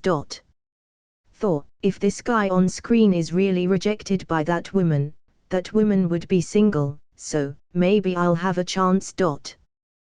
Peter Parker. Wanda Maximoff, wait. Did I read that right?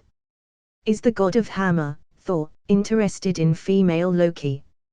Thor, what do you mean god of hammer, Thor? I'm Thor. The god of thunder. Loki Odinson. What the hell are you babbling on about? You muscle for brains, idiot. Thor, Loki, why are you so angry? Didn't you say that Loki and that woman from another universe have nothing to do with you? Loki Odinson. For Odin's sakes, why are you so eloquent on things like this? Facing Thor's remarks, Loki was left speechless. Words were stuck in his throat, and he didn't know how to spit them out. Thor, ha. What did I say? Thor scratched his head in some confusion and looked around. He saw Jane Foster and others staring at him with a very strange gaze, as if he had suddenly become a monster. Seeing Thor's eyes sweeping over, Jane forced down her surprise and tentatively asked.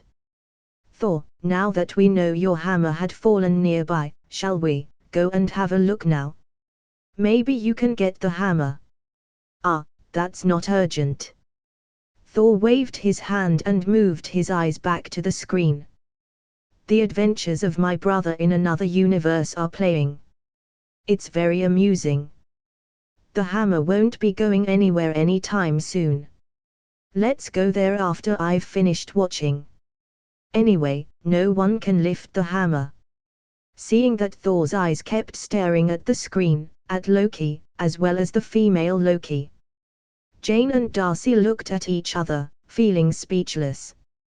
After a while, Darcy finally felt it was unbearable and turned away, muttering, I thought his brother Loki was already perverted, but I never thought that Thor was even more perverted.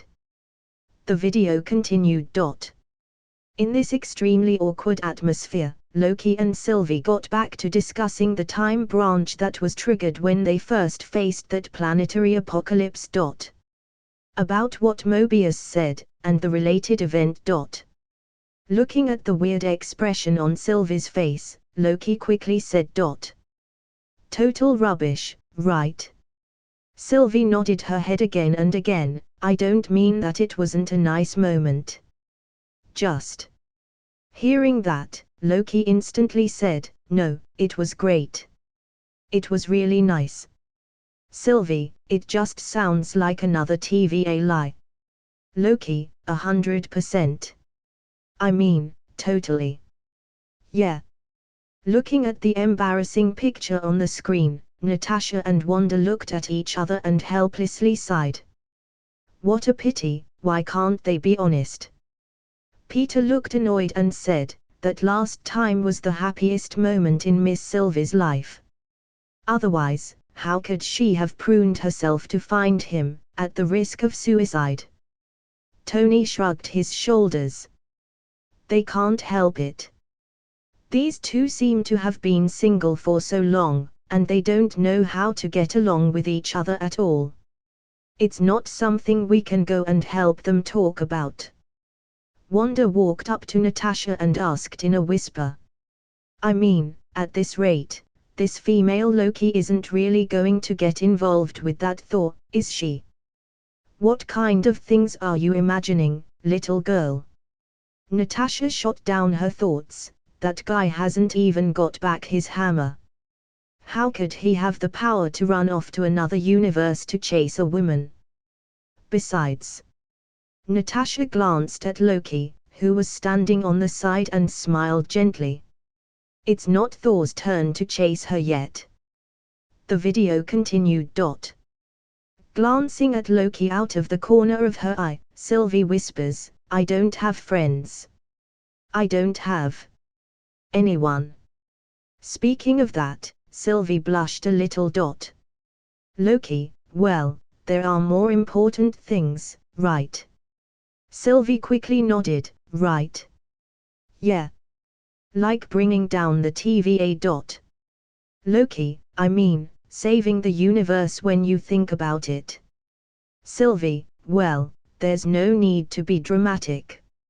In the otherworldly live streaming room. Really? That woman has never had a boyfriend. Tony's eyes widened, and for a moment, he lost his voice in surprise. Hearing that, Peter hastened to add. Mr. Stark, I think she's just saying she doesn't have a boyfriend at the moment. Stephen Strange thoughtfully said. I do remember that on that colonial asteroid, Sylvie told Loki on the train that she was dating a postman. I think that was an obvious lie. Ha ha, you really need to use your brain. Tony waved a face of disdain.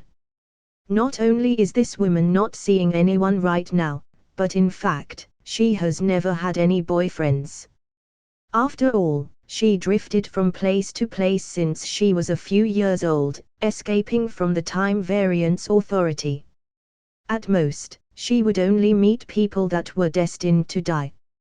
If that was the case, how could Sylvie find a boyfriend? Listening to Tony's words, both Strange and Peter were speechless. And looking at Tony, who was talking so eloquently and confidently, Wanda's face suddenly flushed with anger, and she turned her head away with a grunt. The video continued. Feeling the breeze blowing, Sylvie shivered again.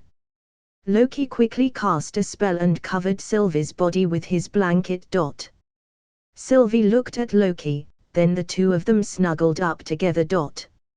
It's not very snuggly. Is it a tablecloth? No, it's a blanket.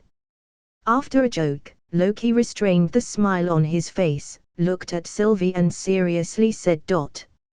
Listen, Sylvie, I betrayed everyone who ever loved me.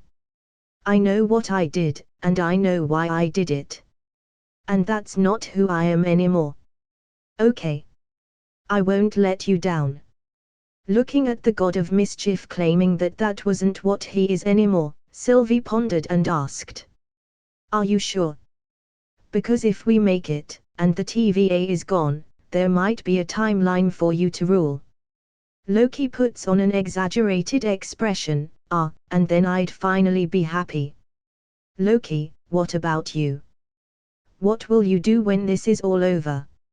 Sylvie looked a bit confused. I don't know. Loki took a deep breath and tried to put on the sincerest expression, maybe. Maybe we can figure it out, together. Seeing that, someone in the chat group finally couldn't help it. Master Mordo, who does she think she is, thinking they could easily take and give a timeline. Master Mordo, such a solemn and sacred thing as a timeline isn't an item she could use to reward some pretty boy. Loki Odinson, what? Pretty boy? Thor, damn sorcerer, how dare you to be rude to my brother?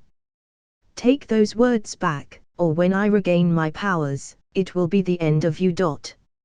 Master Mordo, humph, I never take back my words. Come at me if you dare. Master Mordo, however, can you really lift your hammer? Ha ha ha. Nick Fury, a timeline ruled by the evil god Loki. That would be terrifying. If it comes to that, it's better to let the Time Variance Authority continue to exist. Thor, shut up. Don't slander my brother. Stephen Strange, but, although I don't like the Time Variance Authority, it's really scary to imagine my own timeline being manipulated by two Lokis. Peter Parker, manipulating, rewriting and deleting other people's lives at will. Time Variance Authority is the worst. Tony Stark. Peter Parker, Mr. Stark, what are you trying to say? Tony Stark, nothing. Ha ha. Nothing, I just think, the mastermind behind the TVA may not be as bad as you think. Maybe he has his own reasons for doing all that. Peter Parker. Stephen Strange, Tony, what do you mean? Why are you suddenly defending them? Tony Stark, defend. I'm not defending, I'm just saying. If you don't want to hear it, forget it. Natasha Romanoff, I think, those two Lokis haven't won yet. Is it too early for you guys to discuss that right now? Withdrawing his consciousness from the chat group, Tony secretly wiped his sweat and thought. It can't be, it can't be. The big man behind the TVA couldn't possibly be me. The video continued. After a short rest, the several Lokis were finally ready to face the terrible monster, Alioth. Looking at the terrifying lighting and thunder in the sky, Mobius nervously asked. Okay, so what's the next move? Sylvie majestically said, the TVA needs to be brought down. We don't know who created it, or where they are. But that thing out there does. When it hit me earlier, I linked to it. It was brief, but I caught a glimpse of something. And I think if I can get close enough to it, I can enchant it. And it's gonna take me to whoever's behind all this. Speaking of that, Sylvie took out the tempad that she snatched from the judge at the beginning and gave it to Loki. Obviously, Sylvie wanted Loki to leave with the tempad. Holding the tempad, Loki took a glance at Alioth, rolling and roaring in the air. He raised his voice and said, I'm staying. Sylvie closed her eyes for a moment, then opened them. Loki, I don't even know if this is gonna work. Loki simply replied, if you go, I go. With that, Loki handed the controller to Mobius. Then, Mobius asked Kid Loki and Classic Loki if they would like to leave with him. As a result, both of them said they wanted to stay and claimed that the void was their home. Finally, Kid Loki conjured up his dagger and gave it to Loki. Good luck. With the tempad, Mobius opened a portal. Loki asked, what will you do at the TVA? Mobius recalled their conversation at the start, then spoke with a smile. Burn it to the ground. This was exactly what Loki said to Mobius when he was caught the first time. Mobius came forward and reached out to Loki. Loki hesitated, hugged him, and spoke with a sad face. Thank you, my friend. And Mobius also spoke with a smile. You're my favorite. Before leaving, Classic Loki left some words of encouragement. I hope you find what you're looking for. In the otherworldly live streaming room. Watching that, Loki's face looked uncomfortable, muttering. What's wrong with that Loki? What on earth did that Mobius do to him? From beginning to end, he constantly suppressed you, broke you down, and demonized you, hoping to crush you completely. Why are you acting like he's been your best friend for so many years? Strange beside him shrugged his shoulders. It seems that Mobius's psychological tactics finally succeeded.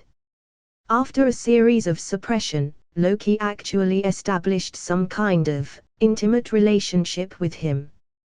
Tony nodded thoughtfully. Sounds a bit like Stockholm Syndrome. Well, almost the same MO. That's enough, you guys, stop talking. Natasha waved her hand in disgust as if she had heard something outrageous. A battle is coming. Let's stay focused. The video continued. Sylvie thought that when a new time branch was pruned to the void, it would be able to get Aliatha's attention. And then she was going to take the opportunity to attack.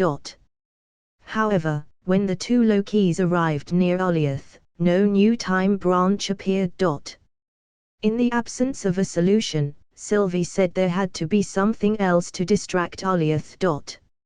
Looking at her, Loki placed a hand on Sylvie's shoulder. Sylvie turned her head, looked at Loki's serious face, seemed to think of something, and quickly shook her head. But Loki nodded and then went straight up to the side. At the same time, on the other side, Classic Loki, who was running away with Kid Loki, suddenly looked back. A worried look appeared on his face. Loki ran to the side and took out the dagger that Kid Loki had given him at the beginning and activated the flame magic on it. Come and get me. Just as Aliatha's body started to charge toward Loki, Sylvie began to use her enchantment magic from the other side. But it backfired. Aliath didn't seem to care about Loki's flaming sword. Soon, Aliath twisted his head around and charged at Sylvie. Seeing that, Loki was shocked. No. This way. Come and get me. But Aliath had opened his huge mouth and seemed to swallow Sylvie in one gulp. In the face of the roaring behemoth, Sylvie looked like she was stunned, standing where she was, unable to move. At this critical moment, a brilliant green light suddenly flashed. Aliath was like a beast that had smelled blood. It suddenly rushed towards the light. Loki rushed to the nearby area and saw something emitting green light in the distance. His eyes suddenly widened, and his face froze.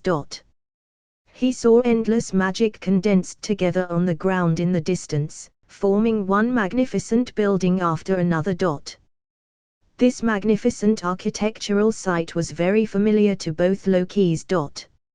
It was Asgard, their hometown.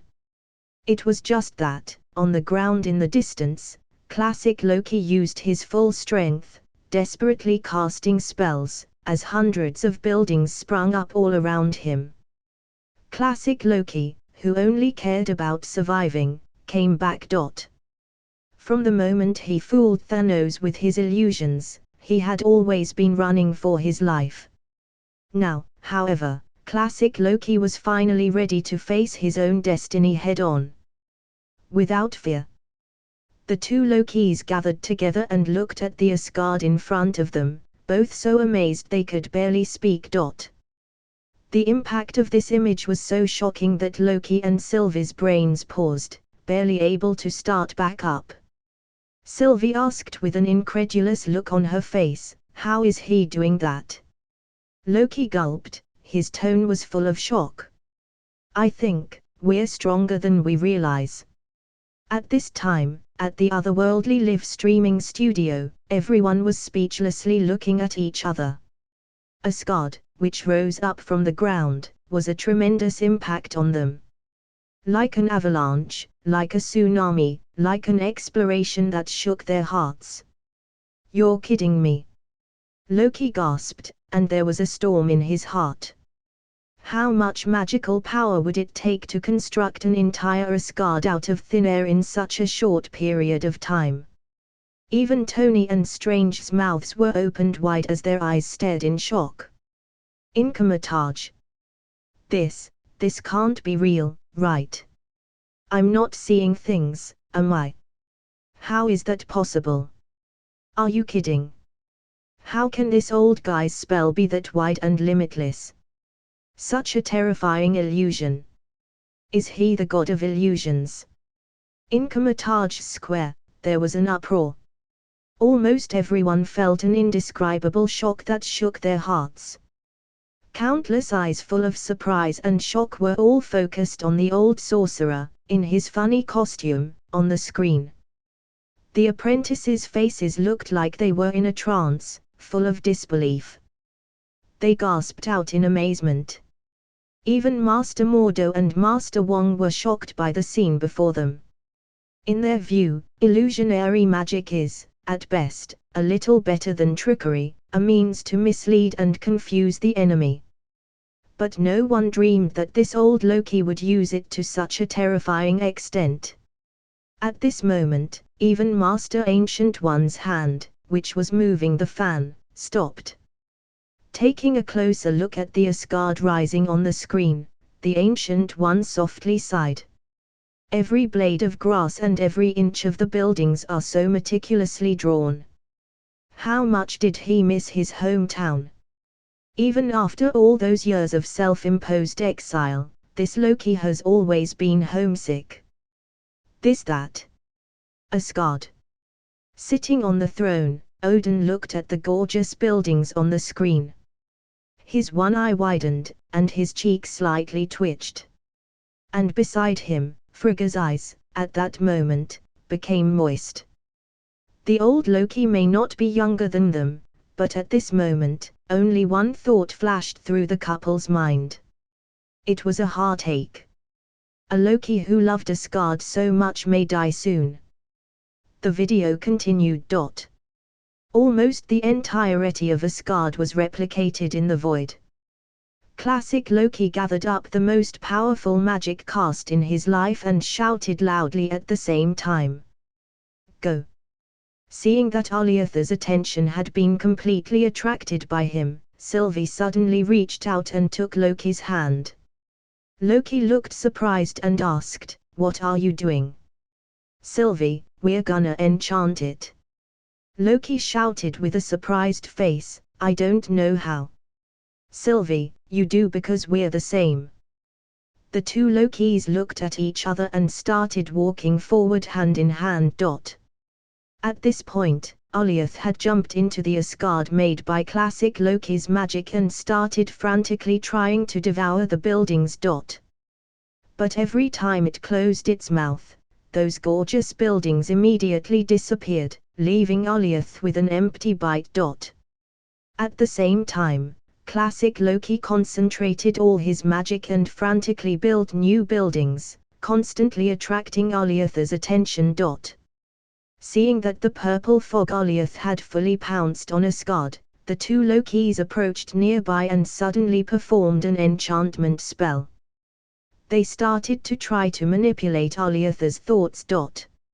As time went by, one illusion building after another was swallowed up by the purple fog released by Aliath, and classic Loki's magic had started to run out.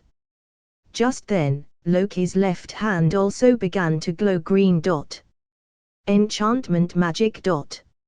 Sure enough, as a Loki, he also could master this magical spell. And at that moment, classic Loki, whose strength was almost exhausted, finally fell to his knees. The magnificent Asgard, too, faded away into nothingness under the purple fog.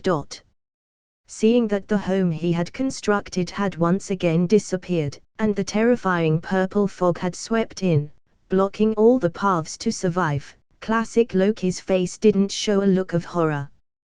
Instead, slowly getting up from the ground, classic Loki glanced at Alioth, who was gradually emerging from the fog. Suddenly, he opened his hands, condensed the final magic and shouted, "Glorious purpose! Roar!" With that amazing roar, Alioth opened his mouth and rushed straight at him with imposing terror. Looking at the doomsday scene in front of him, classic Loki suddenly looked up and laughed. Ha ha ha ha! Relying on illusion, he escaped from Thanos and then spent countless years in exile on a remote planet. Such a man, no matter from which angle, was a complete failure. But, after having successfully escaped, classic Loki actually took the initiative to come back, saved Sylvie, who was in a critical situation, and bought them some time. At this moment, he was no longer a loser, no longer a god of exile, and really became a great hero. The cloak on old Loki's back had already turned to dust before Alioth could reach it. And as this monster swept by with its big mouth, classic Loki was completely wiped out, leaving only his rusty crown rolling on the ground. After devouring classic Loki, Alioth turned around and rushed the two Lokis that were holding hands. The situation was instantly critical. Seeing that the monster was about to pounce, Sylvie simply closed her eyes, and Loki followed suit. Roar! Alioth's terrifying roar boomed in the eardrums of the two Lokis. Right at the moment when the monster was almost all set to pounce on them. With the courage and willingness to die, the two Lokis finally brought out the most powerful form of enchantment magic possible. Swish! A flash of green light erupted. The purple fog that swept across the sky turned green. Alioth's ferocious face and head went up in smoke. Soon, everything was calm again. Sylvie opened her eyes and finally had a smile on her face.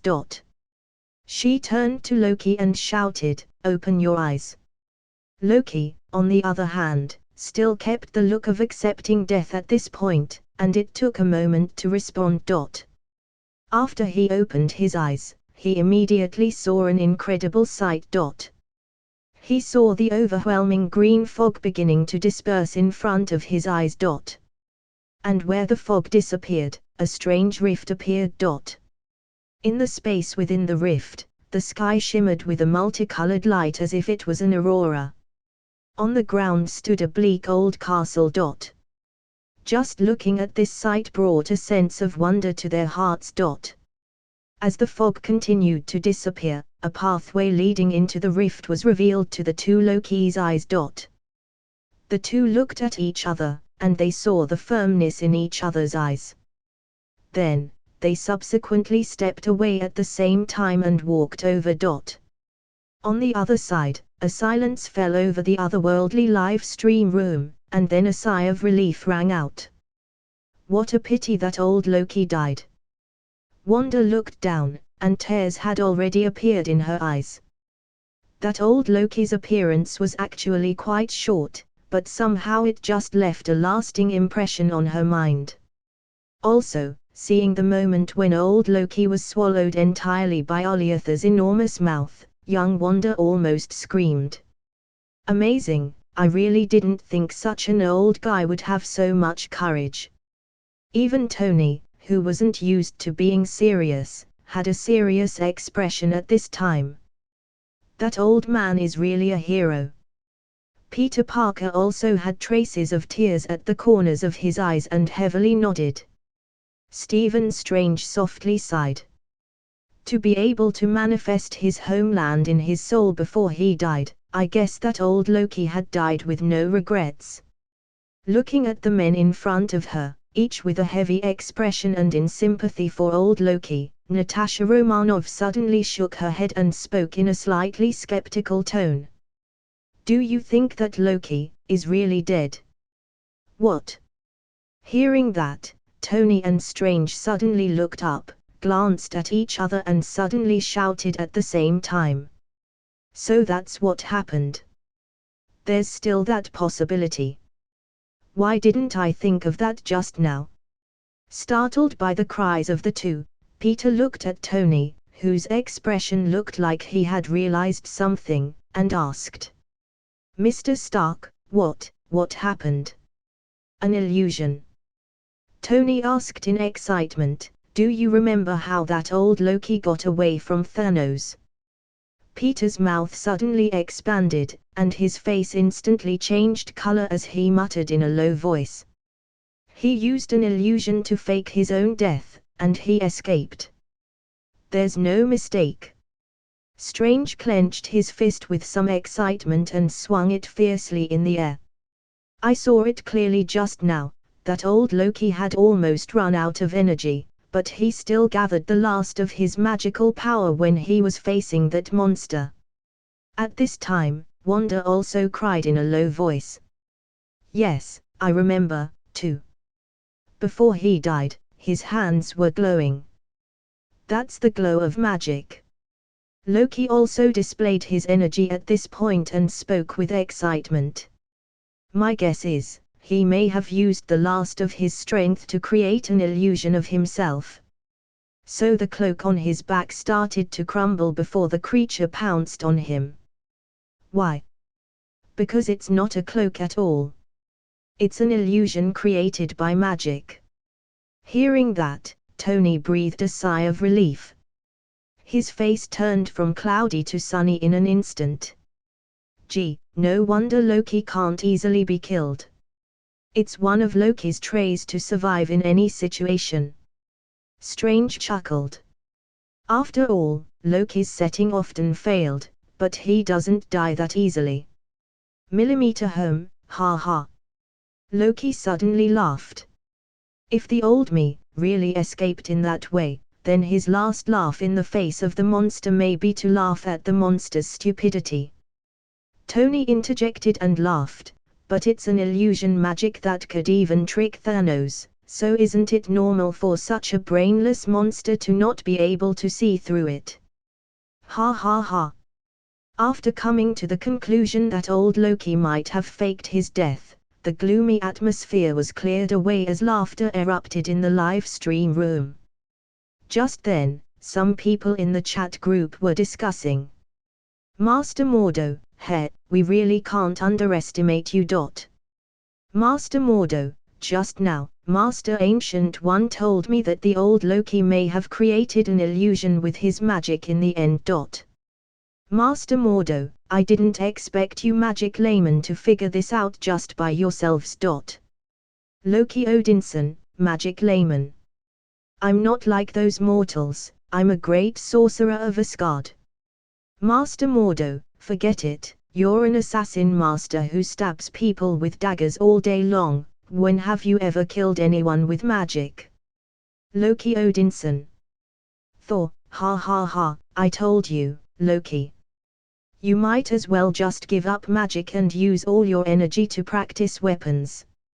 Maybe, you still have a chance to become a noble Asgard warrior. Loki Odinson, shut up.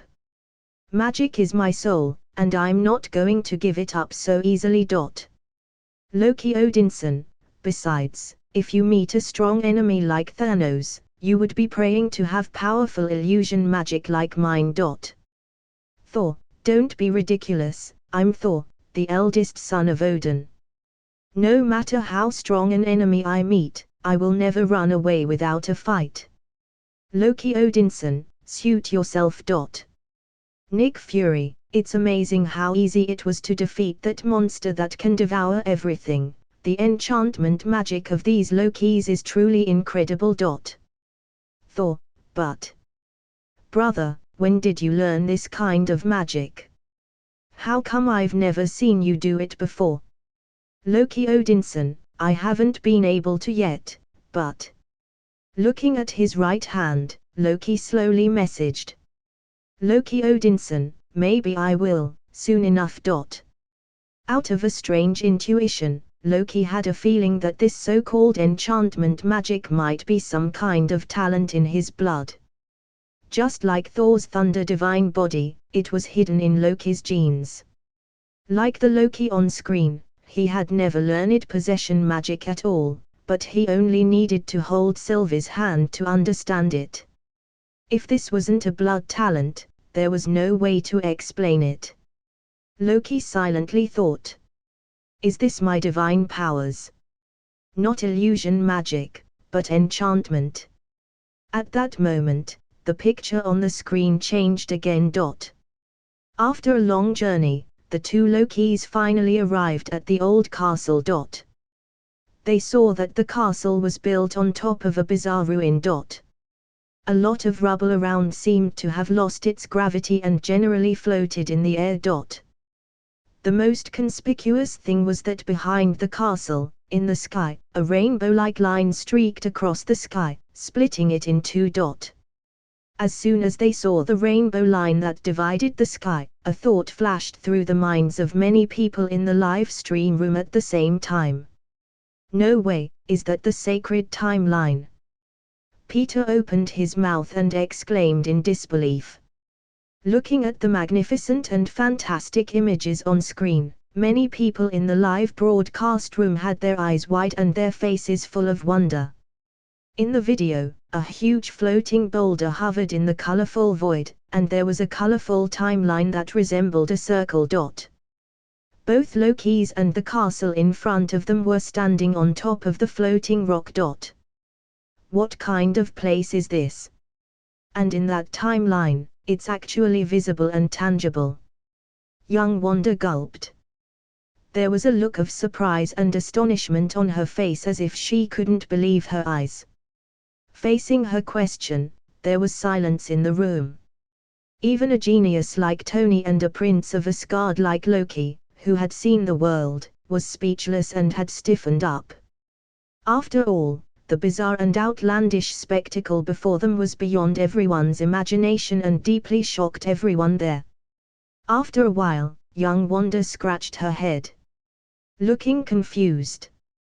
Weird. According to our previous beliefs, the so-called sacred timeline should only be a trick made up by the Time Variance Authority.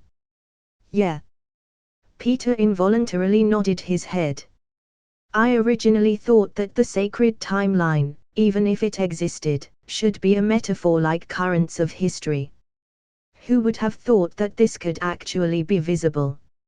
Looking up at the magnificent time stream in the sky, young Wanda couldn't help but add. And, it's beautiful. There's no need to jump to conclusions just yet. Tony slightly frowned and said. I still think it's pure nonsense that the so-called timekeepers condensed the multiverse all into one timeline. If that's the case, where did all those Lokis come from? While contemplating, Tony slowly said. If you're asking me for my opinion, I'm more inclined to think that this timeline in front of, is the timeline of that single universe of, where Loki and Sylvie and the others are on. Multiverse is supposed to exist, and for every universe, there's probably a sacred timeline. Hearing that, Strange suddenly thoughtfully said. The sacred timeline exists to prevent the derivation of more branches of time, and thus the birth of more universes. To maintain this timeline, the mastermind would need to build a TVA. Tony, if your words hold true, do you mean that there's multiple independent time variance authority in each multiverse? Oh my God! Jesus Christ, my head hurts. There are probably countless other organizations like that one. As they listened to Tony and Strange's brainstorming, everyone else in the live stream room turned pale. At this moment, they just felt like they could barely keep up with their thoughts and their brain circuits were inadequate. Loki frowned as thought after thought continued to pass through his mind, but there was one doubt lingering in his mind. If the TVA also exists in other universes, what will these organizations look like? Is it exactly the same as the TVA they saw in this video? The video continued. Both Lokis walked up to the castle doors. Sylvie took a deep breath, the expression on her face changing clearly, her heart couldn't calm down. Surprisingly, Sylvie asked before taking any action. "Aren't you gonna tell me not to kick the door in?" Loki said he had no opinion. Sylvie stood by the door with a bemused look on her face but hesitated to make a move. Seeing that, Loki nervously asked, "Everything okay?" Sylvie said it was fine, and Loki uneasily tried to ask again, only to be somewhat rudely interrupted by her. "Loki, shut up." Sylvie looked very anxious. "I was pruned before you even existed.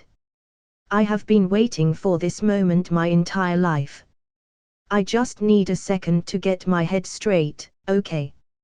"Sure. Of course." Loki was stunned by Sylvie's sudden words and nodded in agreement. Just as Sylvie was standing in the doorway, ready to mull over her emotions, the door in front of them suddenly opened by itself. Seeing that, the two had no time to build up their minds anymore, and they had to step into the castle. Bang! After the two entered the castle, the door closed by itself. Seeing that there was no turning back, the two Lokis could only step forward with vigilance. In the otherworldly live streaming room. Hey, why does it look like a horror movie?" Tony spat out some displeasure. Strange laughed, "If it's really a horror movie, soon, a horrible monster will appear in front of the two, trying to scare them." "Don't say it. Even I'm scared listening to that." Looking at the eerie castle on screen, Wanda gulped, and her whole body shrank back. The video continued. Just then, a strange voice rang out. "Hey, y'all." Faced with a sudden appearance, the two Lokis didn't scream but pulled out their swords at the same time. However, what suddenly appeared in front of them wasn't a monster, but Miss Minutes that Loki saw in the animation when the Time Variance Authority caught him for the first time. Welcome to the Citadel at the end of time. The 3D image of Miss Minutes, whose body was magnified many times, hovered in the void in front of the two Lokis, posing as a tour guide. "Congratulations. Y'all had an awfully long journey to get here." "He's impressed?" Sylvie immediately asked. "Who's impressed?" Miss Minutes spoke in a lofty voice. "He who remains. He created all, and he controls all. At the end, it is only he who remains. And he wants to offer you a deal." Miss Minutes confidently said, "He's been making a few creative adjustments, and he's worked it out so we can reinsert both of y'all back into the timeline. The TVA can keep doing its vital work, and y'all can live the lives you've always wanted." Loki coldly asked, "And what have we always wanted?" Miss Minutes' tone suddenly turned cold. "Now, don't play coy with me, mister. You know how you got into this mess." "What?" Loki seemed lost in thought. "The Battle of New York, silly." Miss Minutes looked like she was annoyed. "You versus those self-righteous Avengers. How would you like to win?" Miss Minutes' voice suddenly lowered, just like a demonic whisper. "But not just there. You can kill Thanos. You want the Infinity Gauntlet? It's yours. Throne of Asgard. No problem. Seeing Loki's breathing getting sharper, Miss Minutes pointed her finger at Sylvie with satisfaction. What about you, Missy? All those years on the run. Desperate, alone. How would you like to wake up tomorrow with just a lifetime of happy memories?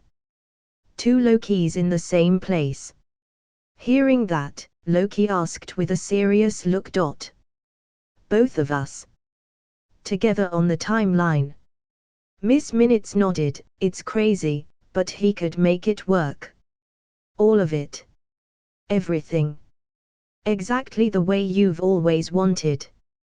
And you can have it all, together. The muscles in Sylvie's face slightly twitched, clearly in no way calm. But she immediately took another deep breath and shouted in a low voice. It's fiction. Loki, on the other hand, simply made a final decision. We write our own destiny now. We won't be manipulated. Oh, sure you do. Miss Minutes scoffs. Good luck with that. Then Miss Minutes disappeared. Boy, the mastermind behind all this really thinks he's a god. Loki's expression was already full of disgust. This condescending attitude of controlling the destiny of others is truly disgusting. Stephen coldly said. You should remember the judge's attitude towards Sylvie from before. Sylvie asked her why she kidnapped herself, but the judge only said that she didn't remember. They really treat others as ants and don't really care what consequences their actions will lead to. Damn it. Wanda clenched her fists and angrily said. No wonder Sylvie refused, even if I wanted to rush in and give that big bad guy a piece of my mind. I'll show him the consequences of offending women. Tony listened with a torn expression on his face, wanting to say something but unable to do so. At this point, a number of thoughts had been running through his mind. That 3D projection is probably an AI. I was going to put one in for Jarvis recently too. Damn it, why does this look more and more like my handiwork? In the big guy behind it all is really another universe's Tony Stark. Then my image in this live stream is going to be ruined. The more Tony thought about it, the more surprised he was. While Tony's heart was pounding, other people in the studio were still discussing. But, kill Thanos. Get the Infinity Gauntlet. Is that mastermind really that powerful? Peter seemed suspicious, and he couldn't help but look back at Tony. After all, in the previous questions from the system, Tony got an Infinity Gauntlet through a reward. You need to remember that Miss Minutes said the Infinity Gauntlet, not all 6 Infinity Stones. Strange, faintly reminded. According to our previous analysis, those Infinity Stones in possession of the Time Variance Authority should have been cobbled together from their search through an unknown number of universes. They look scary, but they didn't come in sets, so they didn't work at all. Hearing that, Loki seemed to think of something too, and the corners of his mouth curled as he resumed that signature smile. That is to say, even the boss of this Time Variance Authority supposedly doesn't have all 6 Infinity Stones of the universe Sylvie belongs to. That's why this Miss Minutes came up with the Infinity Gauntlet, a reward that looks tempting but is actually useless. If it was an ordinary person, they might have been fooled by this cartoon character. A hint of pride appeared on Loki's face as he spoke. But it's facing Loki. Even if he's an inferior Loki, he wouldn't be fooled by such a simple trick. And, this time, Miss Minutes only offered the Infinity Gauntlet, without mentioning the Infinity Stones. On the contrary, it proves that the Infinity Stones in their hands are all useless. Why else wouldn't she offer the Gauntlet and the Infinity Stones together? Wouldn't that be more attractive? Loki sneered. This is a failed scam. Not only did it not fool anyone, but it gave away their real bottom line. Hearing that, Wanda shot a glance at Loki and Strange and couldn't help but wonder.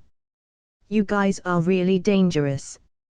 You could analyze so many things from a single sentence. The video continues. The two Lokis looked at each other and moved on. He who remains. Loki wondered. Not for much longer. Sylvie's words made no secret of her murderous feelings. The two walked into the hall and found 4 statues standing there. One of which had been broken. The remaining 3 statues were none other than the 3 lizardmen known as the Timekeepers. When the two Lokis observed the environment in the hall, with a ding, a door in front of them suddenly opened up. Loki and Sylvie raised their weapons nervously, but they were immediately surprised to find behind the door was actually an elevator. Inside the elevator, there was a black man dressed in green and purple. Holding an apple in his hand, the man stood up excitedly and spoke to the two of them. Wow! This is wild. The two of you. Same person. I mean, it's a little unnatural. But wow, wild. The man spoke halfway through, but he felt his mouth go dry, so he took a bit of the apple. Looking at the weirdo in front of them, Sylvie asked with some suspicion. He who remains. Repeating the words, the man admitted it with a straightforward nod. Then he invited the two Lokis into the elevator, saying that they should talk in his office. At this point in the otherworldly live stream room, a series of exclaims rang out. No way! This guy is the mastermind. Peter asked, looking wide-eyed. This man. He doesn't even look like a sorcerer that could control time. Stephen Strange frowned and said. Could he be just a decoy? One of the mastermind's men. At this moment, Tony's loud voice rang in the live stream room. No. I think he is the mastermind behind all this. The crowd turned around to see Tony, who had retreated to the back at some point, suddenly coming forward again.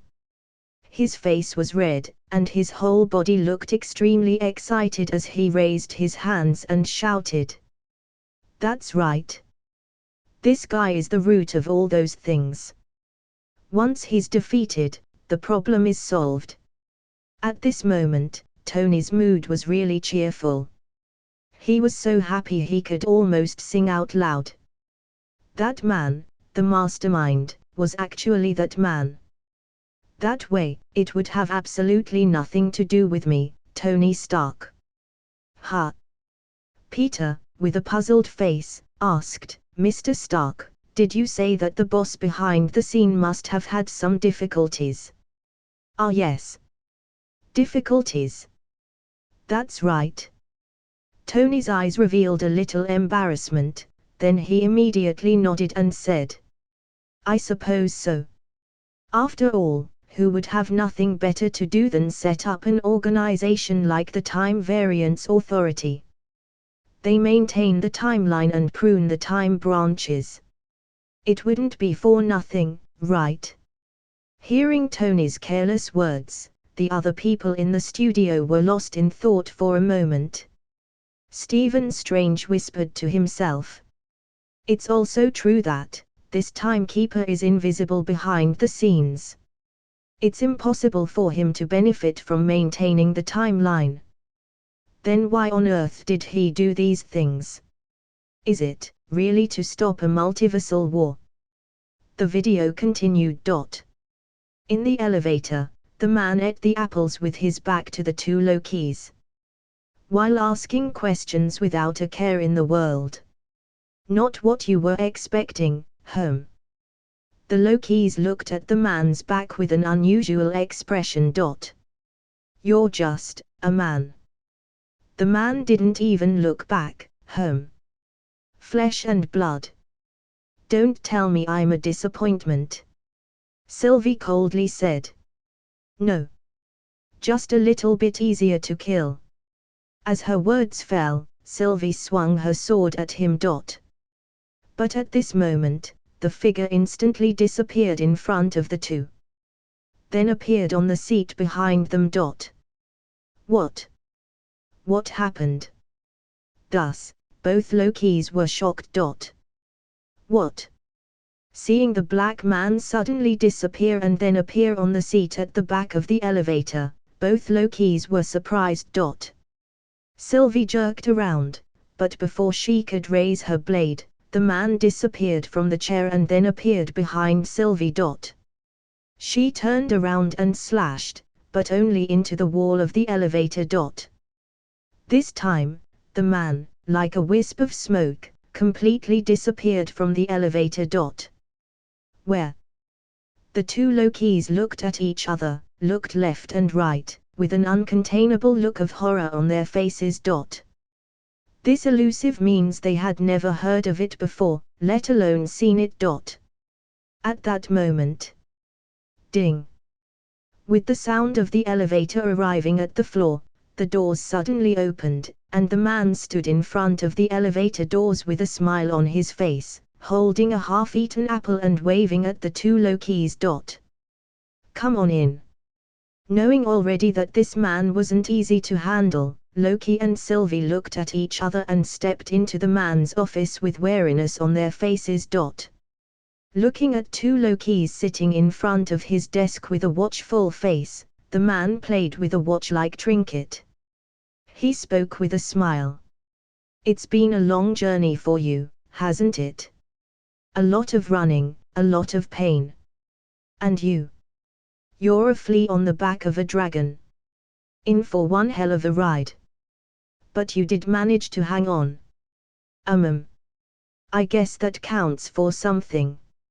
Listening to the man, his tone was unabashedly high. Loki coldly said. I'm not sure you quite understand the situation. You've lost, we've found you. Duh. Of course, you did. The man's face didn't change, as if he was talking about a usual matter. Seeing that, Sylvie couldn't stand it anymore. Her blade went straight for him. However, her blade missed again. At the moment when Sylvie swung her blade, the man moved from his chair. He suddenly reappeared back in his chair. Oh, a swing and a miss. Ha ha ha. Looking at Sylvie's disappointed face, the man proudly laughed. So, we're still doing that, The two Lokis froze in place with their weapons raised, unable to advance or retreat. The man simply took out a file from under the desk, took 2 sheets of paper from it and displayed them in front of the Lokis. You can't kill me. Because I already know what's going to happen.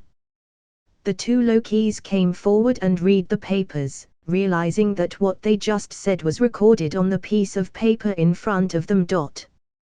But Loki remained unconvinced. It's a parlor trick. The man laughed. Okay. Don't you wonder how I'm able to get out of the way just before you kill me? Sylvie coldly reached out. No. It's because of that little tempad you have there. Right. A mysterious look appeared on the man's face. But how do I already have it loaded up with everything I need to know to keep from being killed by you two? It's easy. I know it all. And I've seen it all. Everything you guys did on Lamentis, I saw. All the stuff the TVA didn't know about, I knew. All the scheming, all the talking. That little look by the lake. The grin on the man's face gradually loosened. Quite sentimental, very touching stuff, by the way. Sylvie gritted her teeth, still trying to refute. No, we broke out of your little game. That's how we got here. No. Wrong. The black man held out his hand and traced a path across the desk while saying in a tone that left no room for doubt. "Every step you took to get here, Lamentis, the void, I paved the road." Then, he pointed to Loki and Sylvie with 2 fingers, respectively. You just walked down it. Are you kidding me? This guy. Watching until this point, not to mention the 2 Lokis on the screen, even in the otherworldly live streaming room, there was a general outcry.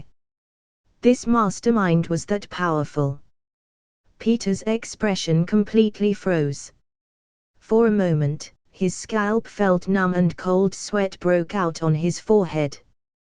Being able to know anything that happens in advance. Such an incredible ability was simply on the level of a mythical deity, right? No way. How can anyone win against such a guy? Young Wanda lost her voice in alarm, and her already white face instantly turned much paler. Knowing everything. Strange chewed the sentence in a low voice, and his face suddenly became solemn. The mastermind behind Time Variance Authority, if this kind of omniscience that can foresee everything really exists, it means that he was already invincible. Anyone in the universe, even if the thought of confronting him rose in their minds, this man would be able to anticipate it beforehand. It's impossible to fight an enemy like that. Hiss. Even Loki drew a sharp breath at this point, his expression grave to the core, with a look of disbelief in his eyes. After getting the world, Loki thought he had become the nemesis of the Time Variance Authority. No matter how powerful those Mini-Teman's time devices were, they would be of no use against his stand. But, if the mastermind could anticipate anything, the situation would be completely different. Omniscience means omnipotence. No matter how powerful time stopping was, there was a limit to how long it could be stopped.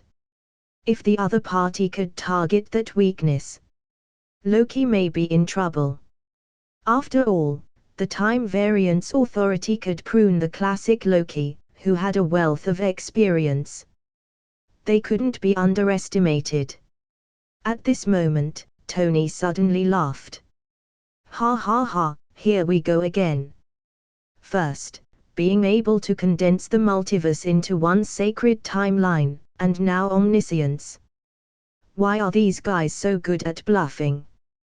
Ha! Bluffing. Peter Parker was a little confused and looked at Tony with a puzzled expression. After discovering that the mastermind was actually someone else, Tony was refreshed. His enthusiasm was far beyond what it was before. Everyone saw the proud look on Tony's face. If this man is really so powerful that he could know everything happening in the universe, then why did Sylvie successfully escape for so many years? Even letting her kill so many TVA employees while she was on the run. Hearing that, everyone looked at each other. Their stiff expressions of shock were gradually loosening. Tony continued. I think that man is using the same tactic Mobius used before. Playing mind games with them. First, crush their confidence, making them lose momentum, then take control. Hearing that, Strange snapped back to his senses and looked down in contemplation. Mobius intended to use Loki to catch Sylvie. Then, if that guy is doing the same thing, he has his own purpose. Of course. Tony nodded his head without hesitation. He welcomed the 2 Lokis into his office. Making such a sacrifice, his intentions won't be a small thing. Loki's face returned to normal as he coldly said. Whatever he's after, it's not going to get past that woman. Seeing everyone looking at him, Loki paused and added. I can see very clearly that since seeing this castle, that woman's mind has been filled with nothing but anger and hatred. Before that, she couldn't even step through the castle doors. Such an outright vendetta, no matter how sweet his words would be, he won't be able to get any benefit from her. Natasha Romanov suddenly said. If that Sylvie would rather die than submit, would this guy change his tactics? At this, even Loki's expression slightly faltered. By this point, even Tony, the moodiest of them all, didn't outright deny the horrific time abilities possessed by the man on screen. If a man like that changed his tactics and went straight for the kill, neither of the two Lokis would be able to make it out of that castle alive. The video continued. The man claimed that all of Loki and Sylvie's actions were under his control and that he was only doing so in the hope that they would achieve true transformation through these actions. Being hit by this series of amazing information made their heads dizzy. Both Lokis were in some kind of life-doubting situation, and they were both stunned silly. At this point, the screen changed and went back to the Time Variance Authority. The female judge was sorting out all kinds of materials and seemed to be preparing to make a run for it. Then Mobius entered. Seeing that the pruned Mobius came back alive, the judge was shocked. These two good friends, due to conflicting beliefs, simply couldn't agree and finally had to fight. However, Mobius was actually not that good at fighting. He was knocked to the ground by the female judge in a single strike. Instead of pruning him again, the judge picked up the information she had put together and placed it in her briefcase, then headed into a portal. Mobius asked where she was going, but the judge left only one sentence. In search of free will. Watching that, Tony frowned and whispered. This judge is clearly betraying the Time Variance Authority and running away if the man is really as knowledgeable and all-knowing as he claims to be. Where can that woman run to? Strange listened with a slight shock and suddenly clapped his hands. Sure enough, that man is just bluffing. There must be a limit to his abilities too. This should be right. Natasha Romanov nodded her head.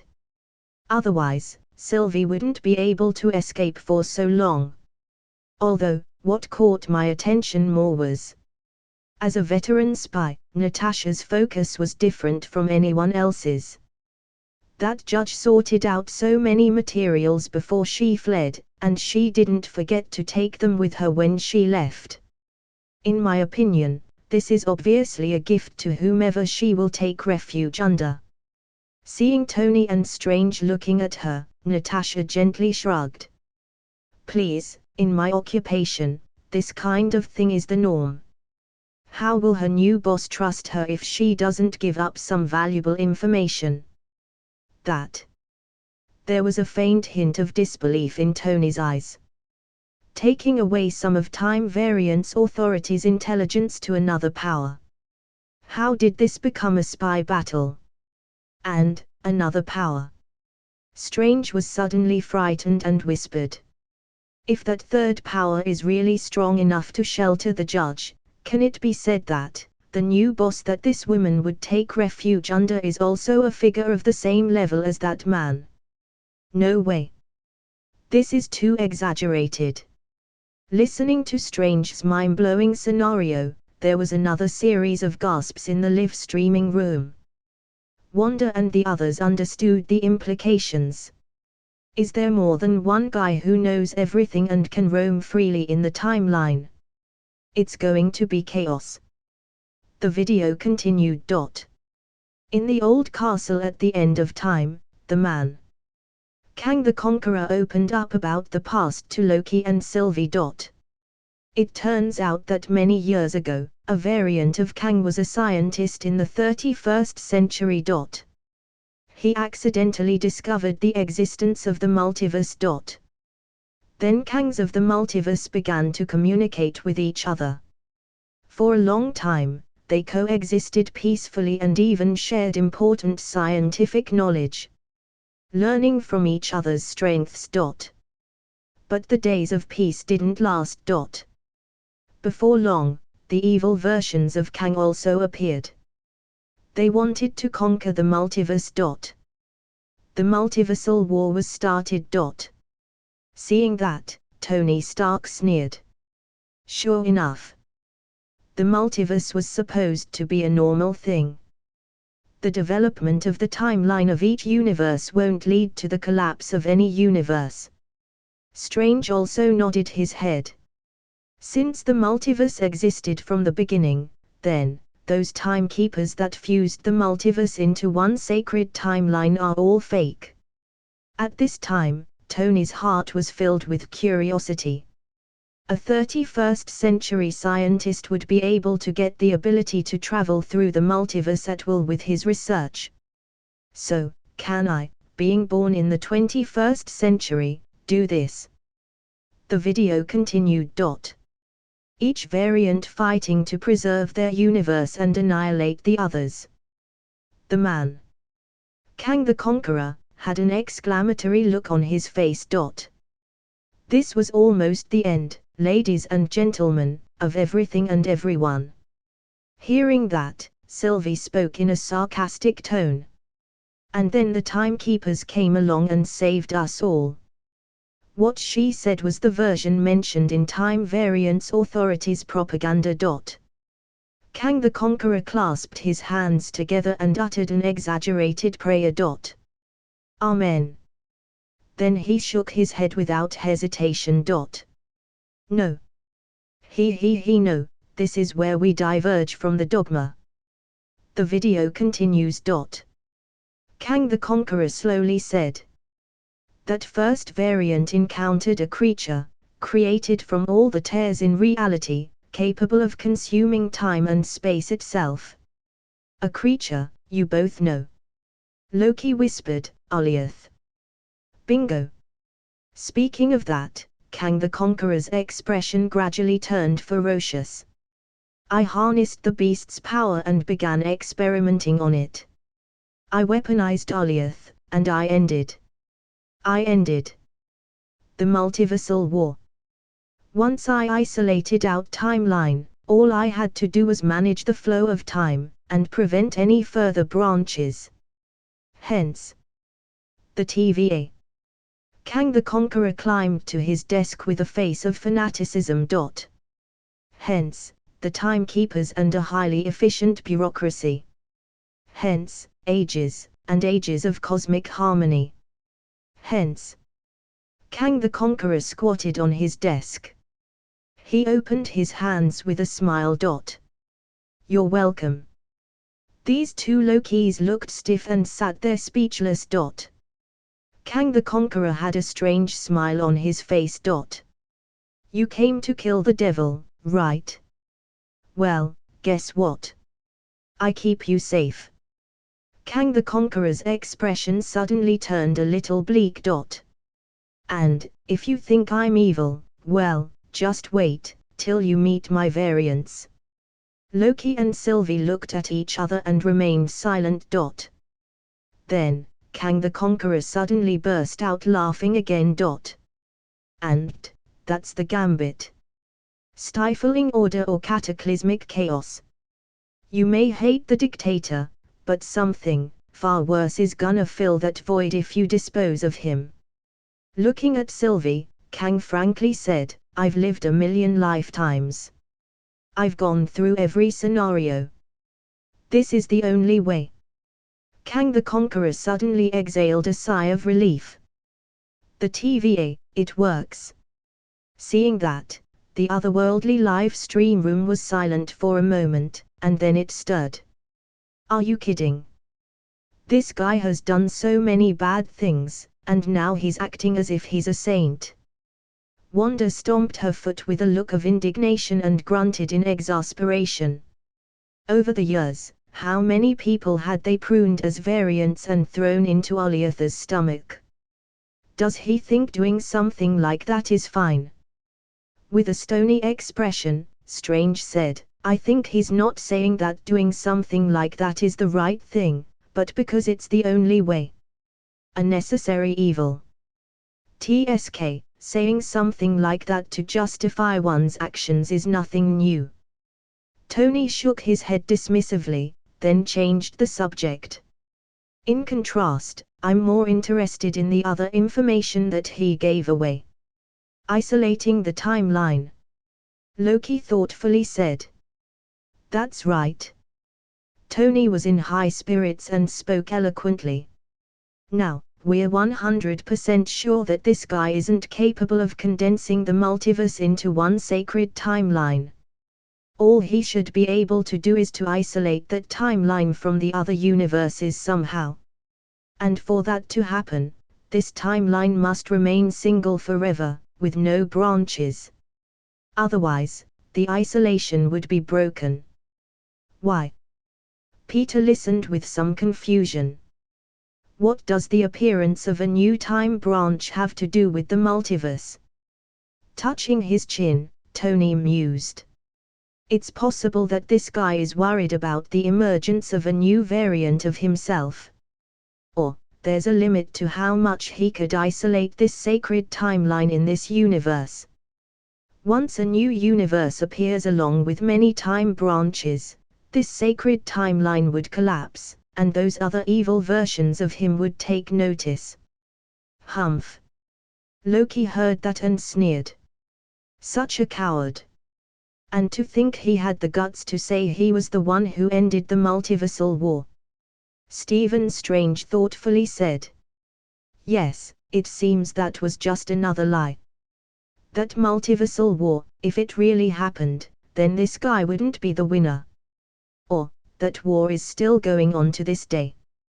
This guy is just doing the same thing as that old Loki. Looking for a remote corner of the universe, to isolate himself and hide.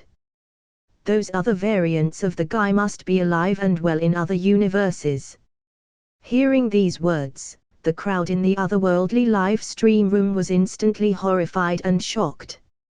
Just that one Kang on screen, showing how he was able to control time, had already terrified them. How could they keep calm knowing that there were more of such figures throughout the multiverse?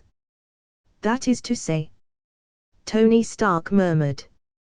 Kang established the Time Variance Authority because he was afraid of the multiversal war or his other evil variants.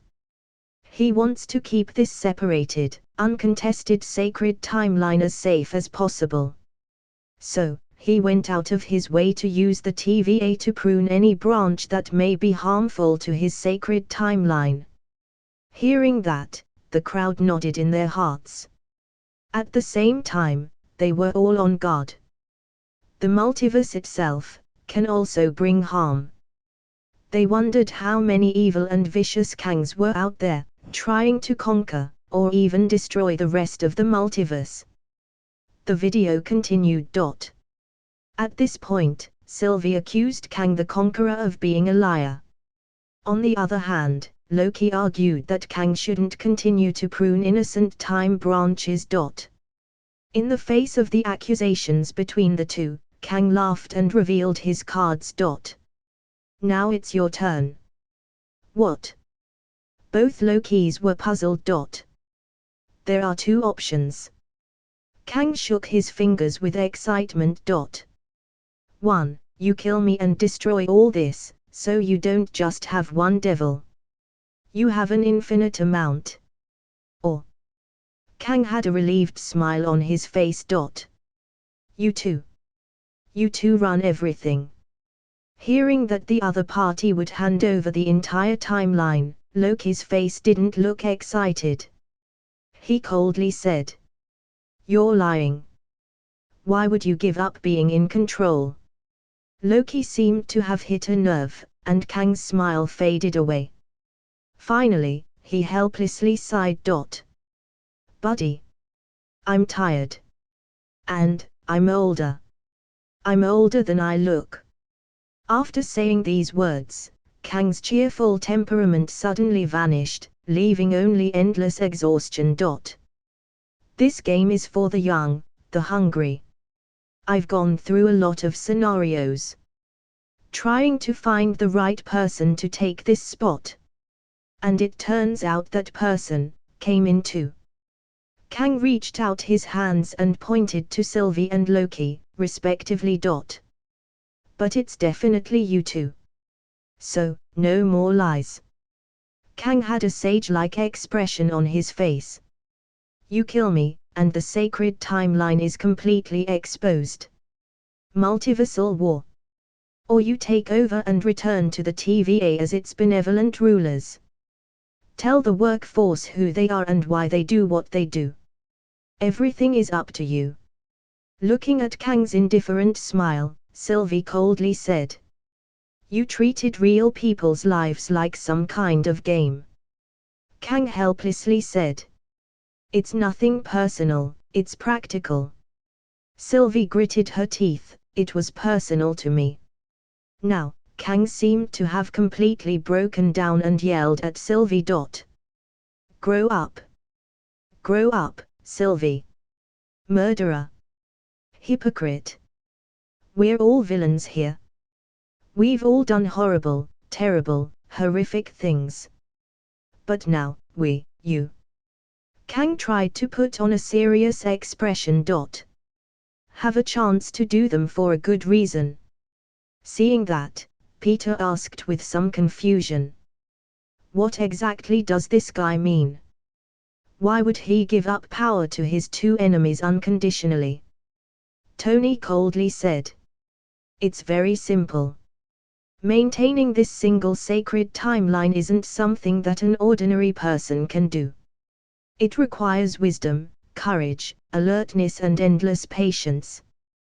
This old guy has been doing it for God knows how long. Looks like he can't hold on anymore. He's exhausted. Stephen Strange gently nodded.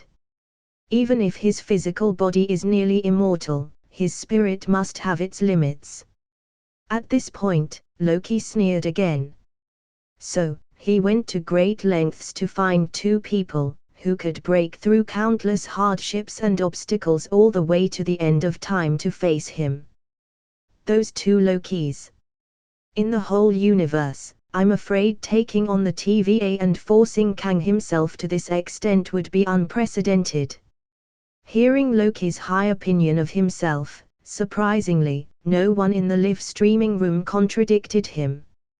After all, Loki and Sylvie's magnificent ups and downs had left a deep impression on the hearts of these people. Even Tony, who was the most ambitious, could hardly do better than Loki and Sylvie if he was in their position. Then Peter suddenly asked. Mr. Loki, if you were in that Loki's position on the screen, what would you choose? Before Loki could open his mouth, he heard Tony laugh. Do you even need to ask? With such a great opportunity in front of Loki's eyes, how could he possibly pass it up? Humph. It seems that Tony was right, and Loki glared at him. But he quickly gathered his expression and frankly said. Whether we kill this Kang or not, there are countless other Kangs in the multiverse.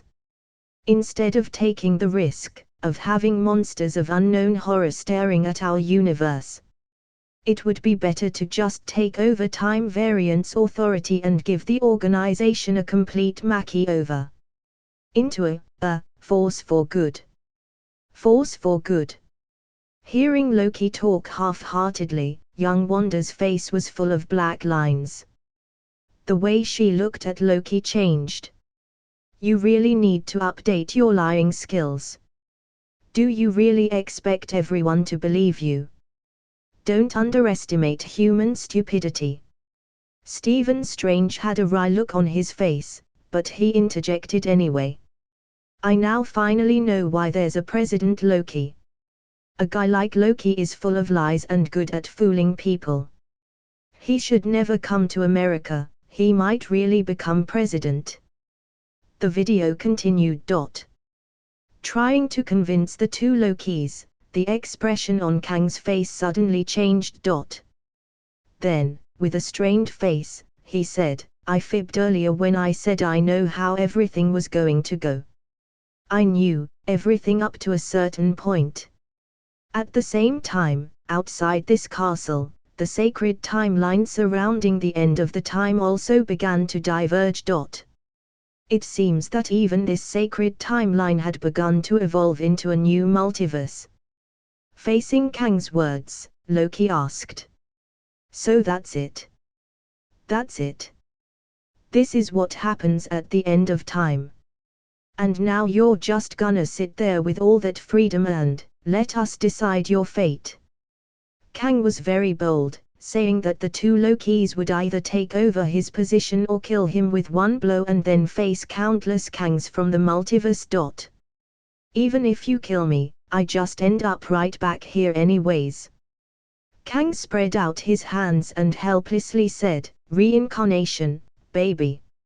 Sylvie thought it was still a trick, and Kang replied by simply taking the time watch off his hand, indicating that he was defenseless and no different from an ordinary person. Placing the time watch on his hand, which was powerful enough to control the time on the table, Kang seemed to enjoy the feeling of sheer powerlessness. Wow. I love this. I love all this honesty. Feels like a fresh start.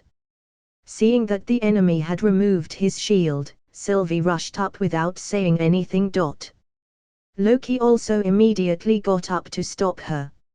He grabbed Sylvie by the shoulder. Seeing that the enemy was right at her fingertips, Sylvie's anger was utterly uncontainable. She turned around and placed her blade under Loki's neck. What are you doing? Sylvie roared. Hang on a moment. Loki reached for Sylvie's right wrist and whispered. Let's just talk about it. Talk? Talk about what? Sylvie was full of hatred, and pushes Loki away. How about we finish what we started? And kill him. Seeing Sylvie rushing towards Kang, Loki quickly used his magic to pull her body back.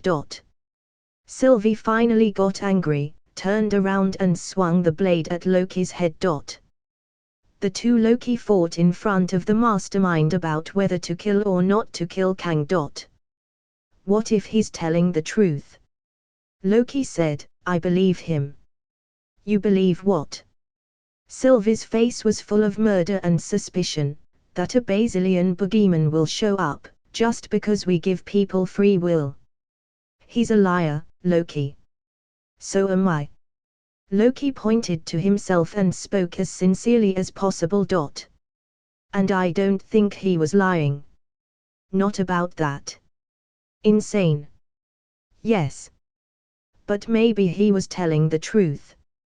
When the two Loki argued again, Kang was sitting in his chair, fanning the flames. Hello. Better hurry. Timeline's already branching. Loki still wanted to try to convince Sylvie. Weren't you listening to what he was saying? That's the gambit. Remove the dictator and what fills the void. Hearing that, Sylvie's expression suddenly showed realization. Ah. You want the throne? No. Loki looked surprised. That's not it, no. I don't believe you. Sylvie was looking at Loki with suspicion in her eyes, no longer having any traces of trust. Seeing that, Loki frowned and concentrated all his patience, trying to convince the woman who had been carried away by anger and hatred. Sylvie, I know the TVA has hurt us both. But what if, by taking him out, we risk unleashing something even worse? All I'm suggesting is we just take a minute to think about it. I promise you from my heart, this isn't about a throne. However, after hearing Loki's heartfelt words, Sylvie's face revealed a sarcastic sneer instead. What was I thinking trusting you? Has this whole thing been a con? Loki's expression seemed sad and angry. Really? That's what you think of me? After all this time? Sure. Why not? Angry, Loki pointed to himself and sneered. Evil Loki's master plan comes together. Right. Well, you never trusted me, did you? What was the point? After the disagreement, the two Lokis fought again. After a chaotic battle, Sylvie finally seized the opportunity, jumped, and slashed at Kang the Conqueror. At this critical juncture, Loki suddenly used magic and appeared under Sylvie's blade, abruptly blocking her blade with his own body. Clang clang. Loki threw away the blade in his hand, trying to block Sylvie's attack with his own body. Sylvie, stop! Stop! Loki grabbed Sylvie's shoulder with both hands. I've been where you are. I've felt what you feel. Don't ask me how I know. With excitement, Loki's eyes finally shed tears. All I know is I don't want to hurt you. I don't want a throne. I just want you to be okay. Pressing a blade towards Loki, who was covered in tears in front of her, tears appeared in Sylvie's eyes as well. In the end, she sighed and pulled down the blade in her hands. Then she rushed up on her own initiative and kissed Loki. Wow! So romantic. Seeing a scene where enemies turned into lovers, young Wanda almost clapped her hands with joy. Peter was also beside himself with emotions. True love can really overcome everything. It's really enviable. At that moment, there was a sneer in the live streaming room. Ha! True love. Peter glanced up, and saw Loki standing still, grimacing uncontrollably. I saw that this woman spent her whole life in hatred. You can even say that getting revenge is her whole life. And now you're saying that love can save the day. Don't be ridiculous. Frowning, Stephen Strange asked with disbelief. No way. Are you saying that, after all that Sylvie is still going to kill Kang? Isn't she afraid of actually inviting all the Kangs of the multiverse over? Looking at Strange's puzzled face, Natasha softly sighed. You've never had a girlfriend, have you? Helleth no fury like a woman scorned, no amount of love can suppress it. At that moment, the video on the screen suddenly froze. Then, the cold voice of the system rang in the live streaming room. New quiz start. Although this broadcast is on the request of a single person, but since it's currently overtime, anyone in the live streaming room has a chance to answer. Question: what will Sylvie do next? A. For revenge, she'll kill Loki, who's standing in her way, and then kill the defenseless Kang. B. Give up on killing Kang the Conqueror, and rule the TVA together with Loki. C. To get revenge, forcefully get around Loki and kill the defenseless Kang. D. Give up on killing Kang, give the throne of the TVA to Loki, and leave on her own. Please start answering. Each person in the live streaming room has only one chance to answer. Those who answer correctly will receive broadcast points, as well as random rewards. Random rewards may originate from countless alternate worlds. Failure to answer the question will trigger an unknown penalty. This question: how should I choose? Good Lord, none of them look simple. Looking at the new questions and related answers from the system, the several people in the live streaming room frowned. While listening to the voice of the system, Loki could only laugh bitterly in his mind. He really didn't expect that his choice to add more broadcast points to his requested video would lead to overtime, and another question. However, when he thought of option A, where the woman who had just embraced him might actually kill him for her revenge. Although he didn't want to believe it, she was a Loki. Betrayal and backstabbing were his natural skills, aren't they? This is going to be difficult. I'm not sure what a revenge-driven female Loki would do. Stephen Strange slightly frowned. Who could accurately guess a woman's psychology? Although, it's not as if he hasn't had a girlfriend, as Natasha had said. But to be honest, until now, Strange would never claim to know what was going on in a woman's mind. So, this time the question could be said to have smacked him right on the head. Well, faced with a brand new question from the system, Tony stroked his chin and fell into contemplation. If one follows the pattern he had previously concluded, then the most unlikely answer was often the correct one. But which of these four answers is the least likely? Tony was still thinking, but Loki had already laughed. Answer D, to give up on killing Kang, give the throne of the TVA to Loki, and leave on her own. I'm not sure about anything else, but this answer is absolutely wrong. Loki slightly raised his head, with a look of confidence on his face. As a Loki, you either cling to hatred, or cling to power. Having reached this point, why would she give it all up like that? He firmly said. If I was in her position, I would either choose power or revenge. I would never leave empty-handed. It does sound like Loki. Tony unconsciously nodded, with a torn look on his face. To be honest, he has a good understanding of the female psyche. But the problem was, the woman on screen was a Loki. In that case, shouldn't he consider the opinion of a Loki expert in the live stream room? At that moment, Peter Parker spoke in a disbelieving tone. Regardless, answer is too horrible, right?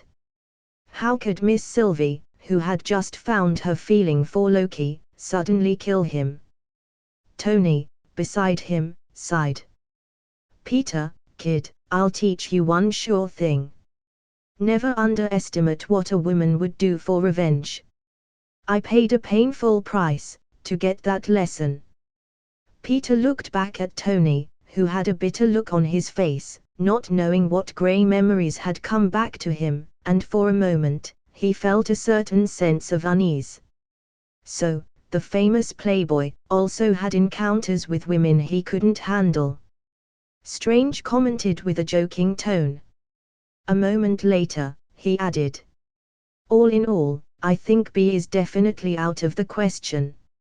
Sylvie has fought the TVA all her life. If she chose to become the head of the TVA, that would be tantamount to invalidating her whole life. Yeah.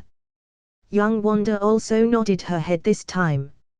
I remember Sylvie always saying she didn't want to rule the TVA, many times before. All she wanted was to destroy the TVA. That means, the only options we have left are.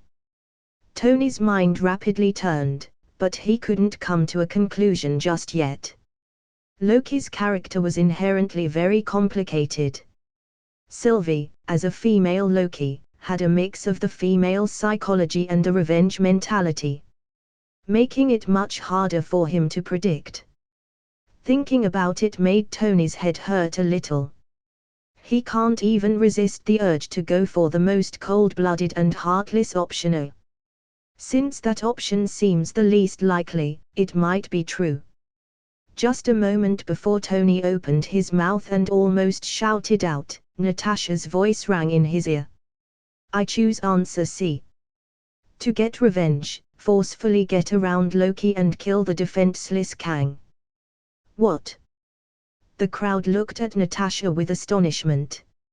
It didn't seem to occur to them that this woman, who had already failed to answer the question twice, would have the courage to come back for a third attempt so soon.